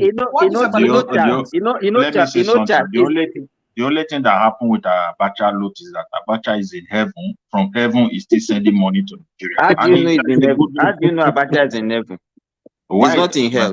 If it's not in heaven, why must You money would be have coming bribed to his way Nigeria? with that money. You would have bribed his way into heaven, Jerry. Forget that one. Somebody is in heaven, he's still sending money to a broken country. Praise that person. I beg. Okay, okay. Let me address that, Obasanjo. See, you have to be very careful of who you listen to. Be very, very careful. When politicians speak, just to respond to another politician, be very careful. Now, in 46 years, up to 2019, the total amount of money spent by Nigeria government of electricity was 12.38 billion in 46 years. Now, and some ridiculous politician just woke up, maybe after taking some NSC or trying to take some Kodak type of Kodak, cheap Kodak. They just woke up to tell Nigeria that Abacha spent 16 billion. You know, that Obasanjo just spent 16 billion. That thing started back in 2007. You understand? And the thing is this: when they know that Nigeria are so emotional, Ola, sorry, it is not just some Nigerian came up and said Obasanjo says it. Buhari himself said it. That's what I'm saying. Buhari said that there was electricity. So Buhari himself lied. Lied. Yes. So it was political, just because Obasanjo criticized. Although that thing, like I said, started under Yadra, all those stories. Now, what actually happened was there was a difference between when you made projection of what Nigeria would need to get the right megawatts to industrialize Nigeria or to power Nigeria, and what are they spent. The like of Okunje Weala, the like of Soludo, the like of Ekwesilesi, like Obi, rather, so don't let me just bite myself. They came out and made the account of what was spent, that they never spent that amount. But politicians still went ahead to make all those stories. You know, I kept asking people, before you say Obasanjo spent 16 billion, ask yourself, from the Federation account, from where you can see the public space, how much did Nigeria even make during those periods? How much did you use to settle to settle the foreign debt before they wrote the remaining off? How much did you leave in the reserve? And so when you look at all these things together and daily, you are saying Nigeria spent 16 billion of power. We are still being unrealistic the way we think Nigeria is so rich. Nigeria is not rich. At the same time, we are so wasteful. You are not rich. At the same time, we are wasteful. That's the type of dilemma we have in Nigeria. So when they are saying this woman, because I've learned my own lesson, it's not as if I'm supporting Diezani. When you don't want a case to be successful, this is how you'll be having conflicting reports. You'll be already, a person like me now, I'm beginning to doubt the report that, oh, Diezani stole $9 billion. Diezani stole money, no doubt. Did she steal up to 9 billion? I don't want to believe that. I want to know how. And that is so much that the like of Jonathan just allowed her that free hand to steal so much. So He allowed her. So I was privileged. I was privileged to get information. I was privileged to get information about this your power jargon as far back as 2008. You know, so how the thing went, and even those people that were even investigating, how some of them were even trying to even enrich themselves along the line of their investigation. Just like you will look at this guy to Idris that was even trying to make money out of subsidy probe. So when they throw something at us, don't let us get carried away. Yeah, those that think that if they bring the money to Nigeria, they will not do anything with it. Are we going to blame them? Because the one they recovered before, we can't see what they've done with those money. I know that at the same time, we can't leave the money there. Instead, we should be saying, okay, the foreign government, just like under Buhari, whatever money you are getting, tie the money to a particular project. Like they tie a particular Abacha loot to welfare, to is it what they use for trader money, or what did they use it for? So you can take this money away from Diezani and tie it to a particular project. If you like, go give Nigerians in the market, as long as you can find a way to do that. But I don't subscribe to just ridiculous figure, we must just call the dog a bad name. No, this is not me supporting Diezani. But let's we that want right thing to be done to try to do the right thing. Thank you. Yeah, thanks, Ola. So I think we have some other topic here. They said Emefiele was caught on CCTV camera dragging $6.2 million cash from CBN vault. So I don't know. Has anybody seen that news yet? Yeah. Yeah, I just saw it. I just saw it. Do you have the video? Can you play all that video?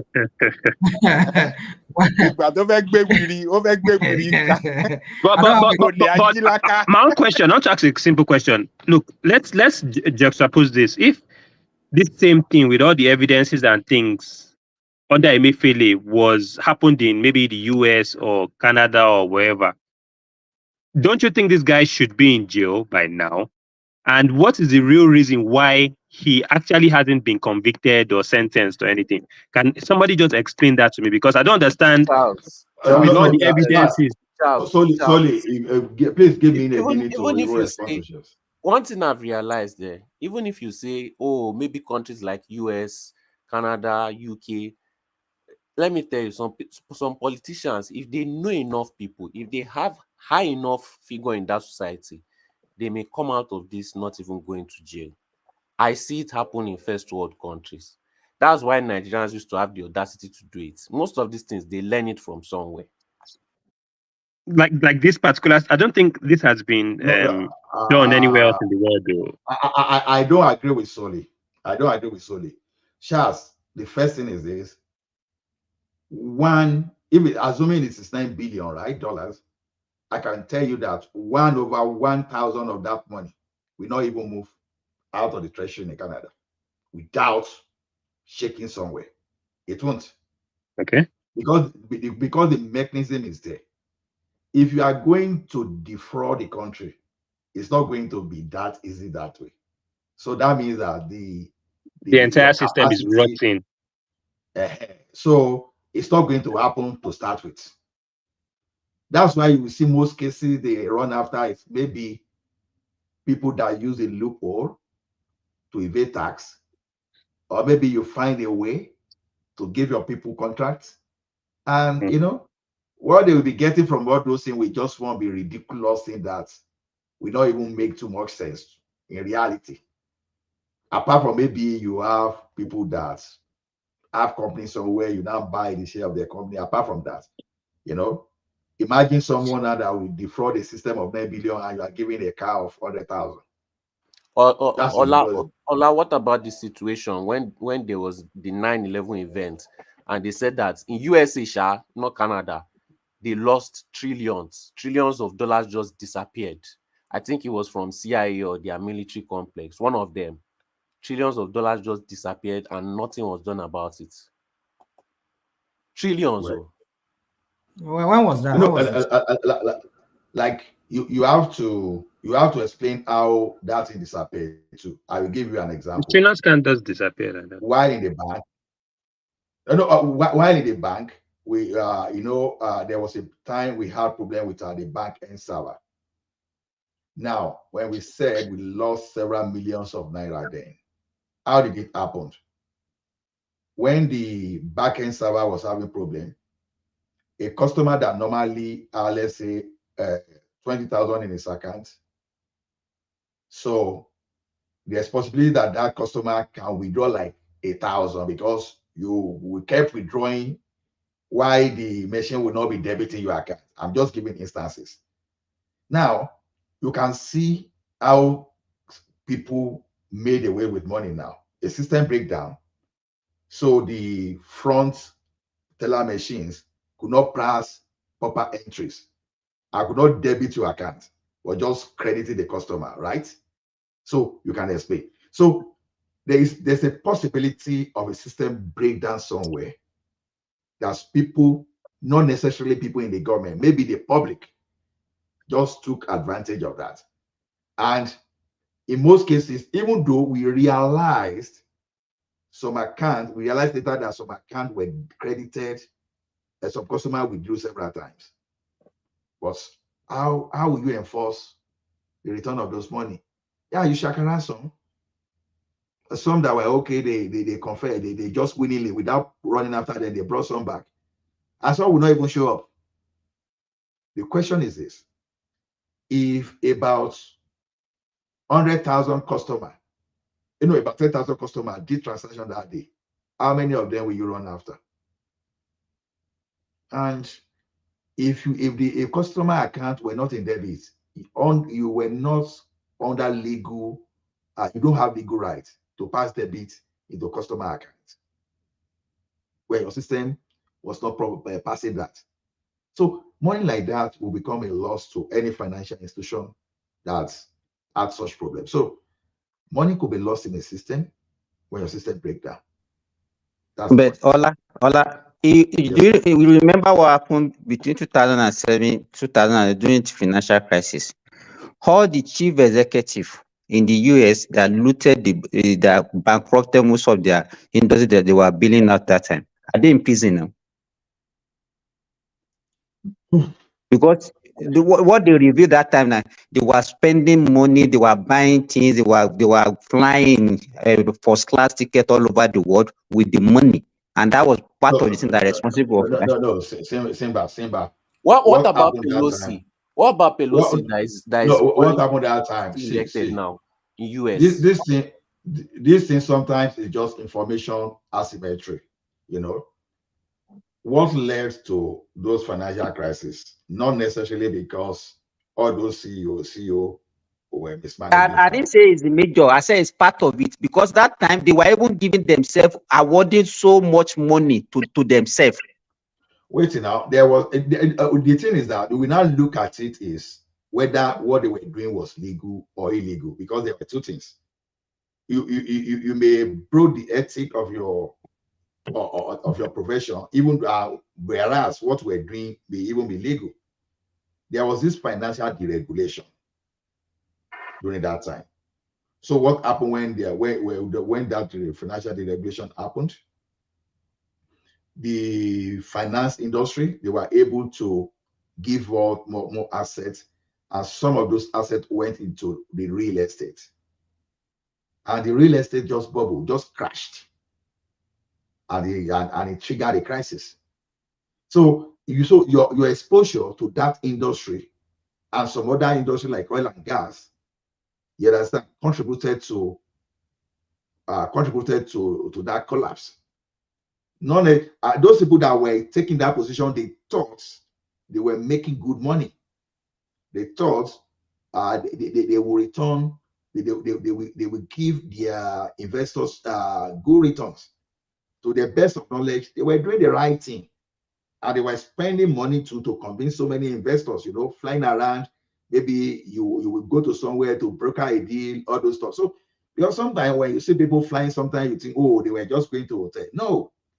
When all these executive travel sometimes, not because they went there to enjoy, they went, now, if I would want to meet maybe the Emir or the King of Dubai, for example, now, if I would like to get to him to broker a deal, I will be looking for, even if when Concorde was still flying, the best of the best, just to present myself and carry so many people to go and meet him, because I would think of what the financial business I was going to broker with him what in the next 10 years.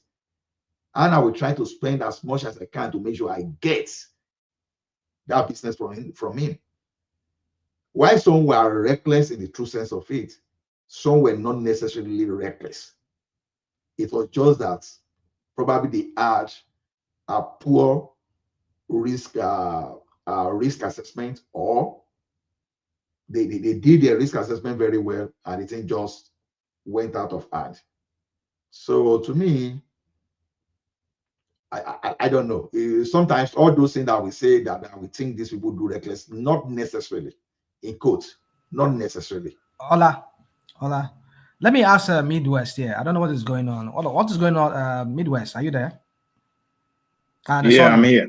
I don't know if Charles. I'm here.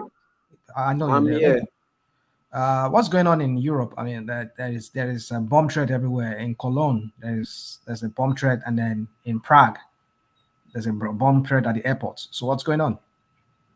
Is it today? Yeah, today. I mean, I think it was yesterday. There was a shooting in Prague, and that shooting was from a local. Mass shooting. You say what? It was from a local, probably a relationship issue or something, you know. So it's the result. That one is just a basic result of feminism. But the other ones, you see, I don't want to sound racist, right? You know, but Europe really brought in a lot of Arabs, people from Arab country who are very strong. My brother, it's a pandemic in Austria and in Czech. Everywhere you go, you see this. Is it kebab? What they call it? Is it kebab? That thing that they roll like kebab meat. shop. Kebab, or everywhere in Prague. No. See, there's a difference. There's a difference. Yeah, all the small shops, you find them there. So those kebab shops are mostly owned by Turkish people, and Turkish people are kind of very secular with their Islam. You know, that means they can live with Christians, they can live in a peaceful society, just like how Yoruba people live. That's how Turkish people are when it comes to religion. They are usually Turkish first, then religion. The issue is you are bringing in people from war-torn countries you are bringing them straight from war into civil society. But because they don't want to judge, right? They are accepting almost everybody. But if it's black people, right, they will put them in refugee camp. You get? So these people, they can be very, how do I put, their own form of racism is, okay, these people are white, right? So they must be just like us. But these people are black, so they are not like us. Basically, the Arabs are civilized because they are of light skin color and white. The blacks are not civilized because, well, they are black and from Africa. These Europeans don't know anything about Africa. I'm telling you, they don't know nothing. They don't know anything about China. They don't know anything about Russia. They don't know anything about Africa. All they know is what they've taught them. And most of them are not really bright. They go to university, yes, but they don't know anything about life. So I mean, you're right, because I saw that. I think this is my last visit to Europe. Because they don't travel out of Europe. Every the system. And one thing I noticed again is that the government is giving them housing and all of that. They get free housing, and they but at a cost. And they keep reproducing like something else. Like if you go to like Vienna now, if you oh my goodness, when you enter some of those, they are trained. Those you know, but you don't want. You know, it's the consequence. Is the consequence of their policy. Yes. So we can't pity them for that. European policies. Yes, now they are the one that created the war in their country. Why would you say that? Why would you say that? Why would I say that? They benefit. What are you saying? Rational mind. Are they the one who started the Arab Spring? You know how it all began? Is it not the Arab Spring? So what started the Arab Spring? Do you know the brain behind the Arab Spring? Oh God! No, let's not do this now. Let us argue. No, it's not about doing it. Let me tell you, even what is happening in Sudan now. Do you know how it started? Do you know the brain behind it? Do you know the people that are benefiting? So let me tell you this. Oh, go on. The Europeans and even the Americans, it is only the Americans far away from these people. That's why they are not suffering as much as the Europeans are suffering. They are the ones that they are the ones benefiting from it. So it's just a tip of what they are getting. It's all the tip of what they are getting from what they have created in their country that they are spending on them. They will not. This Simba, these American people, they will No, never agree sorry. because they benefit from it. I've Sorry. noticed that about Americans. Once you benefit from it, it's not a problem. It's not usually a problem. It's the same way these Europeans behave. Sorry, hold on. Let Americans finish. do it, and the thing is that Americans, Sorry, all the can Americans, you hear me? both Asian, both white, both black, all of you do it.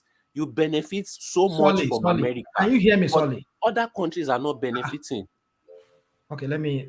Solly, please let me not mute you. I don't want to mute you. So I just say let Simba finish what he was saying. I think Simba. I know you were talking, Solly, but let Simba talk, and then you can. What I'm saying. Okay, let's take two countries for example, because these two Arab countries. Let's take Syria and Libya.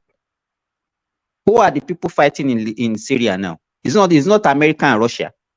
No. That's not, the point is, how did it begin? That's the point. How did it begin? How did it begin? How did it begin? How did it begin? I mean to say, look at my. Okay, let me tell you. If you look at Libya, for example, it was the NATO and the America that wanted to remove Gaddafi, and they used the people against him, and they got rid of him. Simba, you will continue. Now let me I don't want to sound like maybe we're trying to school ourselves here. We know you might know how it began. Maybe you're not looking at it from that point of view. How it all began was how it began in Tunisia, and it spread across like wildfire to Egypt, and then back to west to Tunisia. Spread eastward, Libya, and then to what's it called? To Egypt, and then up north to Syria and all of that. And that was how the Arab Spring began. And then when they saw the Americans, the Westerners saw that the people were agitated for a change of the status quo. Like, for example, the Libya you're talking about now, when they saw that there was an uprising of the people, and they know what Gaddafi is capable of doing, how he can suppress those people if the Americans were just to stand aloof and not to do anything about it and intervene, Gaddafi will slaughter his people. That was, don't get me wrong, I'm not justifying it. Listen, when I speak the way I speak. You mean the same way US told you that there's weapon of mass destruction in Iraq, right? You mean the same people that told you that? Hold on, sorry. There's always a bad, there's always a good side and bad side to every story.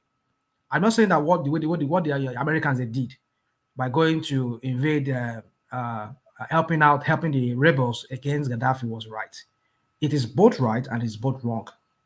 Because if Gaddafi had been allowed, the kind of power he would have crushed that rebellion, and he would have, killed it. And Americans, we know that's, the Westerns, they found out that that's as an opportunity for them to get rid of Gaddafi. But maybe that's not how they planned it, the way they did with the Gaddafi. Let me ask you, Rational Man. Before then, let me tell you this. Okay. Now, they think maybe we're going to catch him alive, and maybe to like give me some kind of trial that will put him away, maybe a war crime or whatever. But then the rebels got hold of him and they did their way with him, and that was where the whole thing tipped over for the West, because they never thought that it was going to go that way. It went the wrong way. Are you sure? You are saying it as if you are there, and you are saying it authoritatively. Because I'm a student of history. All I'm just saying now is not contrary to what's there out there in history. What Rational Mind? Hold on, Aizon, John. Wait. I just wanted to call in because of this topic, and I can't believe I'm saying this. But the West bombed I agree with Simba. Convoy now, Rational Mind. I agree with Simba. I agree, but let me land. Aizon, you will come in. Okay. My point Rational Mind. The NATO bombed Shagari, Gaddafi convoy. All right. The convoy of vehicle was bombed. Well, when was that? Was it during the Arab Spring, or was it after the Arab Spring? When was this? Let me know. When was this? When it was moving from one side of the country to the other, it was bombed. That was what was responsible for its capture. So what do you mean that the West doesn't? No, what I'm saying is this. You see, right? you're not following. You're not following. Is that when it all began in Tunisia? The Arab Spring began. They sponsored it. Well, I don't know of that. Hold on. I don't know. Hold on. They are the ones that sponsored it. You see, I'm a student of history. I might be wrong. I'm not saying my history is correct. As far as I can recollect, my recollection can serve me right. Is when that guy, the fruit seller, set himself. We all know this. So I don't. No, let's forget about those ones. Hold on now. We need to go to the core. The rebel. If we don't go to the core of how that it began, came easy for us to start framing Libya, stories. the rebel that invaded into Libya through I get it that Benghazi, they invaded. Hold on. It was sponsored by the West. I agree, but I yes. can land. Let me not. Okay. Please. I agree that the West invaded these countries, like Libya we're talking about. But I'm saying how it all began is when it began with the deposition of Ben Ali in Tunisia, and the other countries saw that as if Ben Ali, who is one of the most tyrant dictator and who has been ruling Tunisia for so many years, and people could get rid of him, why can't we start our own in Egypt, in Libya, and in Syria and all those places? That was how it began, like wildfire. And they saw these dictators, if they do not step in, I'm making case for the Western countries why they invaded, because if they do not invade, these dictators, they have the strength to crush their people. The people who are agitated that we want a total going away from this status quo of these dictators ruling us. Either Ben Ali, either Gaddafi, either what was that Egyptian ruler for many years before they got rid of him.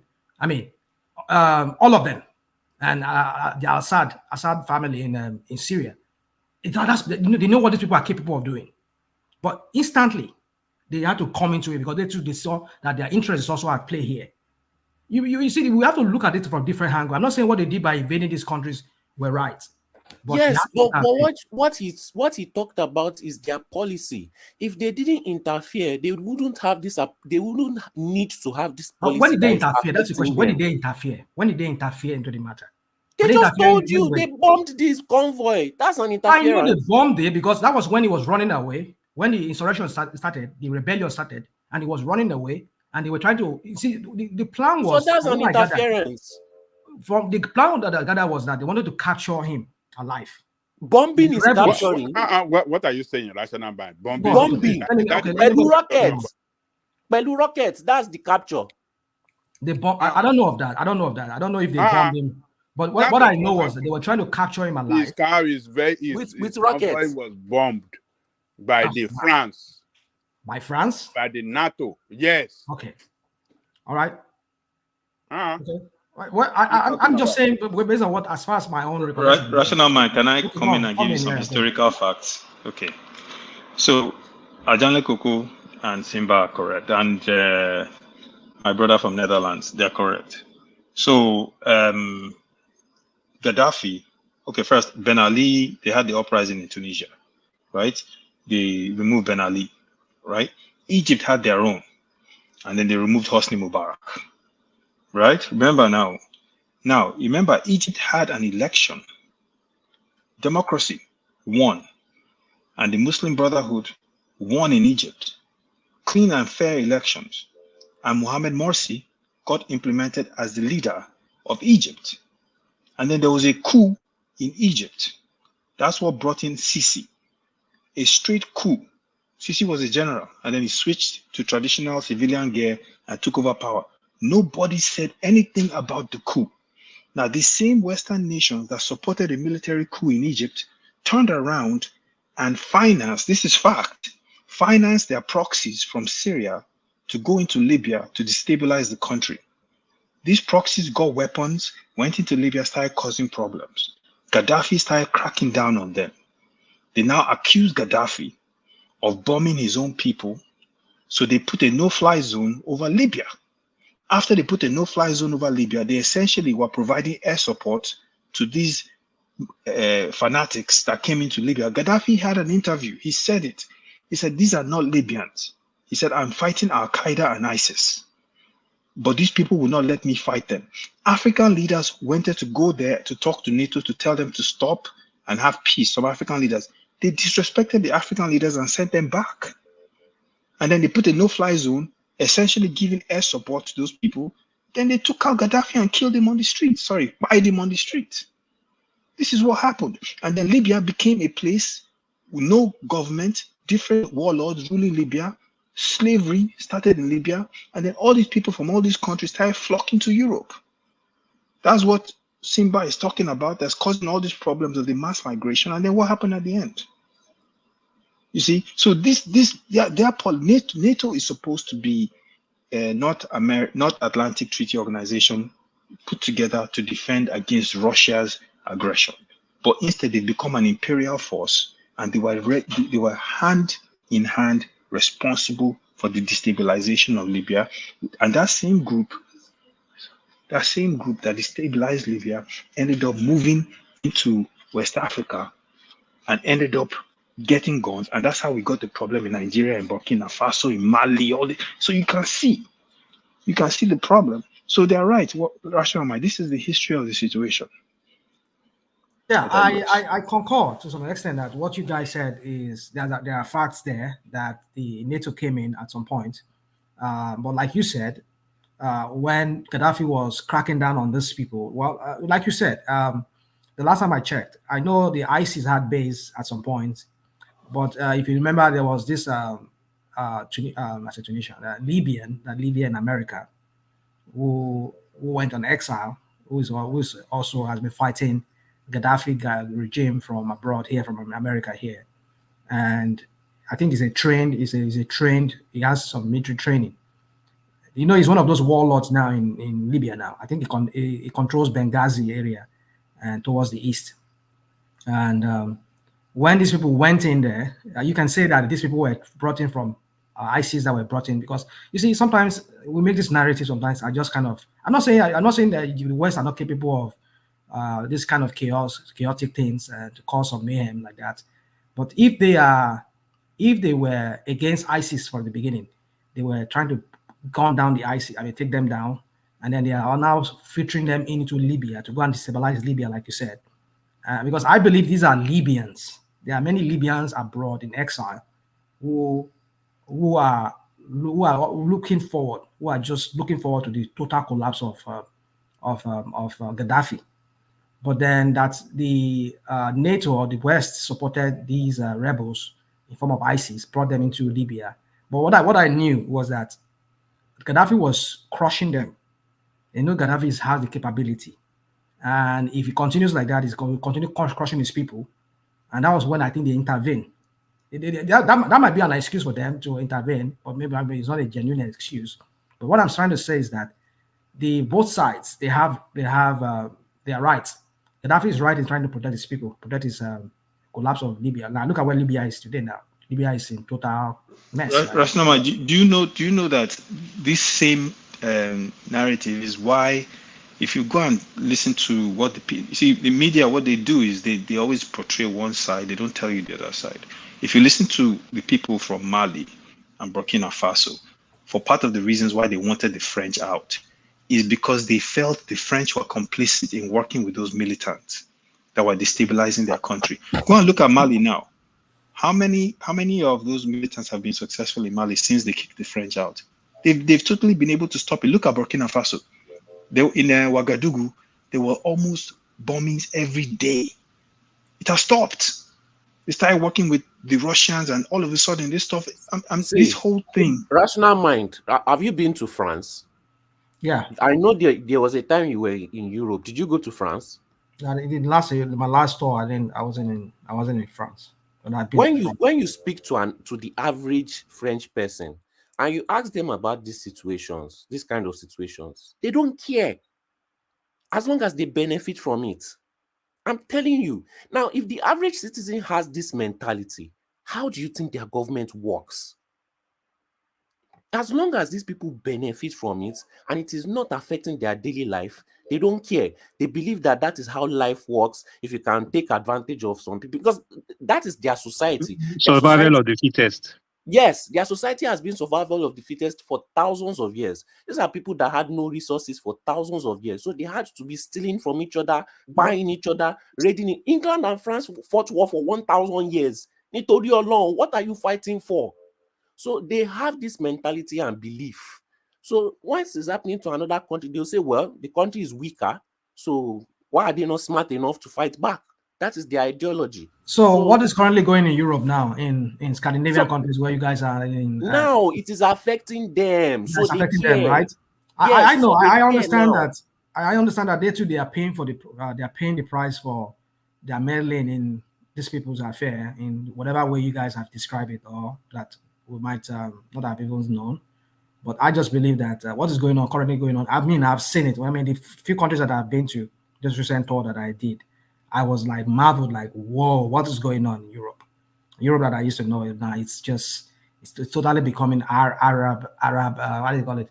Euro Arab. I mean, Arab Euro. There's a name. There's a name. But of recent, there's been this anti-immigration laws that have been in Australia, in France. Yeah, but let me explain that. It's not. But it's not really working in some countries like France. Let me explain why it's not. Can I explain why it's not working? Go on. Politicians, like all politicians, are the same. They see a market where people are taking their attention to, and they use it to get votes. But they cannot really do anything unless they leave the European Union. And they are not leaving the European Union anytime soon. None of them are leaving it. But they use it as a way to get votes. That's just it. They can't do anything. I was Orban. Is it Hungarian? The only way they can implement what they want is if they leave the European Union. Oh, no, but Hungary is part of the European Union now, right? Yes. I was having this the conversation with this Hungarian chick when I was in Europe, and she was telling me about how they were able to do this over there in Hungary. Very tight. Their regulation is very, very tight. But he's doing it against the rules, which it puts Hungary at the risk of being removed from the European Union. But it's not happening. It's not still happening. I mean, it's still. It may happen. I'm telling you, these people, once they set their mind, they will let it happen. They will let him do what he wants. But I'm telling you, they may remove Hungary, and there's nothing Hungary will be able to do about it. These people have, especially Germany. This is why I can never live in that country. They have things called rules, and they believe that these rules is what has kept them surviving for thousands of years. So yes, they may just the same way they will allow things to happen, but you will surely pay a price later on. That's how they work. Because I see this as a real big threat in Europe. Because I was like, if this Hungary is going to stay in EU, they are going to suffer for it. They are going to pay for it one way or the other. I'm telling you. But the Orban is, I mean, the prime minister, I mean, is he prime minister or president? Is really doing it. I mean, let me not say it's doing yes, it, but it's for really now, doing it now. at like I said, that, now. because I tell you, in Hungary, it's very strict for people that are non-European. Yes, that's what I'm really saying. Come into that country. They will let him do it for now because it benefits them. Once these situations have been resolved, then they will now start punishing you. They like what you call. Why are they going to resolve it? Because there are more people. They will find a way, but they will find a way one way or the other, even if it means harsh rules. They'll say, oh, some politicians went too far right, they couldn't control it, and it went too far, and finally they controlled it. Once they've done what they need to do, they will now start. They have what they call media optics. Right? You see, they want it to be always presented in a nice way. ST0LE, everything about these people is not because politicians want their votes. Yeah, someone said their policy are causing problem everywhere. Yeah, but it depends on the policy we are talking about. There are some policies that they've done, that they've embraced, that they've used that one to bottle themselves on the foot. How do I mean? All this issue of the feminism, all those women's work that will make the woman not get married, or the men would not like to have kids and all those stuff.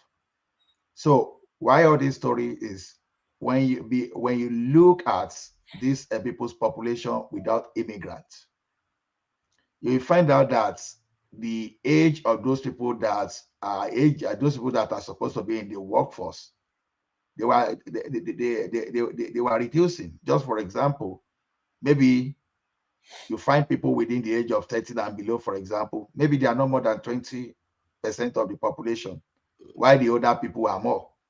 What does that mean? If those older people just get old, who is going to work for their retirement? Who is going to work to pay for their retirement and some other things? So they'll be depopulated. That's the point. That's the point right there. No, but Ola, they are now supplementing.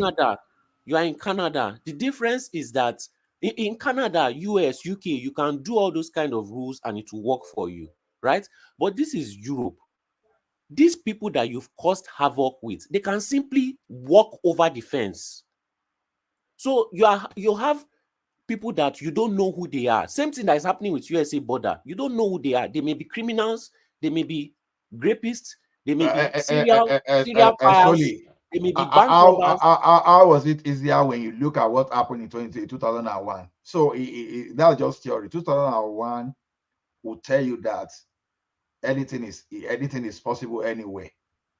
You understand? What I happened in understand. 2001? I understand these people you are talking about when they brought those people from Syria to Canada. You know, just imagine someone in the camp will be telling someone that is wearing mini shorts, will be drawing the sketch. No, don't do that. Without even knowing that what they were doing is nothing but harassment. You understand? Just because of their cultural or religion orientation, so they will behave that same way. And we are talking of those people that they rescue from problem, but they are the one now trying to control their rescuer, tell them how to behave. Not even knowing that, okay, if you know how to behave, where you were coming from.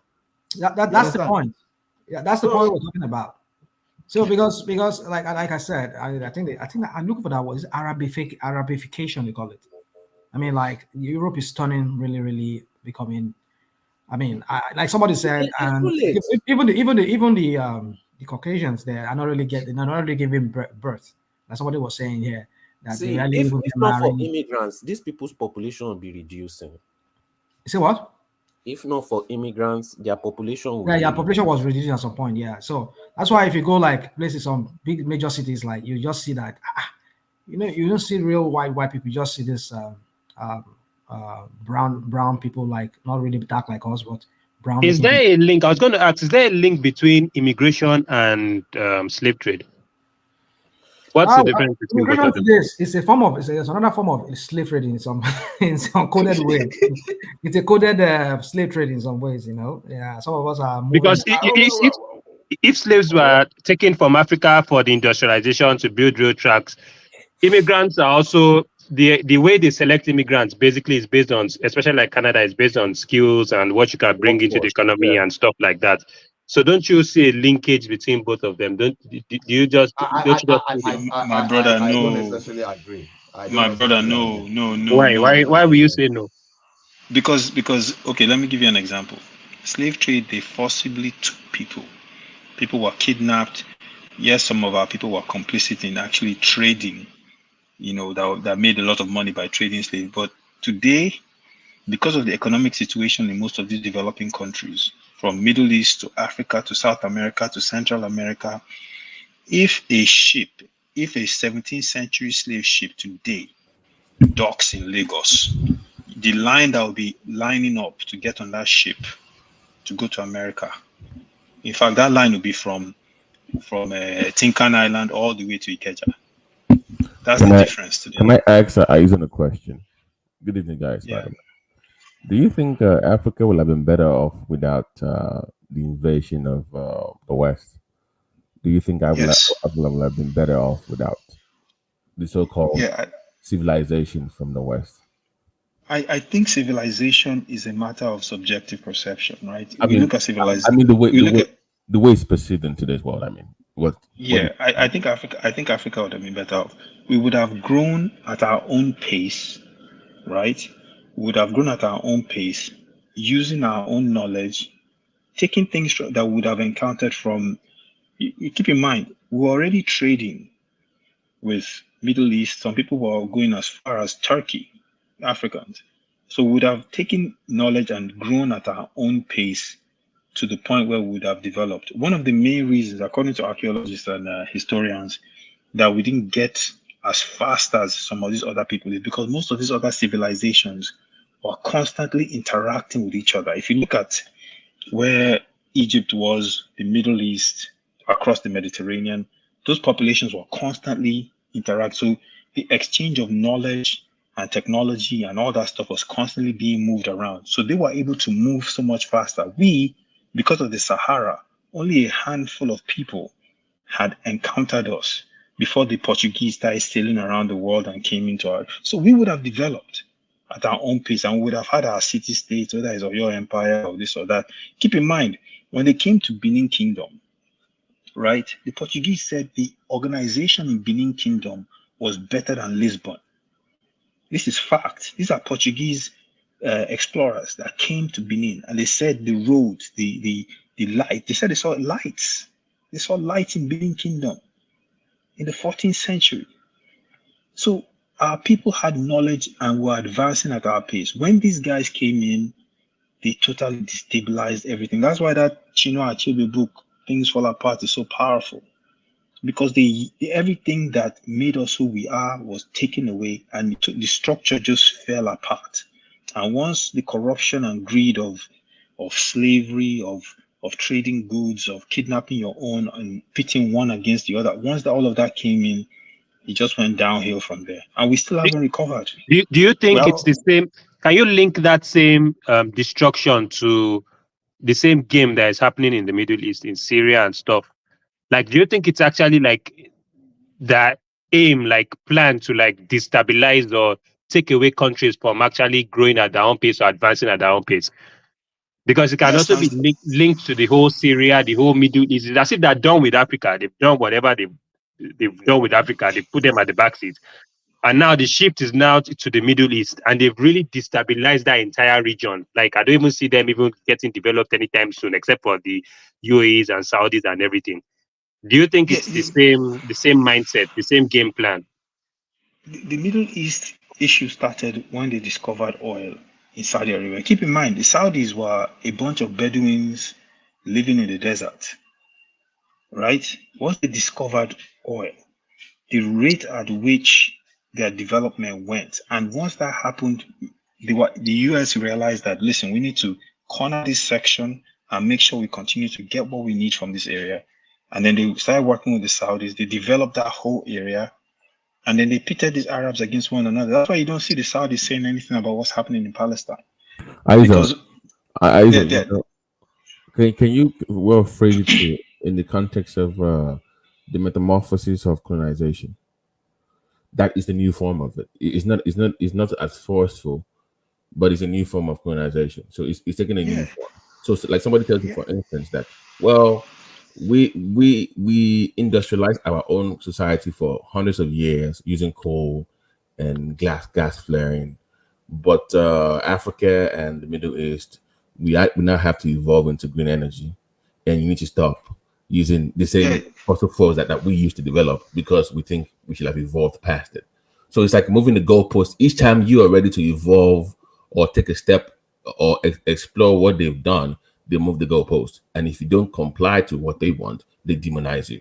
And they have the media to do that. They even have some of your own people that are supposed to be the so-called educated, be at the forefront of demonizing their own people to the detriment of their own society in favor of the West. So it's a new form of colonization and a new form of slavery, mildly, we can put it that way.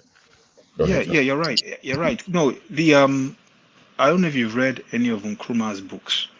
You know, I consider, me personally, I consider Nkrumah to be one of the fathers of Africa, because the man was ahead of his time. He called what's happening today neocolonialism. If you go and read his books, he actually said that neocolonialism, what's happening today, is 10 times more dangerous than what happened during colonialism, because today we have willing collaborators. We have like you just said, right? People that are willing to, we have willing collaborators that will openly and willingly destroy our nations to the benefit of Western nations, openly and willingly. And what you said about the technology, right? That is on us. They can say, okay, they've benefited from the Industrial Revolution and the use of oil and gas to develop their economies, and now they want to go green. So we are looking at it and saying, oh, well, you guys are talking about this and we have to comply, but we haven't developed our own space. So therefore, we need to use oil and gas to develop our own space first before we catch up. But we're not thinking. We don't need to follow them. We need to use the technology of today and the future to develop our own future. We need to chart our own course. You shouldn't say, oh, because you guys use oil and gas and you polluted your environment to build an economy, therefore, we need to use oil and gas to pollute our environment, develop our economy. No, we need to. I'll give you an example. In the US today, this is Babati, so I know you're in the US. In the US today, what do you see most people trying to gravitate towards? Organic foods, organic farming, less use of pesticides, insecticides, fertilizers, and all the right to develop because they've linked these items to being carcinogenic. In essence, they cause cancer, right? So they've identified it. But we, on the other hand, our ancestors gave us the course and said, hey, grow food and don't use these things. We want to embrace all those chemicals in our societies instead of trying to think into the future to say, no. We need to create our own system using what our ancestors left for us to create a future where we're feeding ourselves with healthy food and we're not poisoning our soils and our food or using GMOs. But we're not. What do you see? We've become a dumping ground for fertilizers. Monsanto, whomever, I forgot the name of the company, that pesticide Roundup somehow found its way to West Africa. Meanwhile, the FDA had outlawed it as being a carcinogenic substance. So you see, these are things that we need to wake up to. We can't blindly follow these countries because it will lead to our destruction. There's no other way to put it. We have to wake up and look and say, no, it's not everything the West does that we should openly follow. So in that light, when you're ruling class, look at the show of shame with this recent Green Energy Summit, where you went there in the hundreds to attend a meeting that had nothing to do with you. You can benefit from it, but it wasn't really about you. It was pretty much to exploit you, and you were willing participant in that. That's the problem. It's not so much the people; it's the ruling class of our society. But the ruling class represents the people, Babati, right? We're complicit. We're complicit because we can say, oh, well, Tinubu went, but guess what? Tinubu had 8 million votes, right? We can say our House of Reps. But guess what? Most of our relatives in our local governments vote for our House of Reps. Those votes were not earned based on policy debate. As a matter of fact, we didn't even have any debate. So no, exactly. People don't vote on issues. Like I would say, okay, in America now, everybody knows I am a economics-based voter. Everything I vote for is based on stock market, investment, and that's my thing. So I'm a one single voter.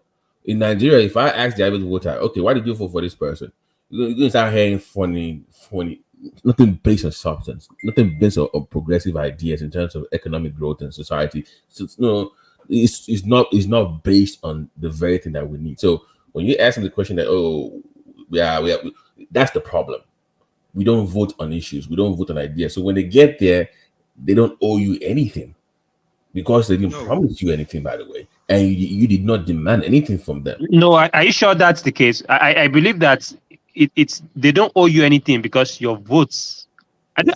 No. Let me clarify. When I say you say for me, when somebody says vote for me, I will give you water, road. No, we should have evolved. I'm not by major life-changing investment in the country. Basic amenities should not be a voting. It should not be a campaign mantra, in my opinion. Water, Babati, I don't buy that. Babati, you have to realize something, and this is what I have this same conversation with a lot of my friends, and we always agree on one thing: the average Nigerian, my brother, is not like any of us on this platform right now. You have to understand this. And if we understand this fundamentally at its core, then we know exactly how they're being manipulated. The average Nigerian, right, cannot see past their next meal.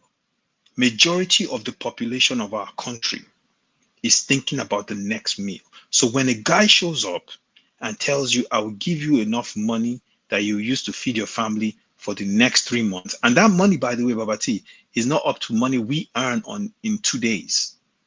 They will take it and they will give that guy whatever he wants. That is where we are.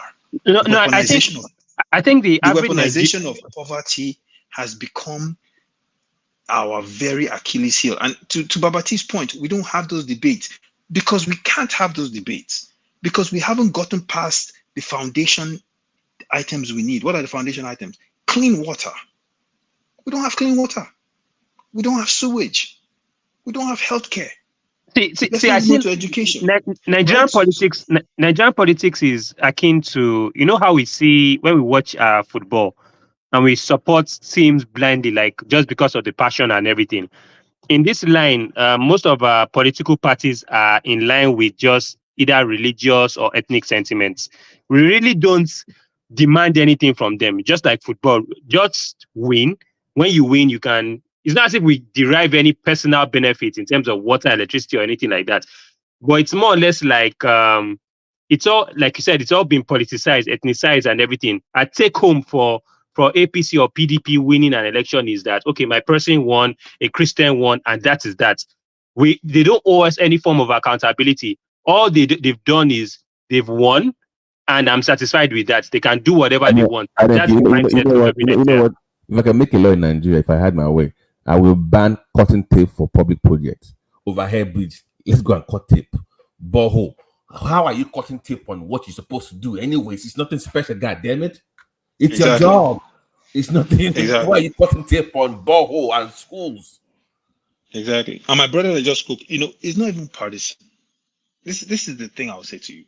This APC, all that, the APC, PDP, whatever, it's not partisan. Look, the very basic things for life that we need. Let's start there. The basic things for life. But no one can hold them accountable because the masses in our society, right, don't even feel empowered. They like I said, listen, if you don't believe me, go to any, most of you have, go to any rural area in Nigeria, go and see. They can't see past it. So how are you going to tell those people that, all the things we're discussing now, you can't even bring it up. In fact, if you bring it up, they'll laugh you out of the room. They'll say this one has come from America. So, it's not even a conversation you can have. So like we were talking about before about the money coming back. Yeah, that money should come back to Nigeria. But if that money comes back, none of us have any method to account or hold them accountable for how the money will be spent, what it will be used for, how we can track it. Our media is so afraid of the Nigerian Broadcasting Corporation that they can't even try to do their work because the instrument of state is being used to suffocate them. These are facts, whether it's PDP or PDP, APC, whomever, it doesn't matter. It's the same mode of system they use. And that's where we look at the situation and a lot of us feel hopeless because we're like, it's Nigeria. Well, some people are just giving up to prayer. In fact, they just say, well, we're just going to pray and hope this country gets better. Some have said the only thing that can save us is revolution. And that's why a lot of times when you listen to Omoyele Sowore, he's right in what he says about the way to get out of this thing, but he hasn't been able to. Sorry to interrupt. Can I ask a quick question in regards to that revolution? Yeah. You know that Nigeria has two major fault lines. That is ethnicity and religion. So each time you've had the call for revolution, the so-called powers that be, they know how to throw in the culture, ethnicity. So if an Igbo man is the one, like maybe he has this followership and he wants to galvanize the whole country genuinely over the love for country. Once it comes out to campaign for something, it's because his uncle lost elections. It's because if it's a Yoruba man, it's the other way around. They will find a way to insert that, and it's been very effective. Let's be honest. They find a way to effectively destabilize any form of revolutionary protest. Even when Sowore that is from his job. Babati. Let me say this. We should not even localize the problem. That this problem is not peculiar to Nigeria. It's a Pan-African problem. You understand? We are just looking at our own space and say, okay, maybe it's ethnicity because or whatever. But what is happening in Nigeria happened in virtually all African countries. So we should go beyond. Not only African countries. I'm not limiting it to Africa, but I'm not speaking to the Nigerian reality right now. I get your point, but how do we? All those are micro. Let me tell you, all these problems that we are highlighting, they are micro problems. The bigger picture is what we're supposed to be thinking about. If we think our own problem is ethnicity, Is ethnicity the problem in Ghana? Is ethnicity the problem in Kenya? Is it the problem in Namibia? No. Simba, this is what I said from. Okay, let me tell you. Look at what, as Aizon said earlier, look at what is happening in Egypt now. The guy came in 2013, changed the constitution to unlimited. He can run as many times as possible. He just contested third term now, and he has won. He will become another dictator in Egypt, and it's not doing well. I'm not disagreeing. I'm saying that. Hold on. I'm saying that. No. I'm saying that those two fault lines have been effective tools for politicians to dampen any form of revolution that's about to take place. Each time you have that agitation that is coming up, they've found a way to effectively squash it. So how do the people rise up beyond those two fault lines to effectively change the system the way it's supposed to be, to favor the people, is the question, pretty much. Babati, it starts with us. It starts with us. No, it's not going to start with you the way you look at it. You know, Ola, let me explain. Let me explain real quick. It starts with us. Do you know why I say that? I don't. No, do you know why? Do you know why I say that? Okay, so like I said, majority of the average Nigerians, they're not like us, right? They haven't seen the world the way we have. Look at the things we're discussing here. These are not things that if you go to any beer parlor in Lagos, for the most part, they're not talking about these things. Some people are, but not a lot of people. But the reason why I say it starts with us is because every time, Babati, every time we see that ugly face of ethnicity or ethnocentrism or tribalism raise its head, we should crush it. Every time. If, for instance, how do you crush it? I'll give you an example. For instance, we're talking about Diezani, right? Diezani is an Ijaw woman. Her maiden name is Diezani Pobeni, right? She's from Kaboway clan. She's Ijaw, right? It's not Diezani Madueke. Madueke is her married name. Okay? Diezani is an Ijaw she's woman. not Igbo. She's not Igbo. She's Ijaw. Diezani.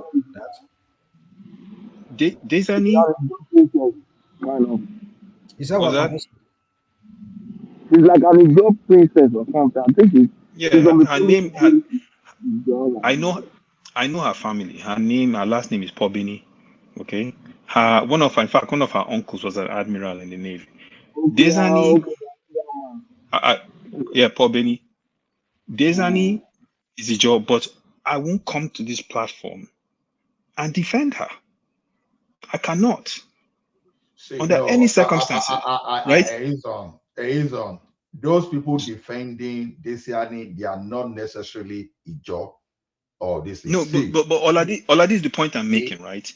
I'm using myself as an example. Listen, I know some Ijaw people that are defending her. Trust me, they're saying it's no. See, there's a point I'm countering there. It's not okay. See, there are many Yorubas now that are defending Obi, and there are many Yorubas that can find themselves because of Buhari. No matter what, they will tell you that what Buhari did was not wrong. They will rather accuse me, accuse my dead grandpa, accuse my great grandpa that we are the problem.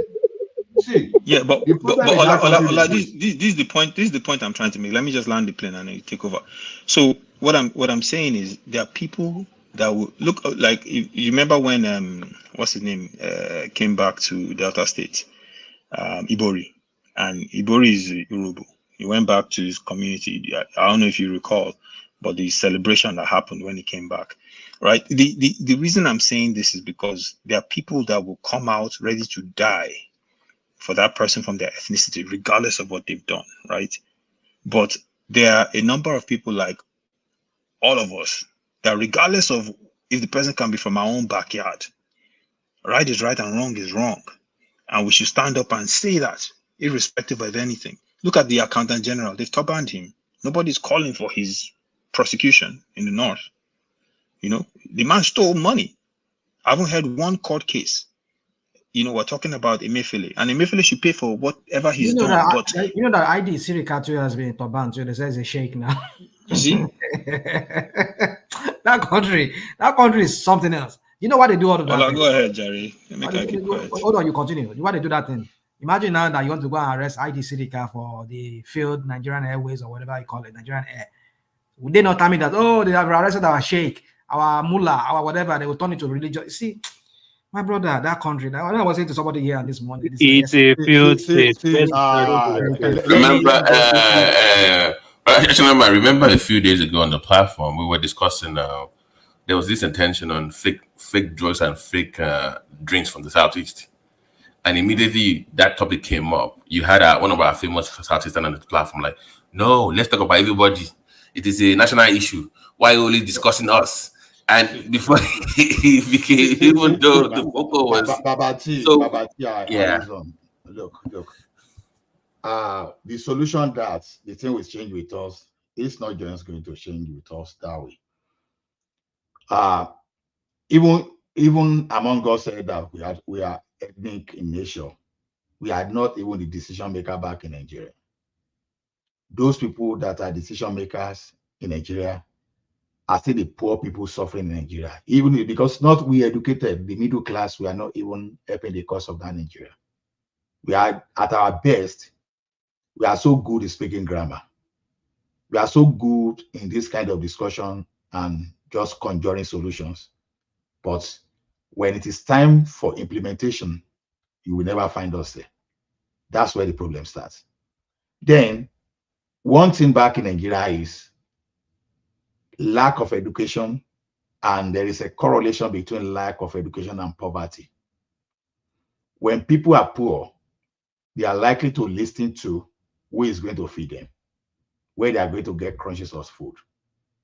Now, if you are generally educated, there will be a way to strike the balance that is not going to be that easy. Now, look at when we're having, it's not just a coincidence that when we talk of Yoruba today, that we never see Yoruba, even the same thing they are supporting. When you are talking of that fragmentation of ideas, you find it among Yoruba people. Whether you like it tomorrow, some people will never agree with Obasanjo. You will never see a Yoruba supporting their own absolutely. It's impossible. You must have division. And what caused that? It's just because of the level of education we acquired in the past. And we build the confidence over time. See, and all these people, all these politicians, they've known that any day you have proper education. You know, meanwhile, proper education is not limited to when you have university degree. I'm saying education that will empower you, that will give you that confidence, that make you be whosoever you are, that do not make you be a subject to another person. If you are able to go there, because if you're able to get that, you won't be able to see people having some kind of gathering where people will indoctrinate. Just imagine someone working extra time, running after money, having an appointment with his babes, trying to fix all that. Where will he get time for him to be indoctrinated? Where will we get time for any politicians to change his mind? Because already he's an independent fellow. But over time, these people, they've made the system in such a way that the poor, even the so-called poor people, will still depend on this highly placed people. So that education, and whether by either by we have it intentionally or the politicians lost their mind and they educate us, if you don't have it, we are still going to fall for whatever that is happening. So sorry, if I might ask, what differentiates the level of education of the West or the typical Yoruba person from the education the South or Southeast gets? No, I'm just telling you that we have that leverage. You see before Awolowo, this thing, free education. You see, the southeastern people, they were in fact, even by the basis of occupying the civil service, I would say they were the most educated. But you will see that the level of education that Awolowo brought to the Western region, not necessarily university education, but the basic, what will empower the people for them to be self-reliant. So And so when you are occupied with what will make you progress, you don't depend on someone that is going to manipulate you. That is why you see all those papa, the same way you can use religion to manipulate some people's mind. All those papa, you cannot. And when I say all those papa that benefited from free education, that were well educated, you were not going to use that one to engineer their mind. But today, it's another thing entirely. So it's not going to be, oh, let me change, no, it's not going to happen. Okay, the question, how do 200 million people change just because we decide to change? It's not going to happen. It's going to be some kind of change in orientation. A change in orientation will be through education that is purposefully directed or targeted at achieving that purpose. So, like we said, here too, we are fragmented. Like I said, in Canada, we are, but what differentiates our population here to Bygone is just because of the level of education.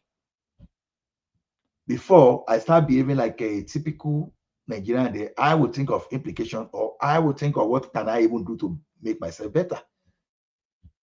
If I can pay my bill, why should I be shouting until I become homeless before I do the right thing, when I have everything to do the right thing?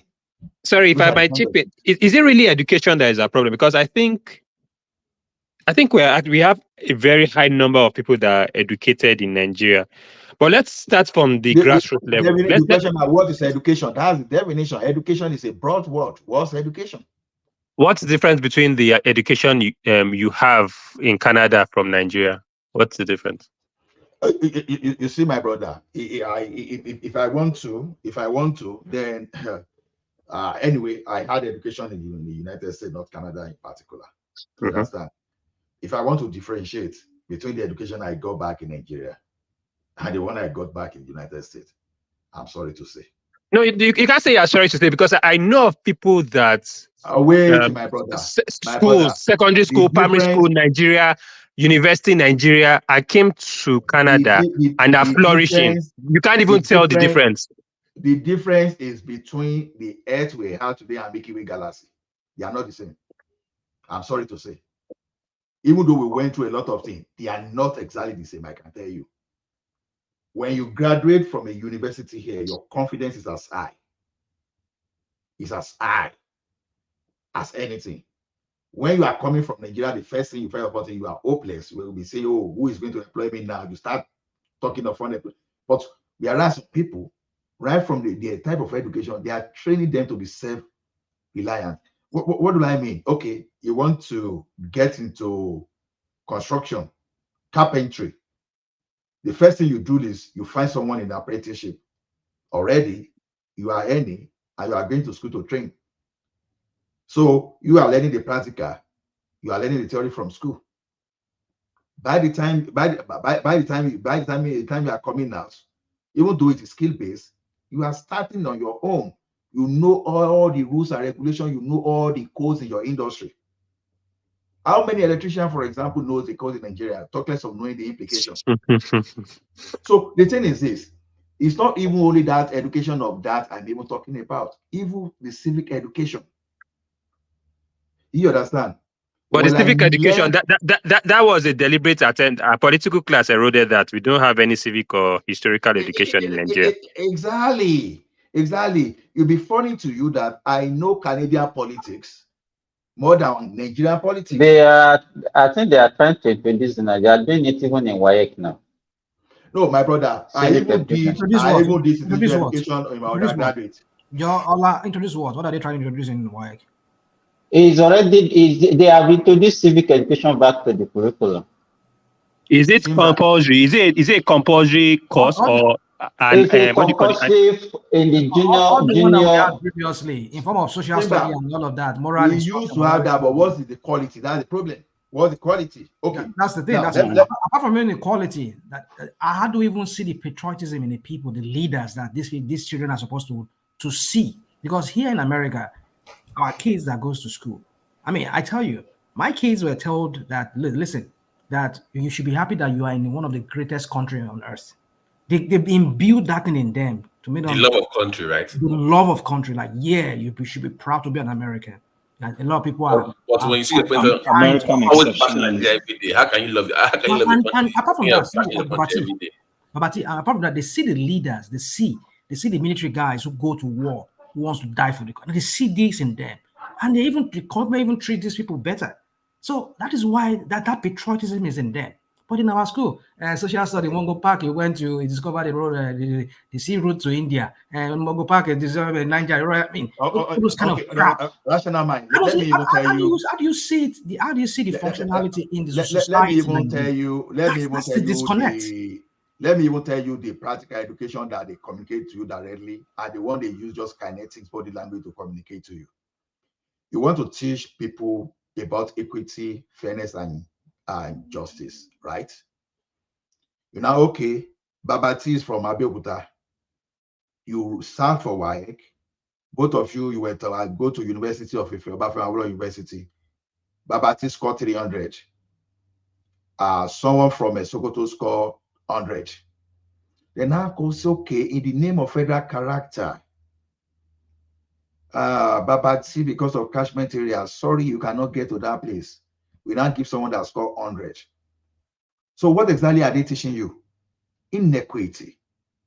Because your offense now is that because you were born in Abeokuta and someone was born in Sokoto, even though you put all effort, they are telling you that hard work will not give you anything, but your location will give you something. So from there is where you now address the system. Why can't you create your... No, Ola. I agree with you what you are saying, and it should be generalized, because I could remember that time that we are doing JAM. Even some southeastern states were part of the educational disadvantaged states, and they put them there, especially Anambra that time. No, don't let us. Now, I'm just making an example. Because no, people usually everybody is fixated that it's only the northerners. That's what I'm trying to correct. Okay, the analogy is there's no level playing ground, because that is why that people like me, we advocate that you should have allowed every region to decide what work for them. If University of Sokoto, we admit someone without even JAMB at all, let it be. That's their own system. But don't communicate to two different people that, oh, no, you know, at my age, I still carry the grudges that I could not get admission to Obafemi Awolowo University. And I still cause inwardly, although not outwardly, those people that made such kind of barbaric policy till tomorrow. How will I read night and day, burn candle?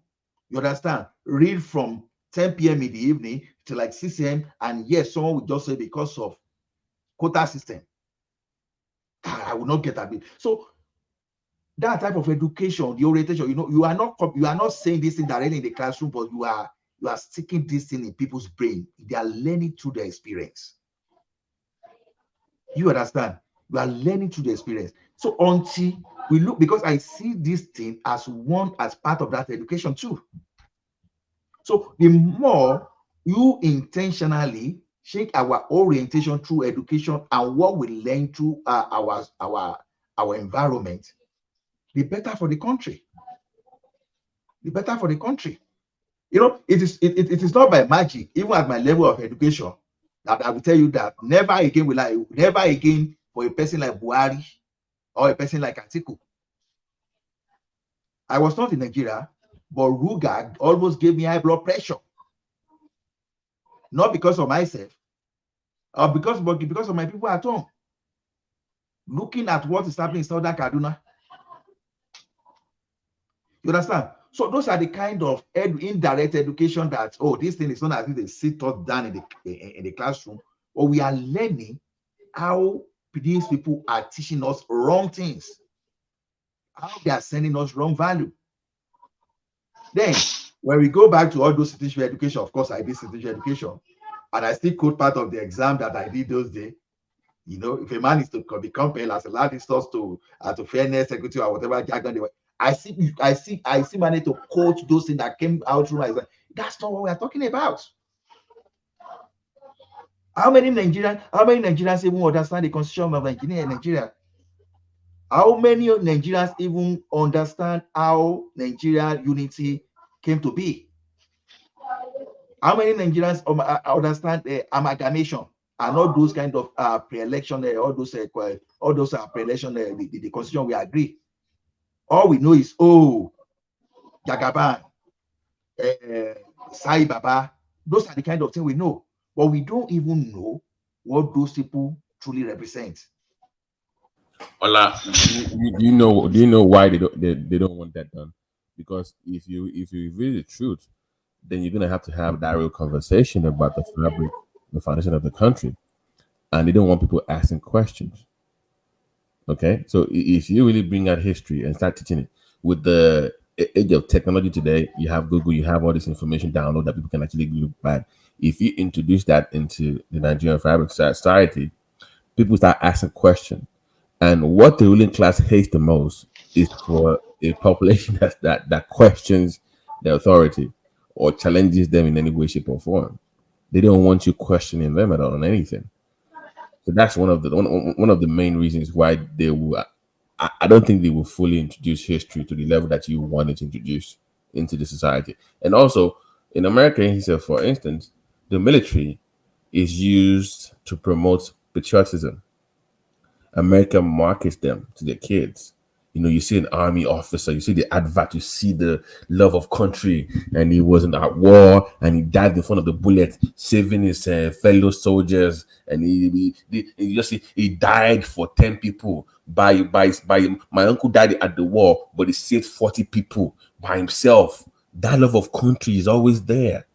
They always share. Babati, you know, the love of country. You see, if he slap you, mopo. So there's no positive enforcement of that love of country. There's no figure to look at and say, okay, this is the person representing authority in Nigeria that loves country that I can emulate. You don't have that. Babati, the love of country is you're using the US example, right? You see ads on TV, Marines, you see this and this, right? But you have to understand, we have all these mechanisms in Nigeria, right? But the lack of effort to continually work on them and promote them and market them. Americans are very good at sales and marketing. To market them. Example of the one that if you had the power to choose. Yes, let me give you one. I'll give you two. In fact, I'll give you two in Nigeria that are there, right? And I give Gowon credit. The NYSC is one, right? The Unity Schools is another one, right? Beautiful programs to build and foster unity, to strengthen our bond and embrace our diversity. Fantastic programs. You finish university, honestly, you guys those are false positive programs. That's what we're saying. Yeah, but Ola, the point is that these are fantastic programs, right? Set up at a certain. You know why NYSC is not a fantastic program?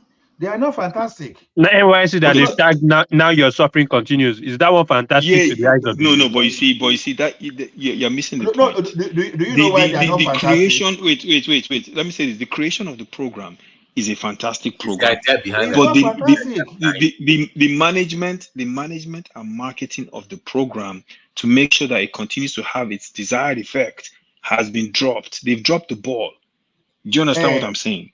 That is the point I'm making. Let me give you an example. I went to a Unity school, okay, for secondary school. I went to Unity school, secondary school. I didn't do university in Nigeria, but I went to Unity school. At a young age, I was exposed to, Gwari, Nupe, Birom, Fulani, Hausa, Ibibio, Efik. I was exposed to everyone. And until today, I cherish that experience because it took me far away from my home at a young age. And I was forced to understand what that country really meant and embrace and appreciate its diversity and its richness. Okay? So it's a fantastic program, But if I take you to my Unity school today, you will cry, right? So the point I'm making is that these things are beautiful, fantastic programs, but our government has totally just dropped the ball and has totally messed them up. NYSC, look, they are if you fraud. develop NYSC, Ola, if we develop NYSC with the same effort Americans put into their military, NYSC people that go and do NYSC, when they come out, these will be very dedicated patriots. But they dropped the ball on it. Sorry, Aizon. I was in Israel like 5 years ago, right? I was in the street of Israel. But I had a tour guide. So I saw these young girls, but they had an American, like 4 of them, just young girls. They were wearing military uniform and they had guns, and they were by the roadside. They were like just walking, and they had like 4 of them, white girls with guns.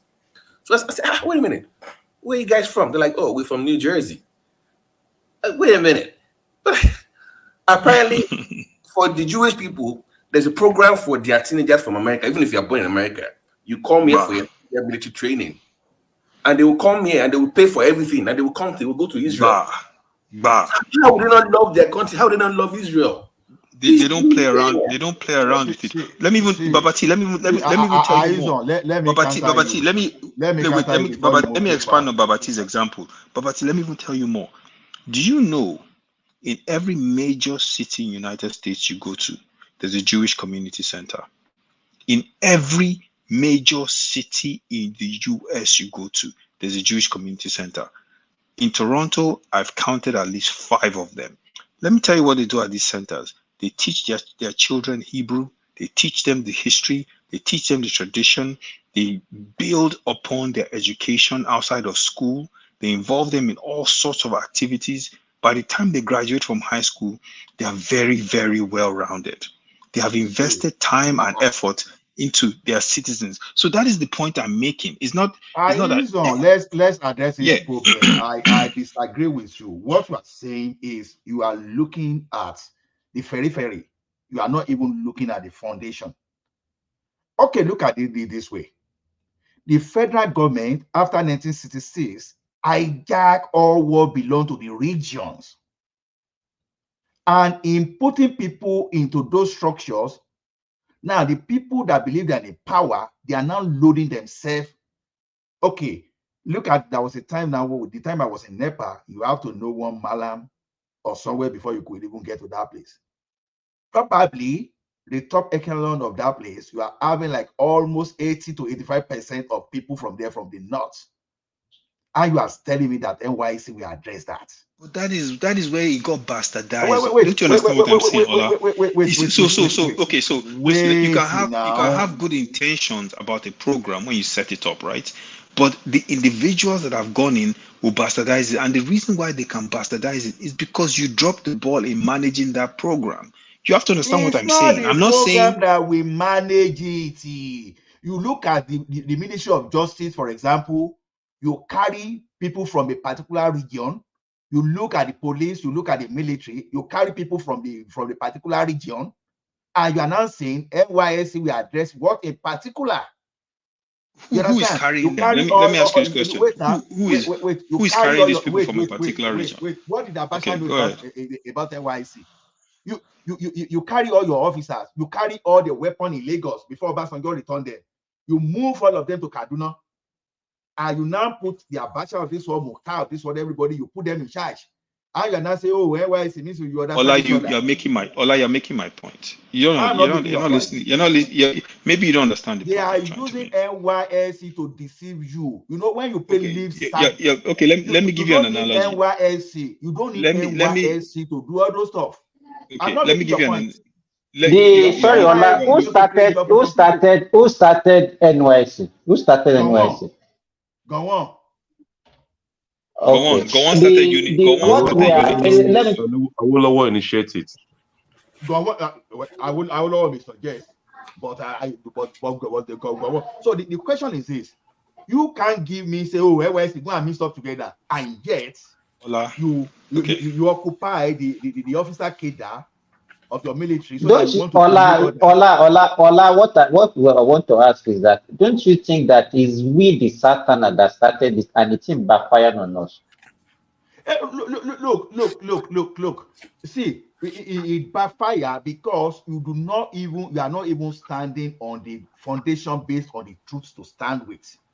I'm still asking you, the question you should ask yourself is this: why should someone, even from Lagos or even from Kaduna, you now forcefully take the oil from South, and you are now dictating how to use their oil for them? Oh, even though, you say, okay, the money we gave them, what have they done for the ecological, whatever. Why did you even allow them to even control their oil first of all? Well, we're talking about two different things. On what you are taking from them. We're talking about two different things. Wait, you take the oil from them, and the people cannot even become the minister of that particular industry. And you even look at the NNPC. We're talking about two different things. People from that area occupying the place. And you now introduce NYC to say, oh, we are trying to. All those things are just fraud. Wait. Let me respond. Can I clarify something? Triumph. The program is for 18 months. It's called the IDF program so if you're an American Jewish child that just turned 18, you can go to that program for 18 months in Israel. Yeah, so look it up. Triumph. Go ahead, Aizon, sorry. Yeah. So Ola, you're talking about two different things. You're talking about the federal government controlling resources for different region and all these different things. That is the total, which, by the way, I agree with you on that, what you just said. That is a totally different aspect. What I'm talking about, right? We as a country need to build unity. We need to build strength. We need to build all these things, right? Gowon, in his wisdom, and I give him credit, created these programs because he understood that we had to survive as a nation. And in order to do that, we must learn to know each other. So he built these programs in order to do that, right? They are fantastic programs. Now, what has happened over the years is that people that have come in have bastardized them, have used them for their own means. Like you said, people have carried guns to Kaduna and all that stuff. Okay, it doesn't make it a bad program.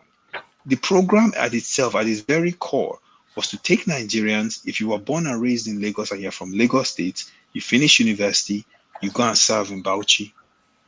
By serving in Bauchi, and it's called service, you are serving. By serving in, wait. Now, my brother, wait. Make I finish. Igbo live in Lagos. Those things, the population of those people that live.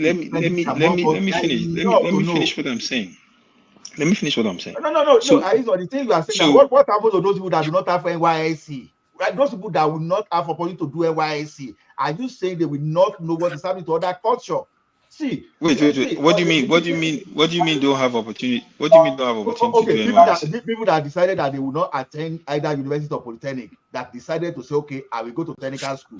Those people that said, okay, I will not go beyond secondary school, that they don't have opportunity to travel to all those places. Are you now saying that they won't be able to appreciate? There's no way to appreciate the diversity.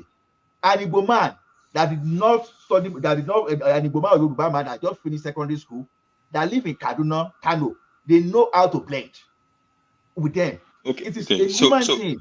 Okay. Do you agree? Let me ask you this question. Before we know how to blend in America or in the UK. No, but you learned how to blend in America. Sorry, I'm not saying something. Now, okay, go ahead. I think I understand what Ola is saying, but I will use my own case as an example. I was born in the West. I was born in Ikere Party, I school in Oyo State. Eventually moved to the state, which I now call second home. I am from the state, that's where I describe myself. But I was posted to Yola. Still. And anyway, my posting to Yola made me gain a better understanding of the Hausa and the Fulani. Before I went for NYC, I had a different thinking about Northerners, about Fulani, about people. But my service in Yola made me see them as very wonderful people, fantastic people, In short, when I was going to Yola, my brother who was in the army there accepted it as a military man, which I was with him when I was schooling to him. Told me you are going to Yola. If you see a girl in that place, go ahead and marry her. That was what my brother told me. Because maybe he had the opportunity to, as a military man, to relate to them. He said, look, just go there with open mind. If you see a girl you like from there, Fulani girl you like, just marry her. So NYC made me see things. So whether I would like it or not, NYC is achieving its purpose. And mind for those who are not able to serve and who probably didn't have the opportunity to interact, people like us from the south who have gone there and have come back to the south and begin to give them a true picture of things. So when I'm talking to them, I'm talking authoritatively. I'm talking like I'm someone who has been there. So begin someone like Ogbeni, I'm sure it was everybody that took Ogbeni to the north. If not, he wouldn't marry somebody from that northwest. That's Exactly. NYC. Exactly. So the NYC is achieving its purpose in a way. What people are failing to understand is this. What Ola is saying is that people does not have to go and serve NYC. We understand that NYC has its role, like some of you who have had the experience as already saying here that you benefited and all of that.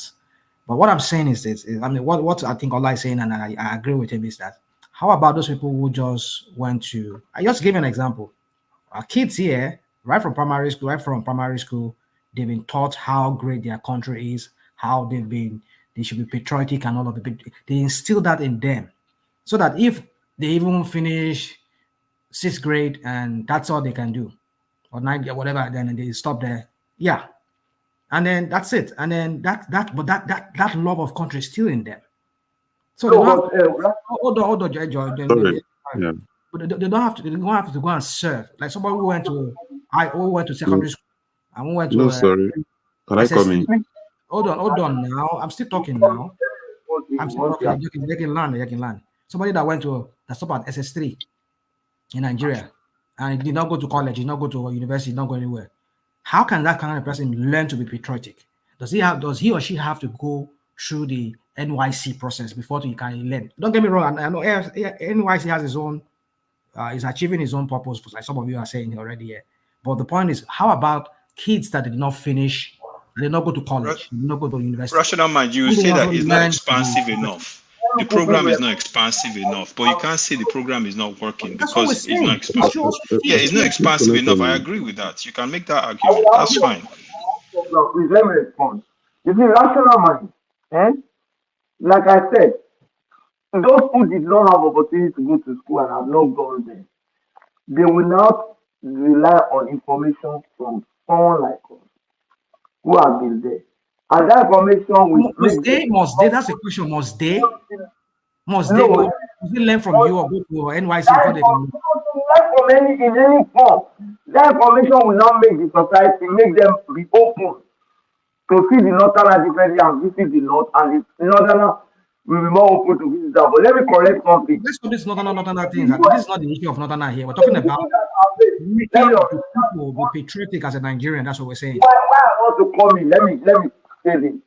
The issue you raised about the US, people in the didn't go for NYC. Do you know that there are people in the US who don't really know much about their country?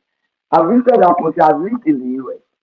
I know guys living in Texas they are 50 years, they've never been to New York in their life. They've never left Texas. They don't know the country. There are people like that. Is that your country? They've never left California. We are discussing, it goes deeper than that. So I'm even going to the level of indoctrination is what I'm talking about. I know that word is not the way you have to, in some way, shape, or form, indoctrinate them at that young age. Not you see, NYSC is too late to achieve what we're talking about here. You must do this thing early. That 4 to 11 stage right there, that's where you get them to buy into what you're selling for your country. Once you start talking about NYSC, you're already 18, what, 2021, right? You're already 2021, 22. Yeah, sorry. It's not going to. In my own opinion. as effective enough as what I think we should be able to achieve the way they've done it in the West. You must catch them young. You must entertain them early for them to buy into that Nigerian project or whatever you're selling. In my own opinion, I think there are so many roads. There are so many roads that can lead to whatever government want to achieve by uniting the country. It does not necessarily that it has to come from NYSC alone. Like we are talking about NYSC now, it's also part of how we can unite ourselves. But there are still a lot of things as well that we can still put together to unite the country. So like what we are just saying now, like we're supposed to get it done before age of 10, 11, 12, 13, before we even matured. We should be able to know about ourselves deeply, trying to unite us when we are still young, when we are still very, very young. Okay? Like the NYSC of a thing is not too late. And it's also part of what I think is actually helping us to even come together more. So we cannot actually condemn it totally. And it's also part of what I think that actually unite us. But that does not mean that we should base our what's it called, our unity on that particular one. There are a lot of ways that we can actually collaborate. We can actually come together. There's so many ways. So we don't need to condemn any aspect that can bring us together. But it's also part of what we need. My brother, let me jump in real quick, please. So the NYSC poverty, the NYSC example came up because I was saying that there are some things that we do in Nigeria that are good, but that using the example Babati gave about how they promote the military and they promote all these things in America, is that we dropped the ball. We haven't put in the work to make those programs more effective, to expand them, to do all the things necessary so that way it can even have a larger effect. That's how the NYSC example came in. And I think from listening to Ola and even Rational Mind, that's the point. You guys are agreeing with me. You're saying that, yes, what about those people that finish secondary school and don't go to university? How would they learn about the other parts of Nigeria? Yeah, I agree with you. That's the point I'm making, is that it can be better because we haven't put in the work to expand on those things that we already have on ground, that were built there to help us achieve these things. So I think we're all on the same page. NYSC has had effects, and it's not just Patoski. There are other people I've met, lots of people. NYSC changed their lives. In fact, some of them moved to those other parts of Nigeria. But it can be expanded. There are more programs. Look at the program Babati just talked about Jewish kids from New Jersey going to Israel. I mean, there are a lot of other programs that can be done. There are even programs that can be done exclusively in just Ogun State or exclusively in Cross River State because of certain things that are happening there that benefit the young people that need to help them develop and grow.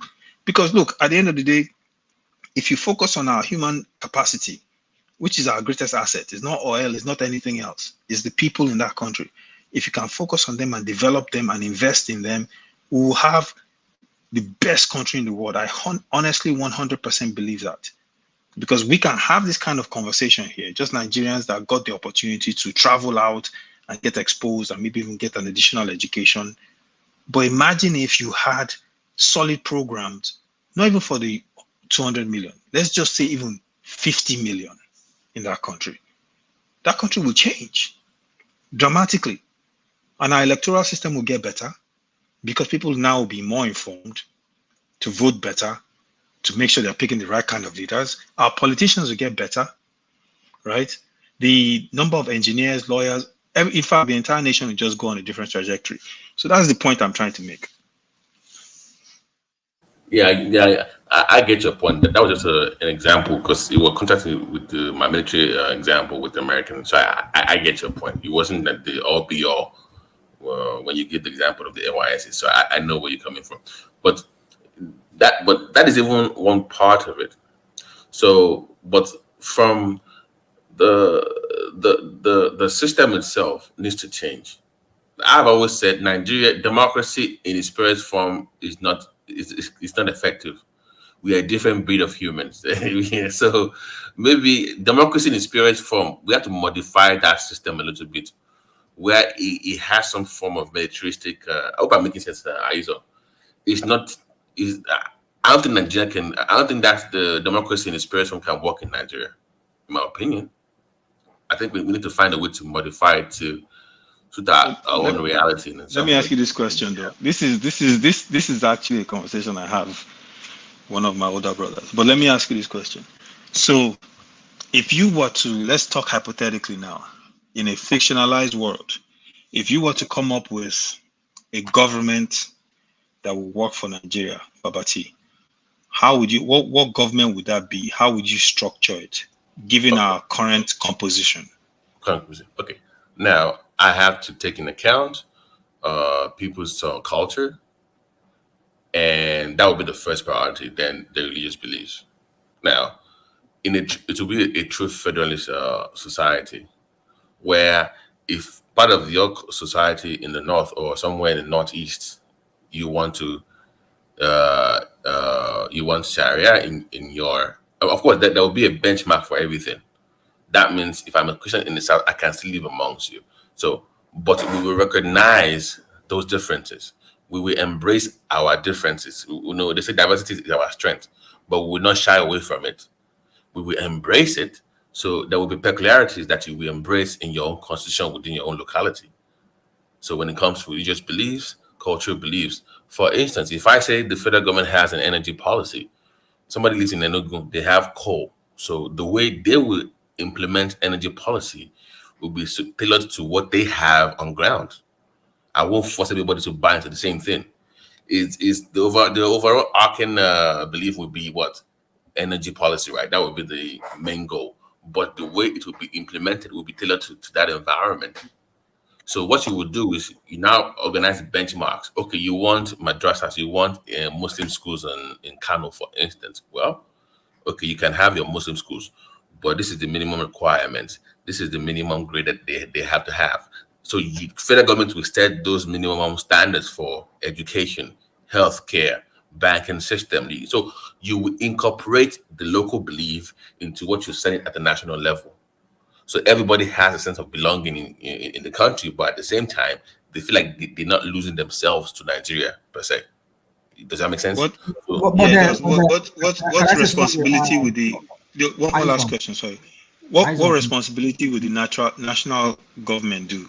So what responsibilities would you leave exclusively for the federal government?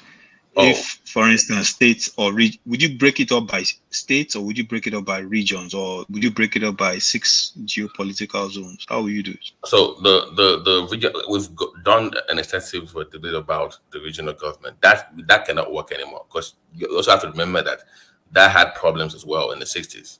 It was not that perfect. They had their own issues. So what we can go with right now is the states. Okay. The issues they had in the 60s, Babati, the issues they have in the 60s was more of politics than the social.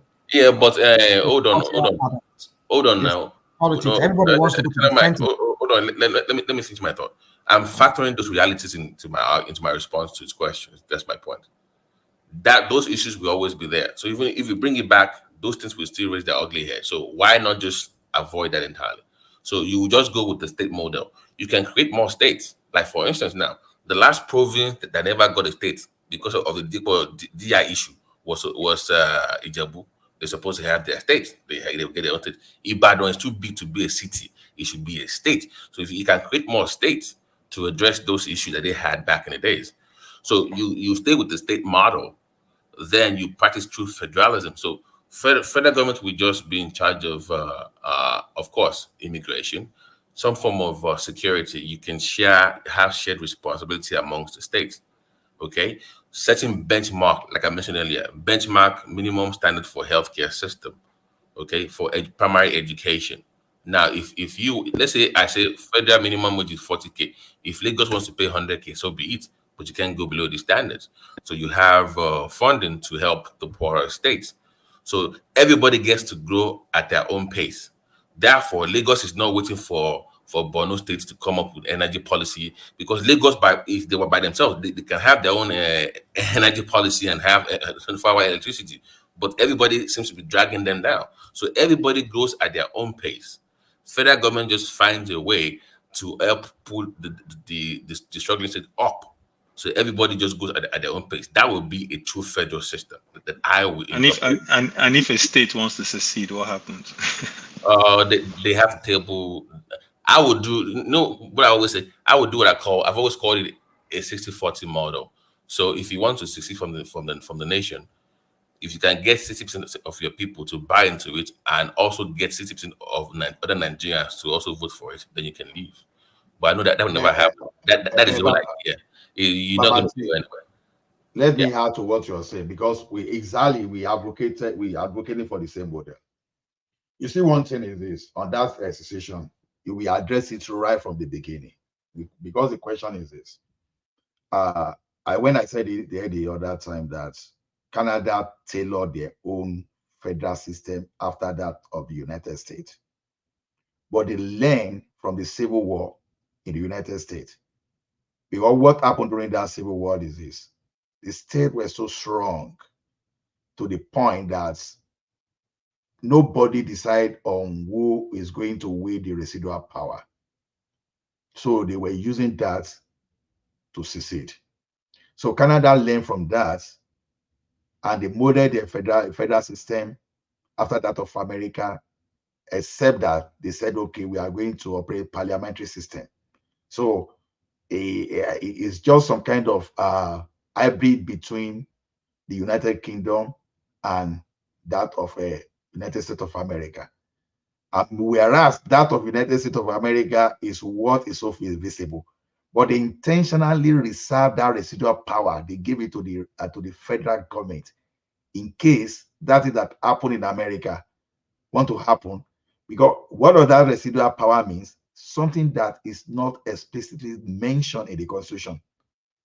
At their own discretion, the federal legislation, the federal parliament can decide and make law around that. So the model is this: when you don't see, you can still make the central powerful to the point that they cannot secede. The region cannot secede, because the weakness of that pre-independence constitution was that because the central was not strong enough. There are some duties that were not so specified, and at the same time, unfortunately too, Gowon and Ojukwu, they agreed on what was not possible, like what Aburi, like what Ojukwu was trying to get from the federal government. So just the thing is, when you have that, you do it in such a way that any state cannot just say you want to secede, because secession, what happened to look at it this way: Ibadan is a state, they want to secede. Then where is the border when you are going to Ekiti? You understand? So you must have factor in all those things. But what we are saying is this: everything that goes along with your culture, it goes with your culture. You want Sharia, no problem. You can't bring your Sharia to Ekiti. So instead of saying, okay, Kano wants Sharia now, someone from Ekiti say, you don't, no, you cannot go Sharia. No, you don't do that. You allow them. That's the culture. By the time you start asking them, Ekiti man start telling them what they were doing in Kano, that is where problem starts. And that is the problem that is starting in Nigeria today. You want to make we are running a unitary system disguising that we are running federal system. You understand? So that of situation, we agree from the beginning that you are not going to allow that to happen. You understand? You are not going to allow that one to happen. But every other thing. So basically, we must practice true federalism, exactly. And states should be. We should have more states. For the local government council thing, I think it's charade. Just have more states.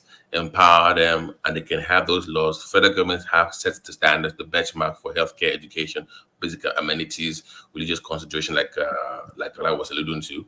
Then security, then they collaborate with the state government, and they take it from there. Babati, I have a question for Ola. Yeah, well, before So question, Ola, can I add something to that? Just one quick question. I'm sorry. Just one. I'm sorry. Ola, so you said like Sharia, if Bauchi, for instance, or one of these states wants to have Sharia law, they can do it. Do you realize in some of these states they have a lot of minority groups and ethnicities in a lot of these states that are not Muslim or believe in Sharia? You know, what happens to the protection of minorities in this kind of environment? Because these people have this is their ancestral land. You know, they've always been there. If you get a chance and you look up ethnic. Can I give you a quick response there? Can we have? I think to respond to your question directly, it's about time we have Kaduna South State now.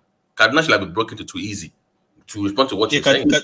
But Kaduna is one example. But even in Sokoto, most people think Sokoto is just Fulani and Hausa. But remember, I said earlier, you need to have more states. Local government thing doesn't really work for me. I'll give you an example. I don't agree with this point though. Okay. Oriade, let me quickly respond to Aizon. In Canada, we have provinces and territory. Territories are. But you guys are still under the monarch, man. You're still under British. British is the head of state of Canada. So I don't understand. Where are you talking about what you don't know? I'm a Canadian. I know what will just you guys still under Canada. I said don't say what you do not know. I'm saying what I know. Ola, he's right. Ola, he's right though. I'm in Canada too.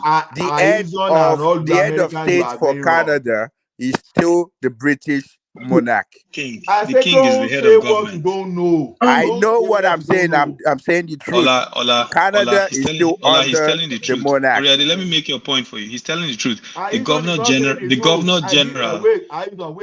general is the British, is the king's representative in Canadian government. Can we let Ola finish his point before we start arguing about it? Exactly. You are just saying what you don't know. Let the man actually argue his point first now. What are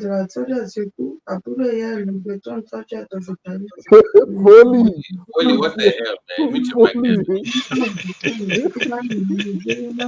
Foley, what's going on, man?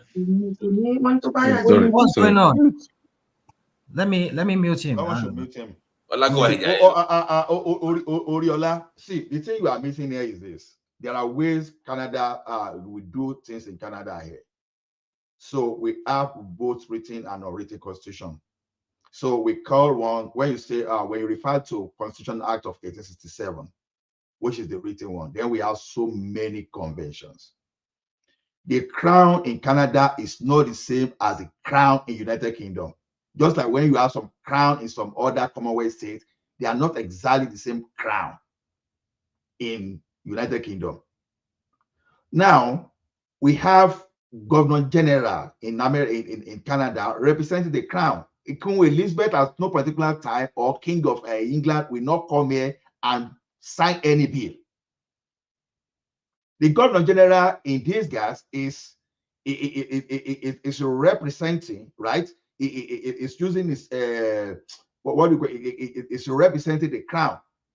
Whereas Queen Elizabeth himself will not put a signature on any new constitution. Now, over time, by convention, the Prime Minister of Canada is one of the most powerful Prime Minister or equivalent of president you will find in the world, because they were like doing everything just like they will pass the law and they will say, oh, Queen, we have to sign.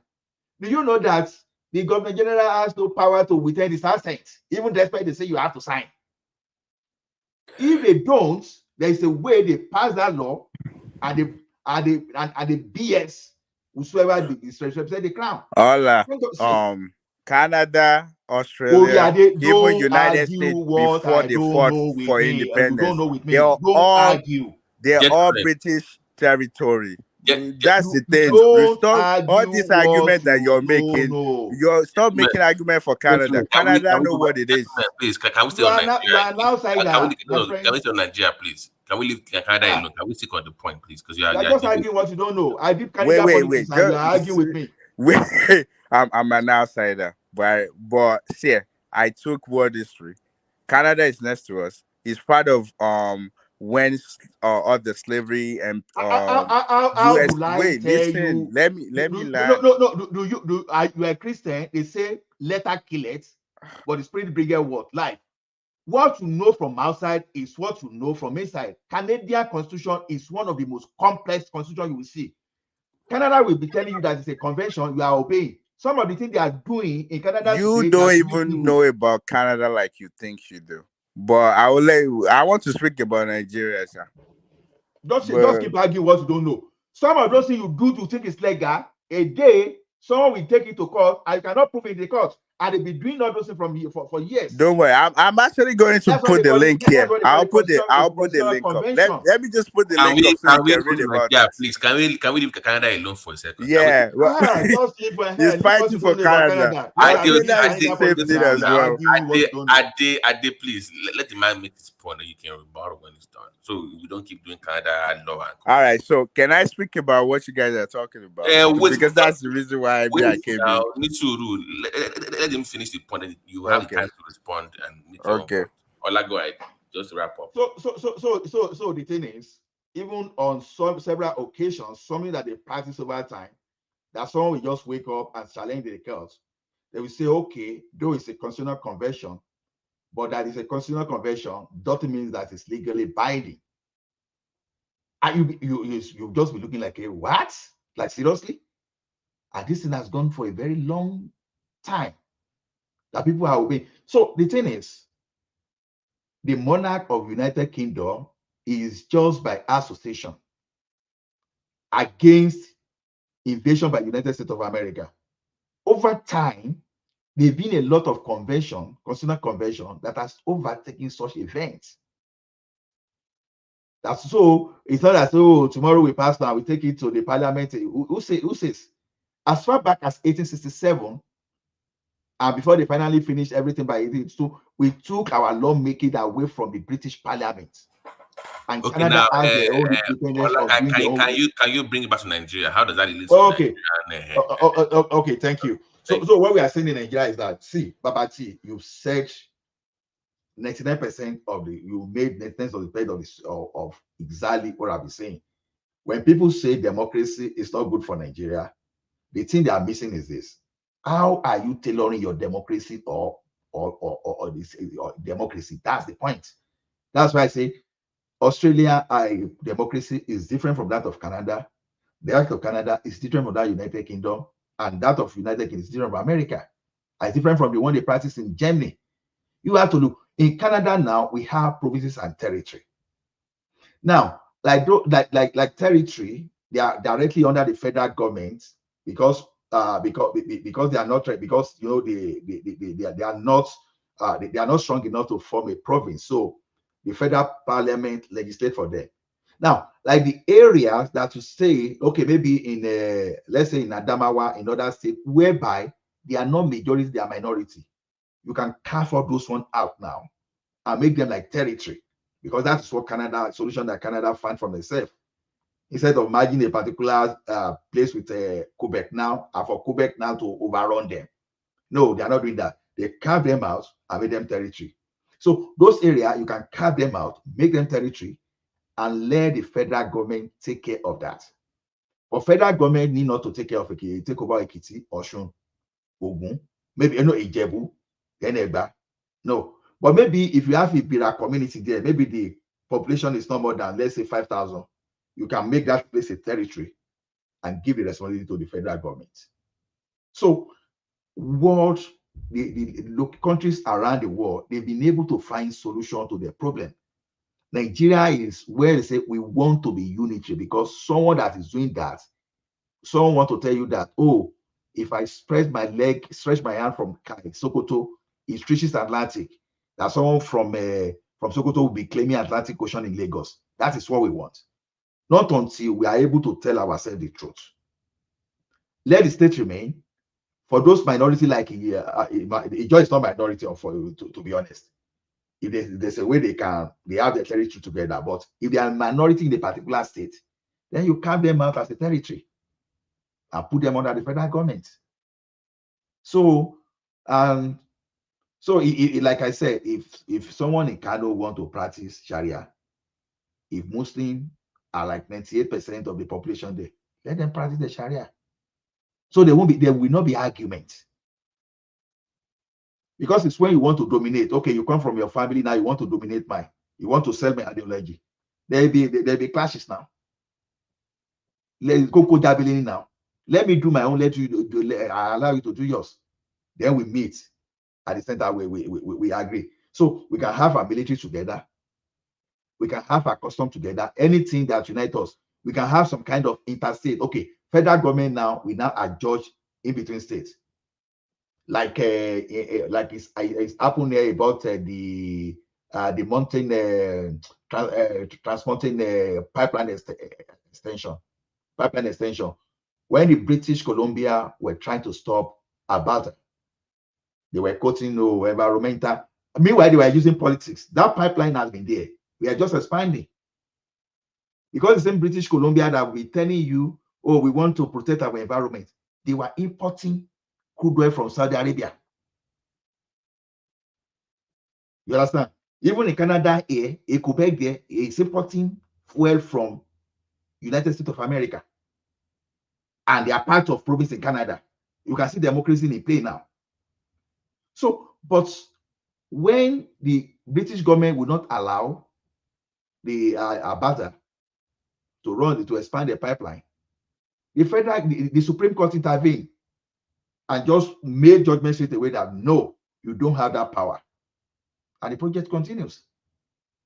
So federal government, maybe through the instrument or whether the federal legislative, the judiciary, they can legislate between interstate, but allow rail, power, education, agriculture, health services. Let them go to state. Let people decide how they want to.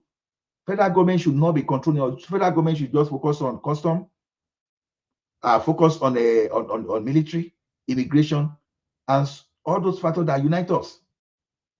Not all these GBT that someone just want to corner your money and start distributing to the people, or someone want to create like 1 million local government just because you want to take money from South. Those are the things we advocate for. So this thing is not difficult. It's only that we don't want to look at what they are doing around us.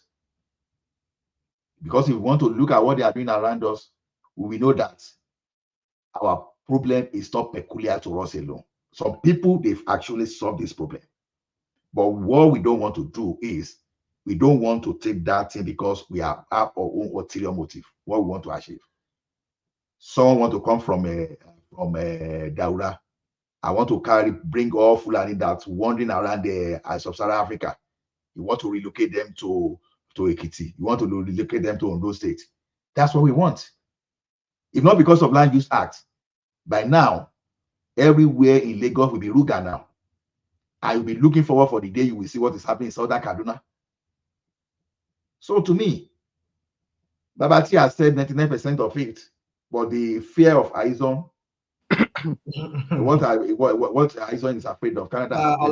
Thank you. Can I add? Hold on, I please. came in Hold on. Just for by this. the way, Ola, I agree with you. I was playing devil's advocate. I don't agree with him. Can I have you guys' attention, please?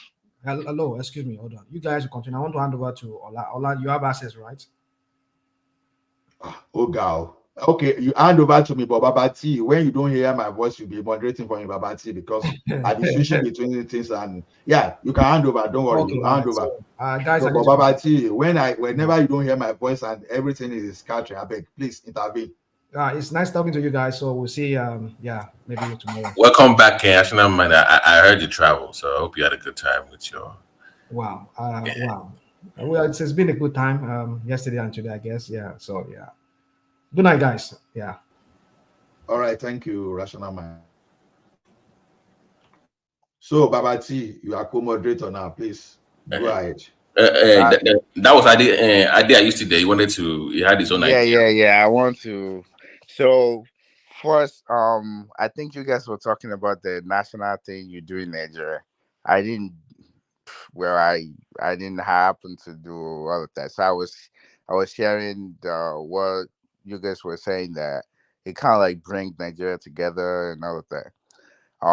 Which I think is good, but I just think that sometimes I think the people that put the initiative together, they make sense in a way, but I think it's being done in like a very tough way, in a very difficult way. And I think um someone said something initially. I think it was using an example of the United States, that right from like elementary school, um like the elementary, secondary, they It's some usually form of do. indoctrination that I was alluding to earlier. It's not indoctrination. Yeah, we just Yeah, time I was loosely. going to had to. I was going to add to that, like, because I kind of like. I think I took advantage of that process as well, to be able to understand it a little bit, how those things work, and I think that's just probably what we need to implement in Nigeria. And I think they implement it, because when I was younger, I remember that um my was in my GSS 1. I remember that the classes that I took, you actually you have to take these classes. You have to take Yoruba if you. I live in Southwest, so that's what we have to take. You have to take Yoruba, you have to take Hausa, and you have to take Igbo. So you're learning the language, and you're learning, probably in your class you will learn about history as well. And you also have to take like both religion classes, like you have to take the Muslim and you have to take Christianity. BK, I but before, because you said something earlier, you said the NYC wasn't properly implemented. So how would you properly strengthen the NYC? that's what I'm How? trying to speak to. Yeah, I'm going to go into that. I think that process, the process of having to take, because in Nigeria, I think we only have like four ethnicity. I think the other, they just tribe. Tribe just means that if you look at it like the Yoruba, for example, we have so many. We have like, is it 10 or 20 tribes in it? So tribes is a lot, but the ethnicity, there are few. I think it's just like Yoruba, Kanuri, Fulani, Igbo, and one other outside. I think I don't think we have so many, because when you look at the Yoruba, for example, like the Igbira, for example, they have Yoruba in it. Ego, Ego people, Yoruba people. Yes, they are now. Wow. Okay. The crown was from Ilefe, was one of them was given to them as well. See, we just have to learn about ourselves. Basically, they're not different ethnicity. They are part of one. They are part of Yoruba ethnicity. Will just with that being said, I think the NYSC kind of like make it a little, because the reason why I said everybody has to like the way it was being done initially, where you go to school, every majority of Nigeria will go to primary school and secondary school, majority. And if they have and if that's in place where I learn about, if I'm Yoruba, I'm learning to speak Hausa, and I'm also learning to speak Igbo. Um I'm already learning about them. So when I see them, or if I go to their region when I'm doing my NYC, it won't be something new, brand new. I mean, if I do well in my classes, I can even speak to them, communicate with them. That's how people learn. And then there's no afraid that, oh, I'm here, people are talking and I don't know if they're talking about me. That resilient, you won't have it. So I think that the fact that NYC is just for like the university, you have to go to university before you do it, and majority of people go that go over there, um like people were saying, oh yeah, they now end up marrying. That usually happen, like the people that you see, or you people you come in contact with, that's the kind of people that you have relationship with at the end of the day. If you live in a neighborhood where everyone is Yoruba, there's high chance, probably close to 90%, that you're gonna end up marrying a Yoruba person. If you live in Igbo land and all the people you see are the same type of people, of course you're gonna. But when you now mix your Yoruba, you see Igbo or Hausa for the next 4 years or 2 or 3 years, that's the people you're seeing. You're probably going to start like approaching them and trying to have the find them attractive. So that's that. And now you now make the point that they should create more states, and I kind of disagree with that. I just think we should go back to, if you look at the UK model, and if you look at the Switzerland, I believe their model, I think we should just go back to that. Okay, Yoruba can we, area. okay, wait. Can we before you go into the tribal difference, before you make that argument, because you mentioned earlier that, like I said, we should start from the kids, and you said you experienced it in America too. Can you expand on what exactly it will look like if at that very young age in Nigeria now? What would it look like to properly Okay. implement those policies for the kids to buy into that program, that Nigerian at that age in Nigeria? Yeah, see, it's not something that you're buying into. You just more. I understand the point you're making. So, excuse me. So for here, for example, you go to school and you take social study and you take history. Basically, all they're doing is just teaching you about how US was formed. What's the guy that traveled here and discovered US from Italian? I forget his name now. That we celebrate at Thanksgiving. Christopher Columbus. They teach you about that. They teach you the process. And once you start getting to elementary school, you start learning about slavery. You start every kids now. That's the point where they now know that this one is black, one is superior. Like it's not like they're telling them that, but they letting them know the history, and the kid can figure it out from there. That's why it's very difficult in this country, that if you're minority, if you're black, for example, you have to make sure that you yourself know the history. So once my kid is getting to that grade 1, grade 2, I'm teaching them at home, because history classes depend on the book that they're using for their history. So that's what they will learn, that's what they will be teaching them. So me myself, I have to give my kids confidence as well, that we know where we're from, because part of the history will also tell you that some people don't can find their roots anymore. Like history will tell you that. So they're teaching them how things are. So now in Nigeria, it's not they're not trying to indulge, or what's the word you're saying? They're not trying to do any I of was that, using the like word mislead them. loosely. What they Okay, I was using the term loosely. Don't pay too much attention. Right. So they're not trying to mislead people. You just like they will say it out like this. So it's more like if you're in elementary school, you're supposed to. So you're so before I go to that, let me give you an example. So high school, for example, like you're supposed to have 4 years of history, and you are supposed to take 4 years of language, except language away from English. Meaning you have to take either Spanish, or you take French, or you take or Italian for 4 years.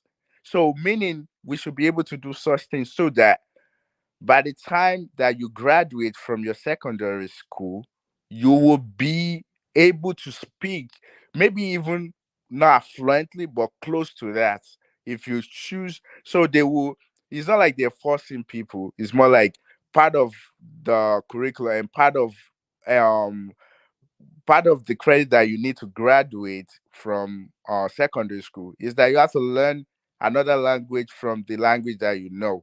So it's just like, and that way we're learning history as well. Like, because when you learn people, when you're taking Yoruba class, or you're taking Igbo class, or Hausa class, you're learning, they will be learning about who they are, how they dress, move. You're learning about their culture at the same time. Their history will be coming in place as well. So you're learning it. So I think that would be like the best way. I think this was already in place before. I don't know what happened. something just got wrong in a place. So that's what they just need, to have people like that way. It's not forced, because when we're young, especially kids, if you have like kids that is not even 10, they easily like learn different language. Like they will easily can they can become multilingual, because it's easy. It's not like you're forcing them. They seeing this thing every day. They're learning it. They learn the alphabet, and now they're putting it in words. It become easy for them. I think that's what, if we put that in place, it would be so easy for them by the time that they get to um the even if they don't go to university, but if they go to university or they go to NYC, it become easy. They can communicate with people. And I don't think that the problem that everybody another problem is, we're saying that, oh, how do we communicate if imagine that I was able to learn Igbo, or I was taking Igbo classes when I was younger. I learned about them, and I now go to Igbo land. Do you think I'll find it hard for me to like become part of them, because I already learned about it and I can speak it? I might not like be fluent like them, but I'm able to still communicate. I mean, a lot of us learn English in school. Like, it's not, we still speak our indigenous language, and we're still able to go outside and communicate. So I just think that would be like a route. But myself, I would want us to like stay indigenous. Like, you still have like the Yoruba land. It doesn't mean that you can't go anywhere you want, but it's just that when you comes to this particular area, because I think that's what's causing But friction now. Like, but what is it that when people move to a different area in Nigeria, not everyone, but they don't want to assimilate? Like, because I remember back in the days, the Igbos that I lived with in my hometown, they all spoke Yoruba. I mean, in fact, they did better in Yoruba than even I did. So, but now this fear of you still want, you don't want to. Sorry, excuse me. Sorry, I gotta pick up. yeah, I think the problem with that is the fact that um a lot of us didn't understand the constitution completely. That constitution is saying that we're one, like Nigeria is one, but the constitution is not saying that there's no separate region. Like, the constitution still had Mr. Willa, I sorry to interject. I always advocate for one Nigeria. But yes, you said one something. Nigeria You is said good. something. Yes, but theoretical is good, but practic. I don't think if they can achieve it, because you said that you said earlier with your own words. I'm judging with your own words that there are so many tribes. So the problem in Nigeria is not ethnicity. For me, the problem because of like as today, why is that in the Western world they only choose just one language, and if everybody can choose one language, I bet you they'll be united, and No, no, then no, no, no, no. Don't mix it up. When you're and then talking about no, no, no, no, France, no. wait. When you talk about France, or you talk about Britain, or you talk about Germany, Yes. you see, Germans, Germany is a German country, meaning they speak German, and all of them, Okay. majority, 99, close to 90 to 99%, they speak German. Where you go to Okay. France, close to 90 to 99% speak French. That means that's their Everybody language. speaks French Everybody, here. Every like, it's is not. their culture. French language Yeah, is their culture. The exactly, language is their culture. but Triumph. You can't compare those countries to like in Nigeria where yeah, you have. Why can't we exactly. implement the same thing in Yeah, Nigeria? you can't Everybody compare one that. language. That's the point Maybe I'm so trying to white make to people you. up the white people up. Oh, One okay, language. Mr. Triumph. We don't speak one language in Canada. So we have Quebec that You speak you French. you speak How two we speak languages. no, we have But two official language, French and okay. English language. I So didn't Okay. see. We don't need to go. I didn't want to go to Canada. I don't No, think we should yeah, have no. that discussion, Let's not. Okay, because me, I I'm have begging like you. I'm begging you. Don't do different that. perspective on Let's do that. Nigeria. Let's do Yeah. Nigeria. So the Yeah, yeah. point me I'm making is this: I think we should stay. So Yoruba land, they have Yoruba land, but inside Yoruba they have different tribes. You have the Egba, you have the Ijebus, you have. but they all speak one common language, which is Yoruba. So even if they're going to fight, they will resolve it, and their constitution should be able to fix that for them. That okay, you speak the same language, work it out, find a way. The same thing when you go to Igbo land. I know they have other tribes, but they all common language is Igbo. Same But thing with Hausas. normally, shouldn't you want to speak the language of where you move to? I mean, normally, if I move to like, That's where I want to speak outside, right? Normally, then, yeah, but why yeah. do you want to do that? I don't let me understand. let me now explain what I think about that. Here's what I think. I think the friction that we have is this. In the constitution, a lot of people are taken out of context. Of course, Nigeria is, I think the one Nigeria, this is what the one Nigeria means to me, the way I look at it. And part of the constitution that I've read, some of them, what it means is, excuse me, you can freely move anywhere. Like, I can go to Yoruba land, I can go to Igbo land, I can go to Hausa land, and have a land is Nigeria. But here's the thing: there's a cultural difference. Meaning, if I go, I have to. In Nigerian constitution, does not say you should disrespect. There's no there isn't a difference between Western region, Eastern region, and Northern region. That constitution did not establish that. So I think what everybody was thinking is when you say everywhere is um Nigeria is one, it means that I can go to Kano and become the governor of Kano. I can go to Lagos and become governor of Lagos. That's not what that is saying. I think that's what is causing a lot of people are taking that out of context, thinking that if why I should be able to go anywhere. And now because they're looking at it that way, that led to them not being able to respect whoever is there for there before. But what they don't realize is this: the federalism that we're trying to practice, we're trying to copy the United States. The United States is not a indigenous people in US. Like there's only the indigenous people of US, they're like 2%. They are Right. everybody else is immigrant. But in Nigeria, Wait, even if you move to a place and you speak it, that gives you one leg up. That's an advantage, right? yes, An yes, advantage. yes. And the thing in Nigeria is everybody is every area that you go to, there are people indigenous to that area. Meaning, even before slavery, when we start knowing of our history, there has been people there already.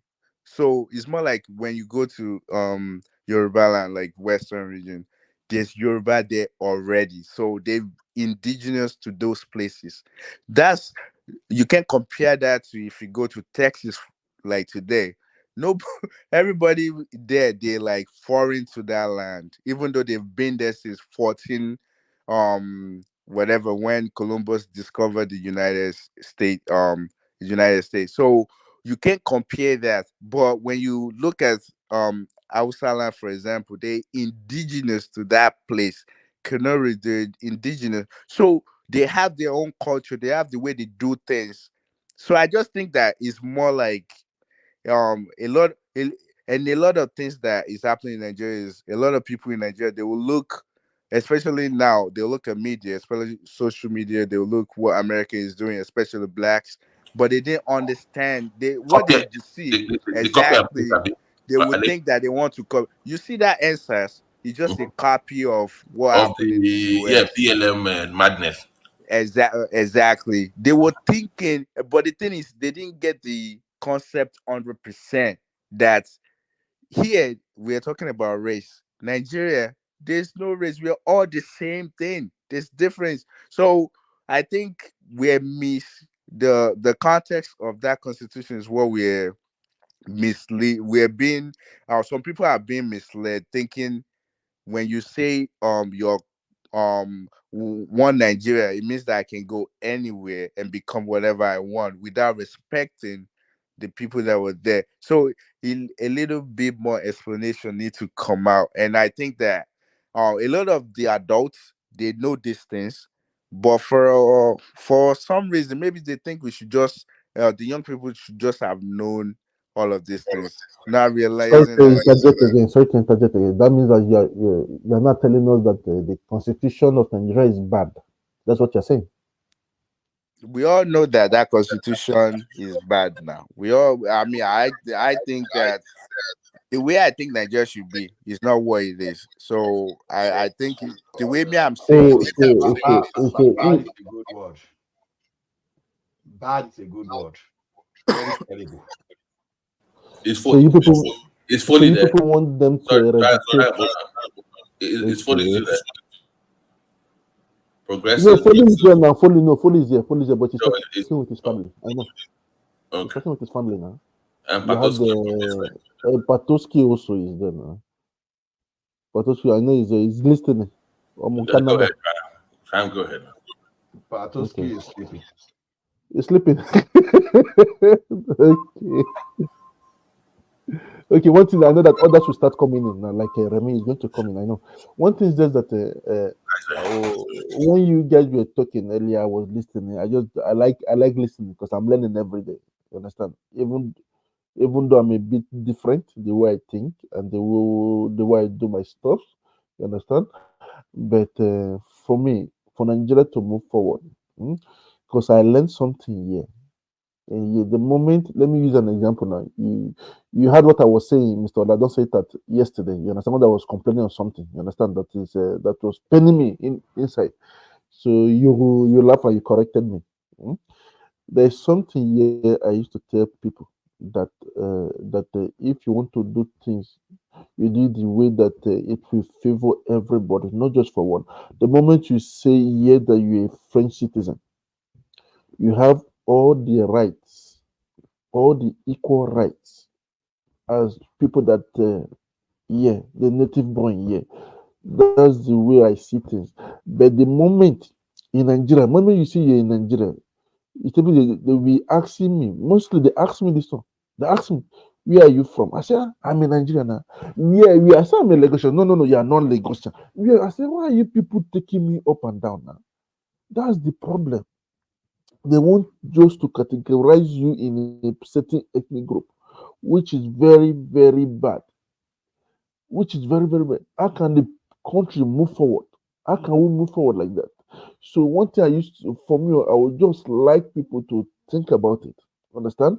And then look at the way Wait, that can I say something real quick? You okay. see, no, let me just add something real quick. You see what you just said now, that they just want to categorize someone to like tribe. That's what the state is doing, because when you look at Auguste, for example, and they all want to split as well, to have Egba and have Ijebu and have the Egbados. They all want to split. That's what that's what that state is doing.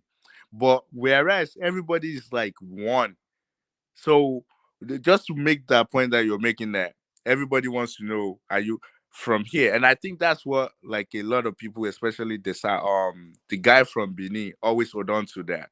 Oh, Nigeria is all separated now to in the federalism way where everybody states that. How come you still saying Yoruba people? I mean, you should just claim the states that you're from. But I don't think that will ever work. So just to like back what you're saying, like everybody just wants to know what tribes or whatever you are. Like the Yorubas, is everything is all the same. The fact that we all came from one place. So yeah, I just want to add that.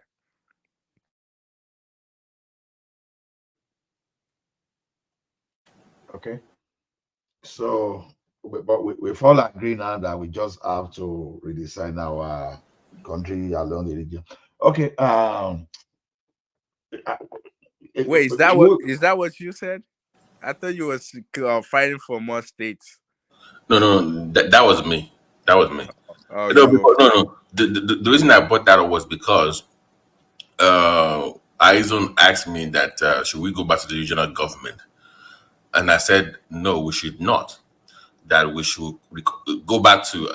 I didn't even mention. If you look at the 2014 conference, one of the recommendations in that conference was the creation of more states. Now, you talked about ethnicity or whatever, whatnot, and that would be through the government council empowerment. I get that, but they actually recommended creating more states. Now, if you go back into the 90s, they should have created the Ijebu state, like I mentioned earlier. That was the last province in Nigeria that never got a state. Ijebu should have been a state. Ibadan, definitely, with that landmark. You can literally win the governorship of Oyo, right? If you win Ibadan, you're almost like, that's your team. Okay. Exactly. So like Kaduna South now, with the kind of issue that they're having, that section they're always having, north and south, break it into two, north, south. So you Right. should So if Ijebu get the state, then Egbado won the state as well. Like you guys are just complicated. No. Listen, exactly. It's not complicated. If it's not complicated, I'm every saying tribe in that country will want a state. Once you do that, listen. Some can work together, some cannot. Like when I give you now, Ijebu now, they actually they were penned down to get the states. They were supposed to get the state, but when I hope you know who DI is, right? Do you know who DI is? Are they? All about him. I don't Chief know. of General Staff. Yeah, was deputy to Abacha. They were supposed to get the state. Yes. So when the whole coup thing happened, it's what kind of heft that up. So, but they were supposed to get the state. So it wasn't because. So if Ijebu get a state, would they be would Remo be under them? It's Ijebu state. That's my point. They have more in common, so they won't have that much. So they don't have nothing in common with Egbado. No, stay with me. We don't have that much issue. But I'm saying that provincially, the history of Nigeria, that was the only province that did not get a state. So that's what they always argue. They never argue that they don't like Igba people. I'm saying that historically, from Nigeria's inception, they were the only province that never got a state. So it wasn't because they hate Igba people, they want to break away. So by that logic, they should get Kaduna South. We know what's going on there. The constant religious battle, ethnic cleansing. So those ones, there's a need for that. Ibadan. So wait. I don't agree with that one. Why would they get separate states just because they're having religious difficulty? Are they not speaking the same language? It's not only religious. They speak the same language. Let me educate something. It's not only because they always paint that as some kind of religious war. No, there's also ethnic cleansing differences that is also championed. That's also is it ethnic or tribe? We need to understand. You can either way you want to spin it. It's fine. No, it's not the same way. See, no, I'm saying no. Still stay with me here. You can make an argument for them not having a state. I'm just giving you instances where I feel like they should have one. So go back and study that 2014 confab report and focus on state creation. And they give extensive lowdown to why each area of Nigeria should have more. They actually give their reasons, and they gave some of those reasons that I am mentioning to you right now. So if you disagree with some of them, we can have that discussion. But from that confab, they also consider tribal ethnic differences. So some people can work together than others. In the case of Ogun State, ethnic differences. It has to do with the historical president of Nigeria. That would be their own reason for getting the state, not because they don't like Igba people. No, that's different. So every need for a need has a reason behind it. So I understand your point. Well, the point I'm just making is if all of this tribe that you mentioned or the religion, whatever, that are requesting for a state, that there's a reason for whoever that government to be looking to give them states. Right. I think that there will be more other ethnicity that will come later and start requesting for state as well. But look at that, the confab report. Everybody came together, right, for that in 2014. Nigeria never have a plan. See, No, no, sitting no. sitting together. What Wait, I'm saying sitting here is that together they had a and confab, saying, right? No. They had a confab, right? And if you look at that report, once again, if you have time to look at it, there were tribes that could work together, that they agreed that, okay, I can stay with you in this state if we do break up from this A or B state. Now, you saying that down the road, if they want to create more states, then they have to present their reasons for wanting that. I think let me also add one thing and see your reaction to this. I think I'm asking you, and it's my own opinion, but it's a form of question to you. I think economic viability should also be part of the conditions for demanding to have a state. You must be economically viable to become a state. It's more of my. You cannot just be one of those machines that nobody knows you. You can't. You're very struggling. Like Ijebu can, they are okay on their own. They don't need the back to survive. They'll be fine. So you must be economically see, viable to become a state. In my own opinion. I think the problem that we have is this: we don't know how to. When it comes to planning, we fail at it so much. We always we will see a problem and try to find solutions to that problem, and we forget that the best way to find solution to anything is to have a plan and now make sure that whatever solution you're putting you're finding fits into your plan. Okay, can you give me? So sorry. Can you, if you had to reshape like that the state structure in Nigeria right now, what would be your criteria for some? Okay, let's say we say, okay, we dissolve all states right now. Or we now want to start afresh and create states. What would be your criteria for a state to come into being? What would All be? right, so first of all, I would never create states. So that's I think that region, especially if people of the same ethnicity. So Yoruba now, they have Yoruba right, they have Hausa right, and they have the Igbo, and I think Igbo, I'm not sure a lot of other ethnicity fit into Igbo, but we might say Igbo right, whatever. Meaning that this ethnicity, they have people of they have different tribe that have the same commonality, meaning some of them their culture are the same, their language is the same, or their language technically has like there's influence with No, their no. language. So let me now give you an example. Let me no. Let me separate that, because Nnamdi Kanu talked about if you tie to rapper, you're Igbo, and you have people that we know they are Igbos. No, hold on. They are Igbos in Delta, and they said even though we are Igbo, we don't want anything to do with the Southeast. They are Igbo, but they still don't want, even though they speak the same language, they still don't want anything to do with the same their cousins or exact cousins. So what do you do with those people? Yeah, that's how you solve. That's when you plan and you have a solution, you're able to solve that problem. So meaning, so that's where I'm going. So let me, excuse me, let me talk to that aspect. For example, that people that are saying, oh, they don't want to associate with where they actually have like a cultural lenient towards, that like they have the same culture, almost the same religion. And when I say religion, I'm not talking about foreign religion, I'm talking about their own indigenous religion. A lot of things they have in common. So the best way to find solution to that, in my own thinking, is this: have a plan, put a plan on the table. This is how, and this is how we want to if we come together, this is how, and this is how we want to run They things. don't. Every They don't want to go. No.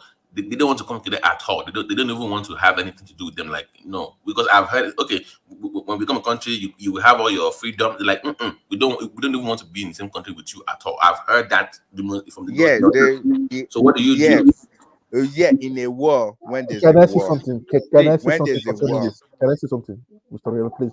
Because of I haven't had some people in some other platform. Because I asked them that those Delta Igbos are not Igbos. They told me that Delta Igbo not be Igbo. I was shocked. Even the South is those five. They said it. They are all man. They confirm it. They said no, they are not.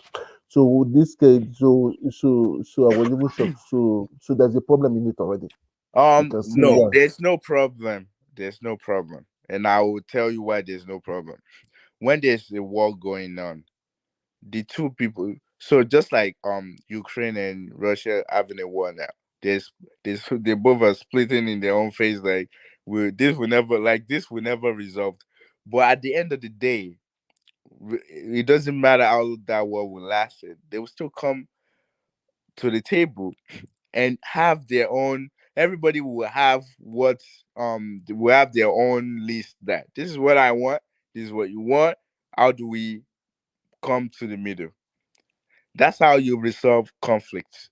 If they are actually Igbo, they have ties to them, they can resolve it. It's just that once whatever is the what they come into conclusion, whatever they is broken, the amendment is broken, then there's a problem. Then they will have the consequence.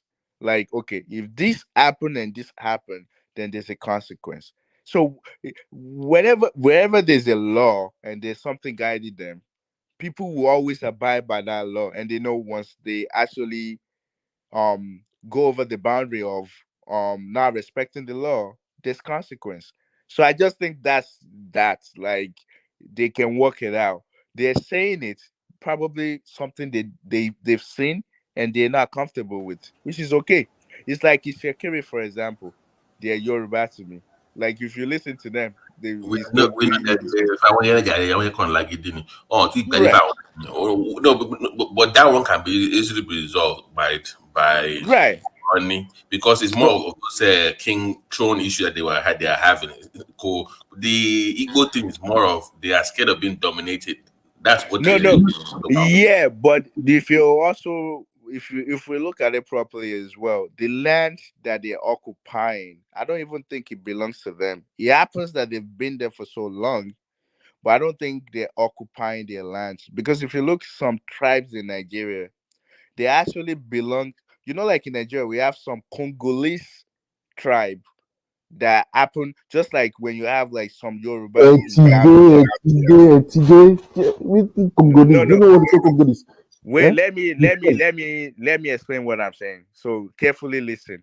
Just like you have some Yorubas in Gambia, those people during slavery activities happened for them to now settle to that region, but they're part of Yorubas, but they settled there. So they're just like minority tribe in that country.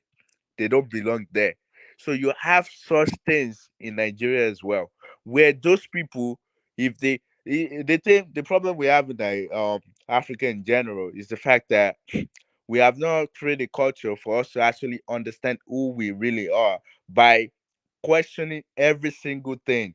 And once we question every single thing, we can find the roots back to where things initially belong before some people came and destroy everything. And because you even have to realize that there's free of movement at some point in Africa, even all over the world, where you can settle down and anywhere where people will welcome you, they allow you to stay there. So that's where you will see like some people will say they're from Ilefe, but they moved to Gold Coast, where they call Ghana now. But they know where they actually came from. That's because there's free movement for them to be able to settle down over there, to be able to settle, and people welcome them. So what I'm saying is this: there's some tribes that we have in Nigeria as well, just like every other country, that if you have to see like their whole population where they come from totally different country that they know as a country now. The tribe came from there. So it's just about us finding things out and understanding who we really are. So with the evil thing, I think they can solve it, and I don't even think those people in Delta, because if you look at that Delta area, it looks more like Southwest to me. Just like if you look at the North Central, those people claiming Central, some of them are so close. Like Kwara, for example, is like Yoruba land. Some No, Kogi. let me even shock you. Like the Korea has about 18 local government councils. Guess which one? How many is Yoruba? 15. So the Yeah. majority of Korea is just But their own issue is more of the No, trade. even Takwa now. Takwa, their language is very close to Yoruba in a way. That one, Like, yeah, the actual border is by Jeba. Jeba is the Yoruba border. yeah, exactly. No, because majority of Nigers are Takwa. I think some of them are Takwa. Just like Kogi as well, that you have the Ibira and the So Okun and stuff. do you call it as Yoruba? Are they Yoruba to you? They're Yoruba, right? Like their language is close to What the Yoruba. hell? What does that mean? Like No. Look it up. Wait. When I said like no. like mixed. Yeah, no. When I say Yoruba, right, meaning that most of their some of their not alphabet, some of their vowels, their verbs, some of their some of their words that they speak is Yoruba leaning. Like you have to. If there are people cash you, this one you are talking to them. No, look it up now. I read about it now. I didn't just came up in my head. I read this thing up me. It's not like something you should look it up. Like you will see the Hausa, right? People Let me that tell you, I did that quiet thing. What's going on? If you want to make it secure as a Yoruba area, it's only one step, and everybody knows. Unlike that day from Bible, that's the issue. I'm telling you. I did on the phone Bible. That's what is causing the problem. Once you put the hand on his head and it becomes official, then you can take your thing back. Yeah, the only way those things will resolve is for us to go back to like that region where everybody will respect. Like you can live everywhere in Nigeria. All it this is, yeah, I'm a Yoruba guy now. I can live in Hausa land, but I will respect, and they should also mandate it that they will be communicating in is Hausa, meaning that if I come into that territory, I have to learn how to speak that language. So I can become more comfortable. It's just like you will see Nigeria go to Spain, go to Russia, but their language, their first language is not English now. It's Russia. Russia is Russia. You go to Spain in Spanish, and people actually learn that language so they can fit in. They can have a job. They can have family. They can do everything. I think that's what we need in that country. Like for me to become more comfortable, to be able to do things, I have to understand, learn, speak like them. Try to if I That would want. be, I did. Do you know what? That means we need to have a more comprehensive confab then, where you have all this like what's it talking about? Now they have to come together and resolve all these things. Babati, if you don't mind, can I move? Can I move to the background? Oh yeah, sure. Okay. Everyone, thank you for your audience for the day, and we thank you for your contribution and for staying with us to this time. I know by tomorrow or maybe later in the day, depending on where you are, the Bygone himself, one man went to Mo, we learn and we start another program. I know to later in the day or wherever you are, we have Christmas Eve. So for those people that celebrate, I wish you Merry Christmas. Some people that prefer it in another language, in another way, happy holiday. I'll see you later.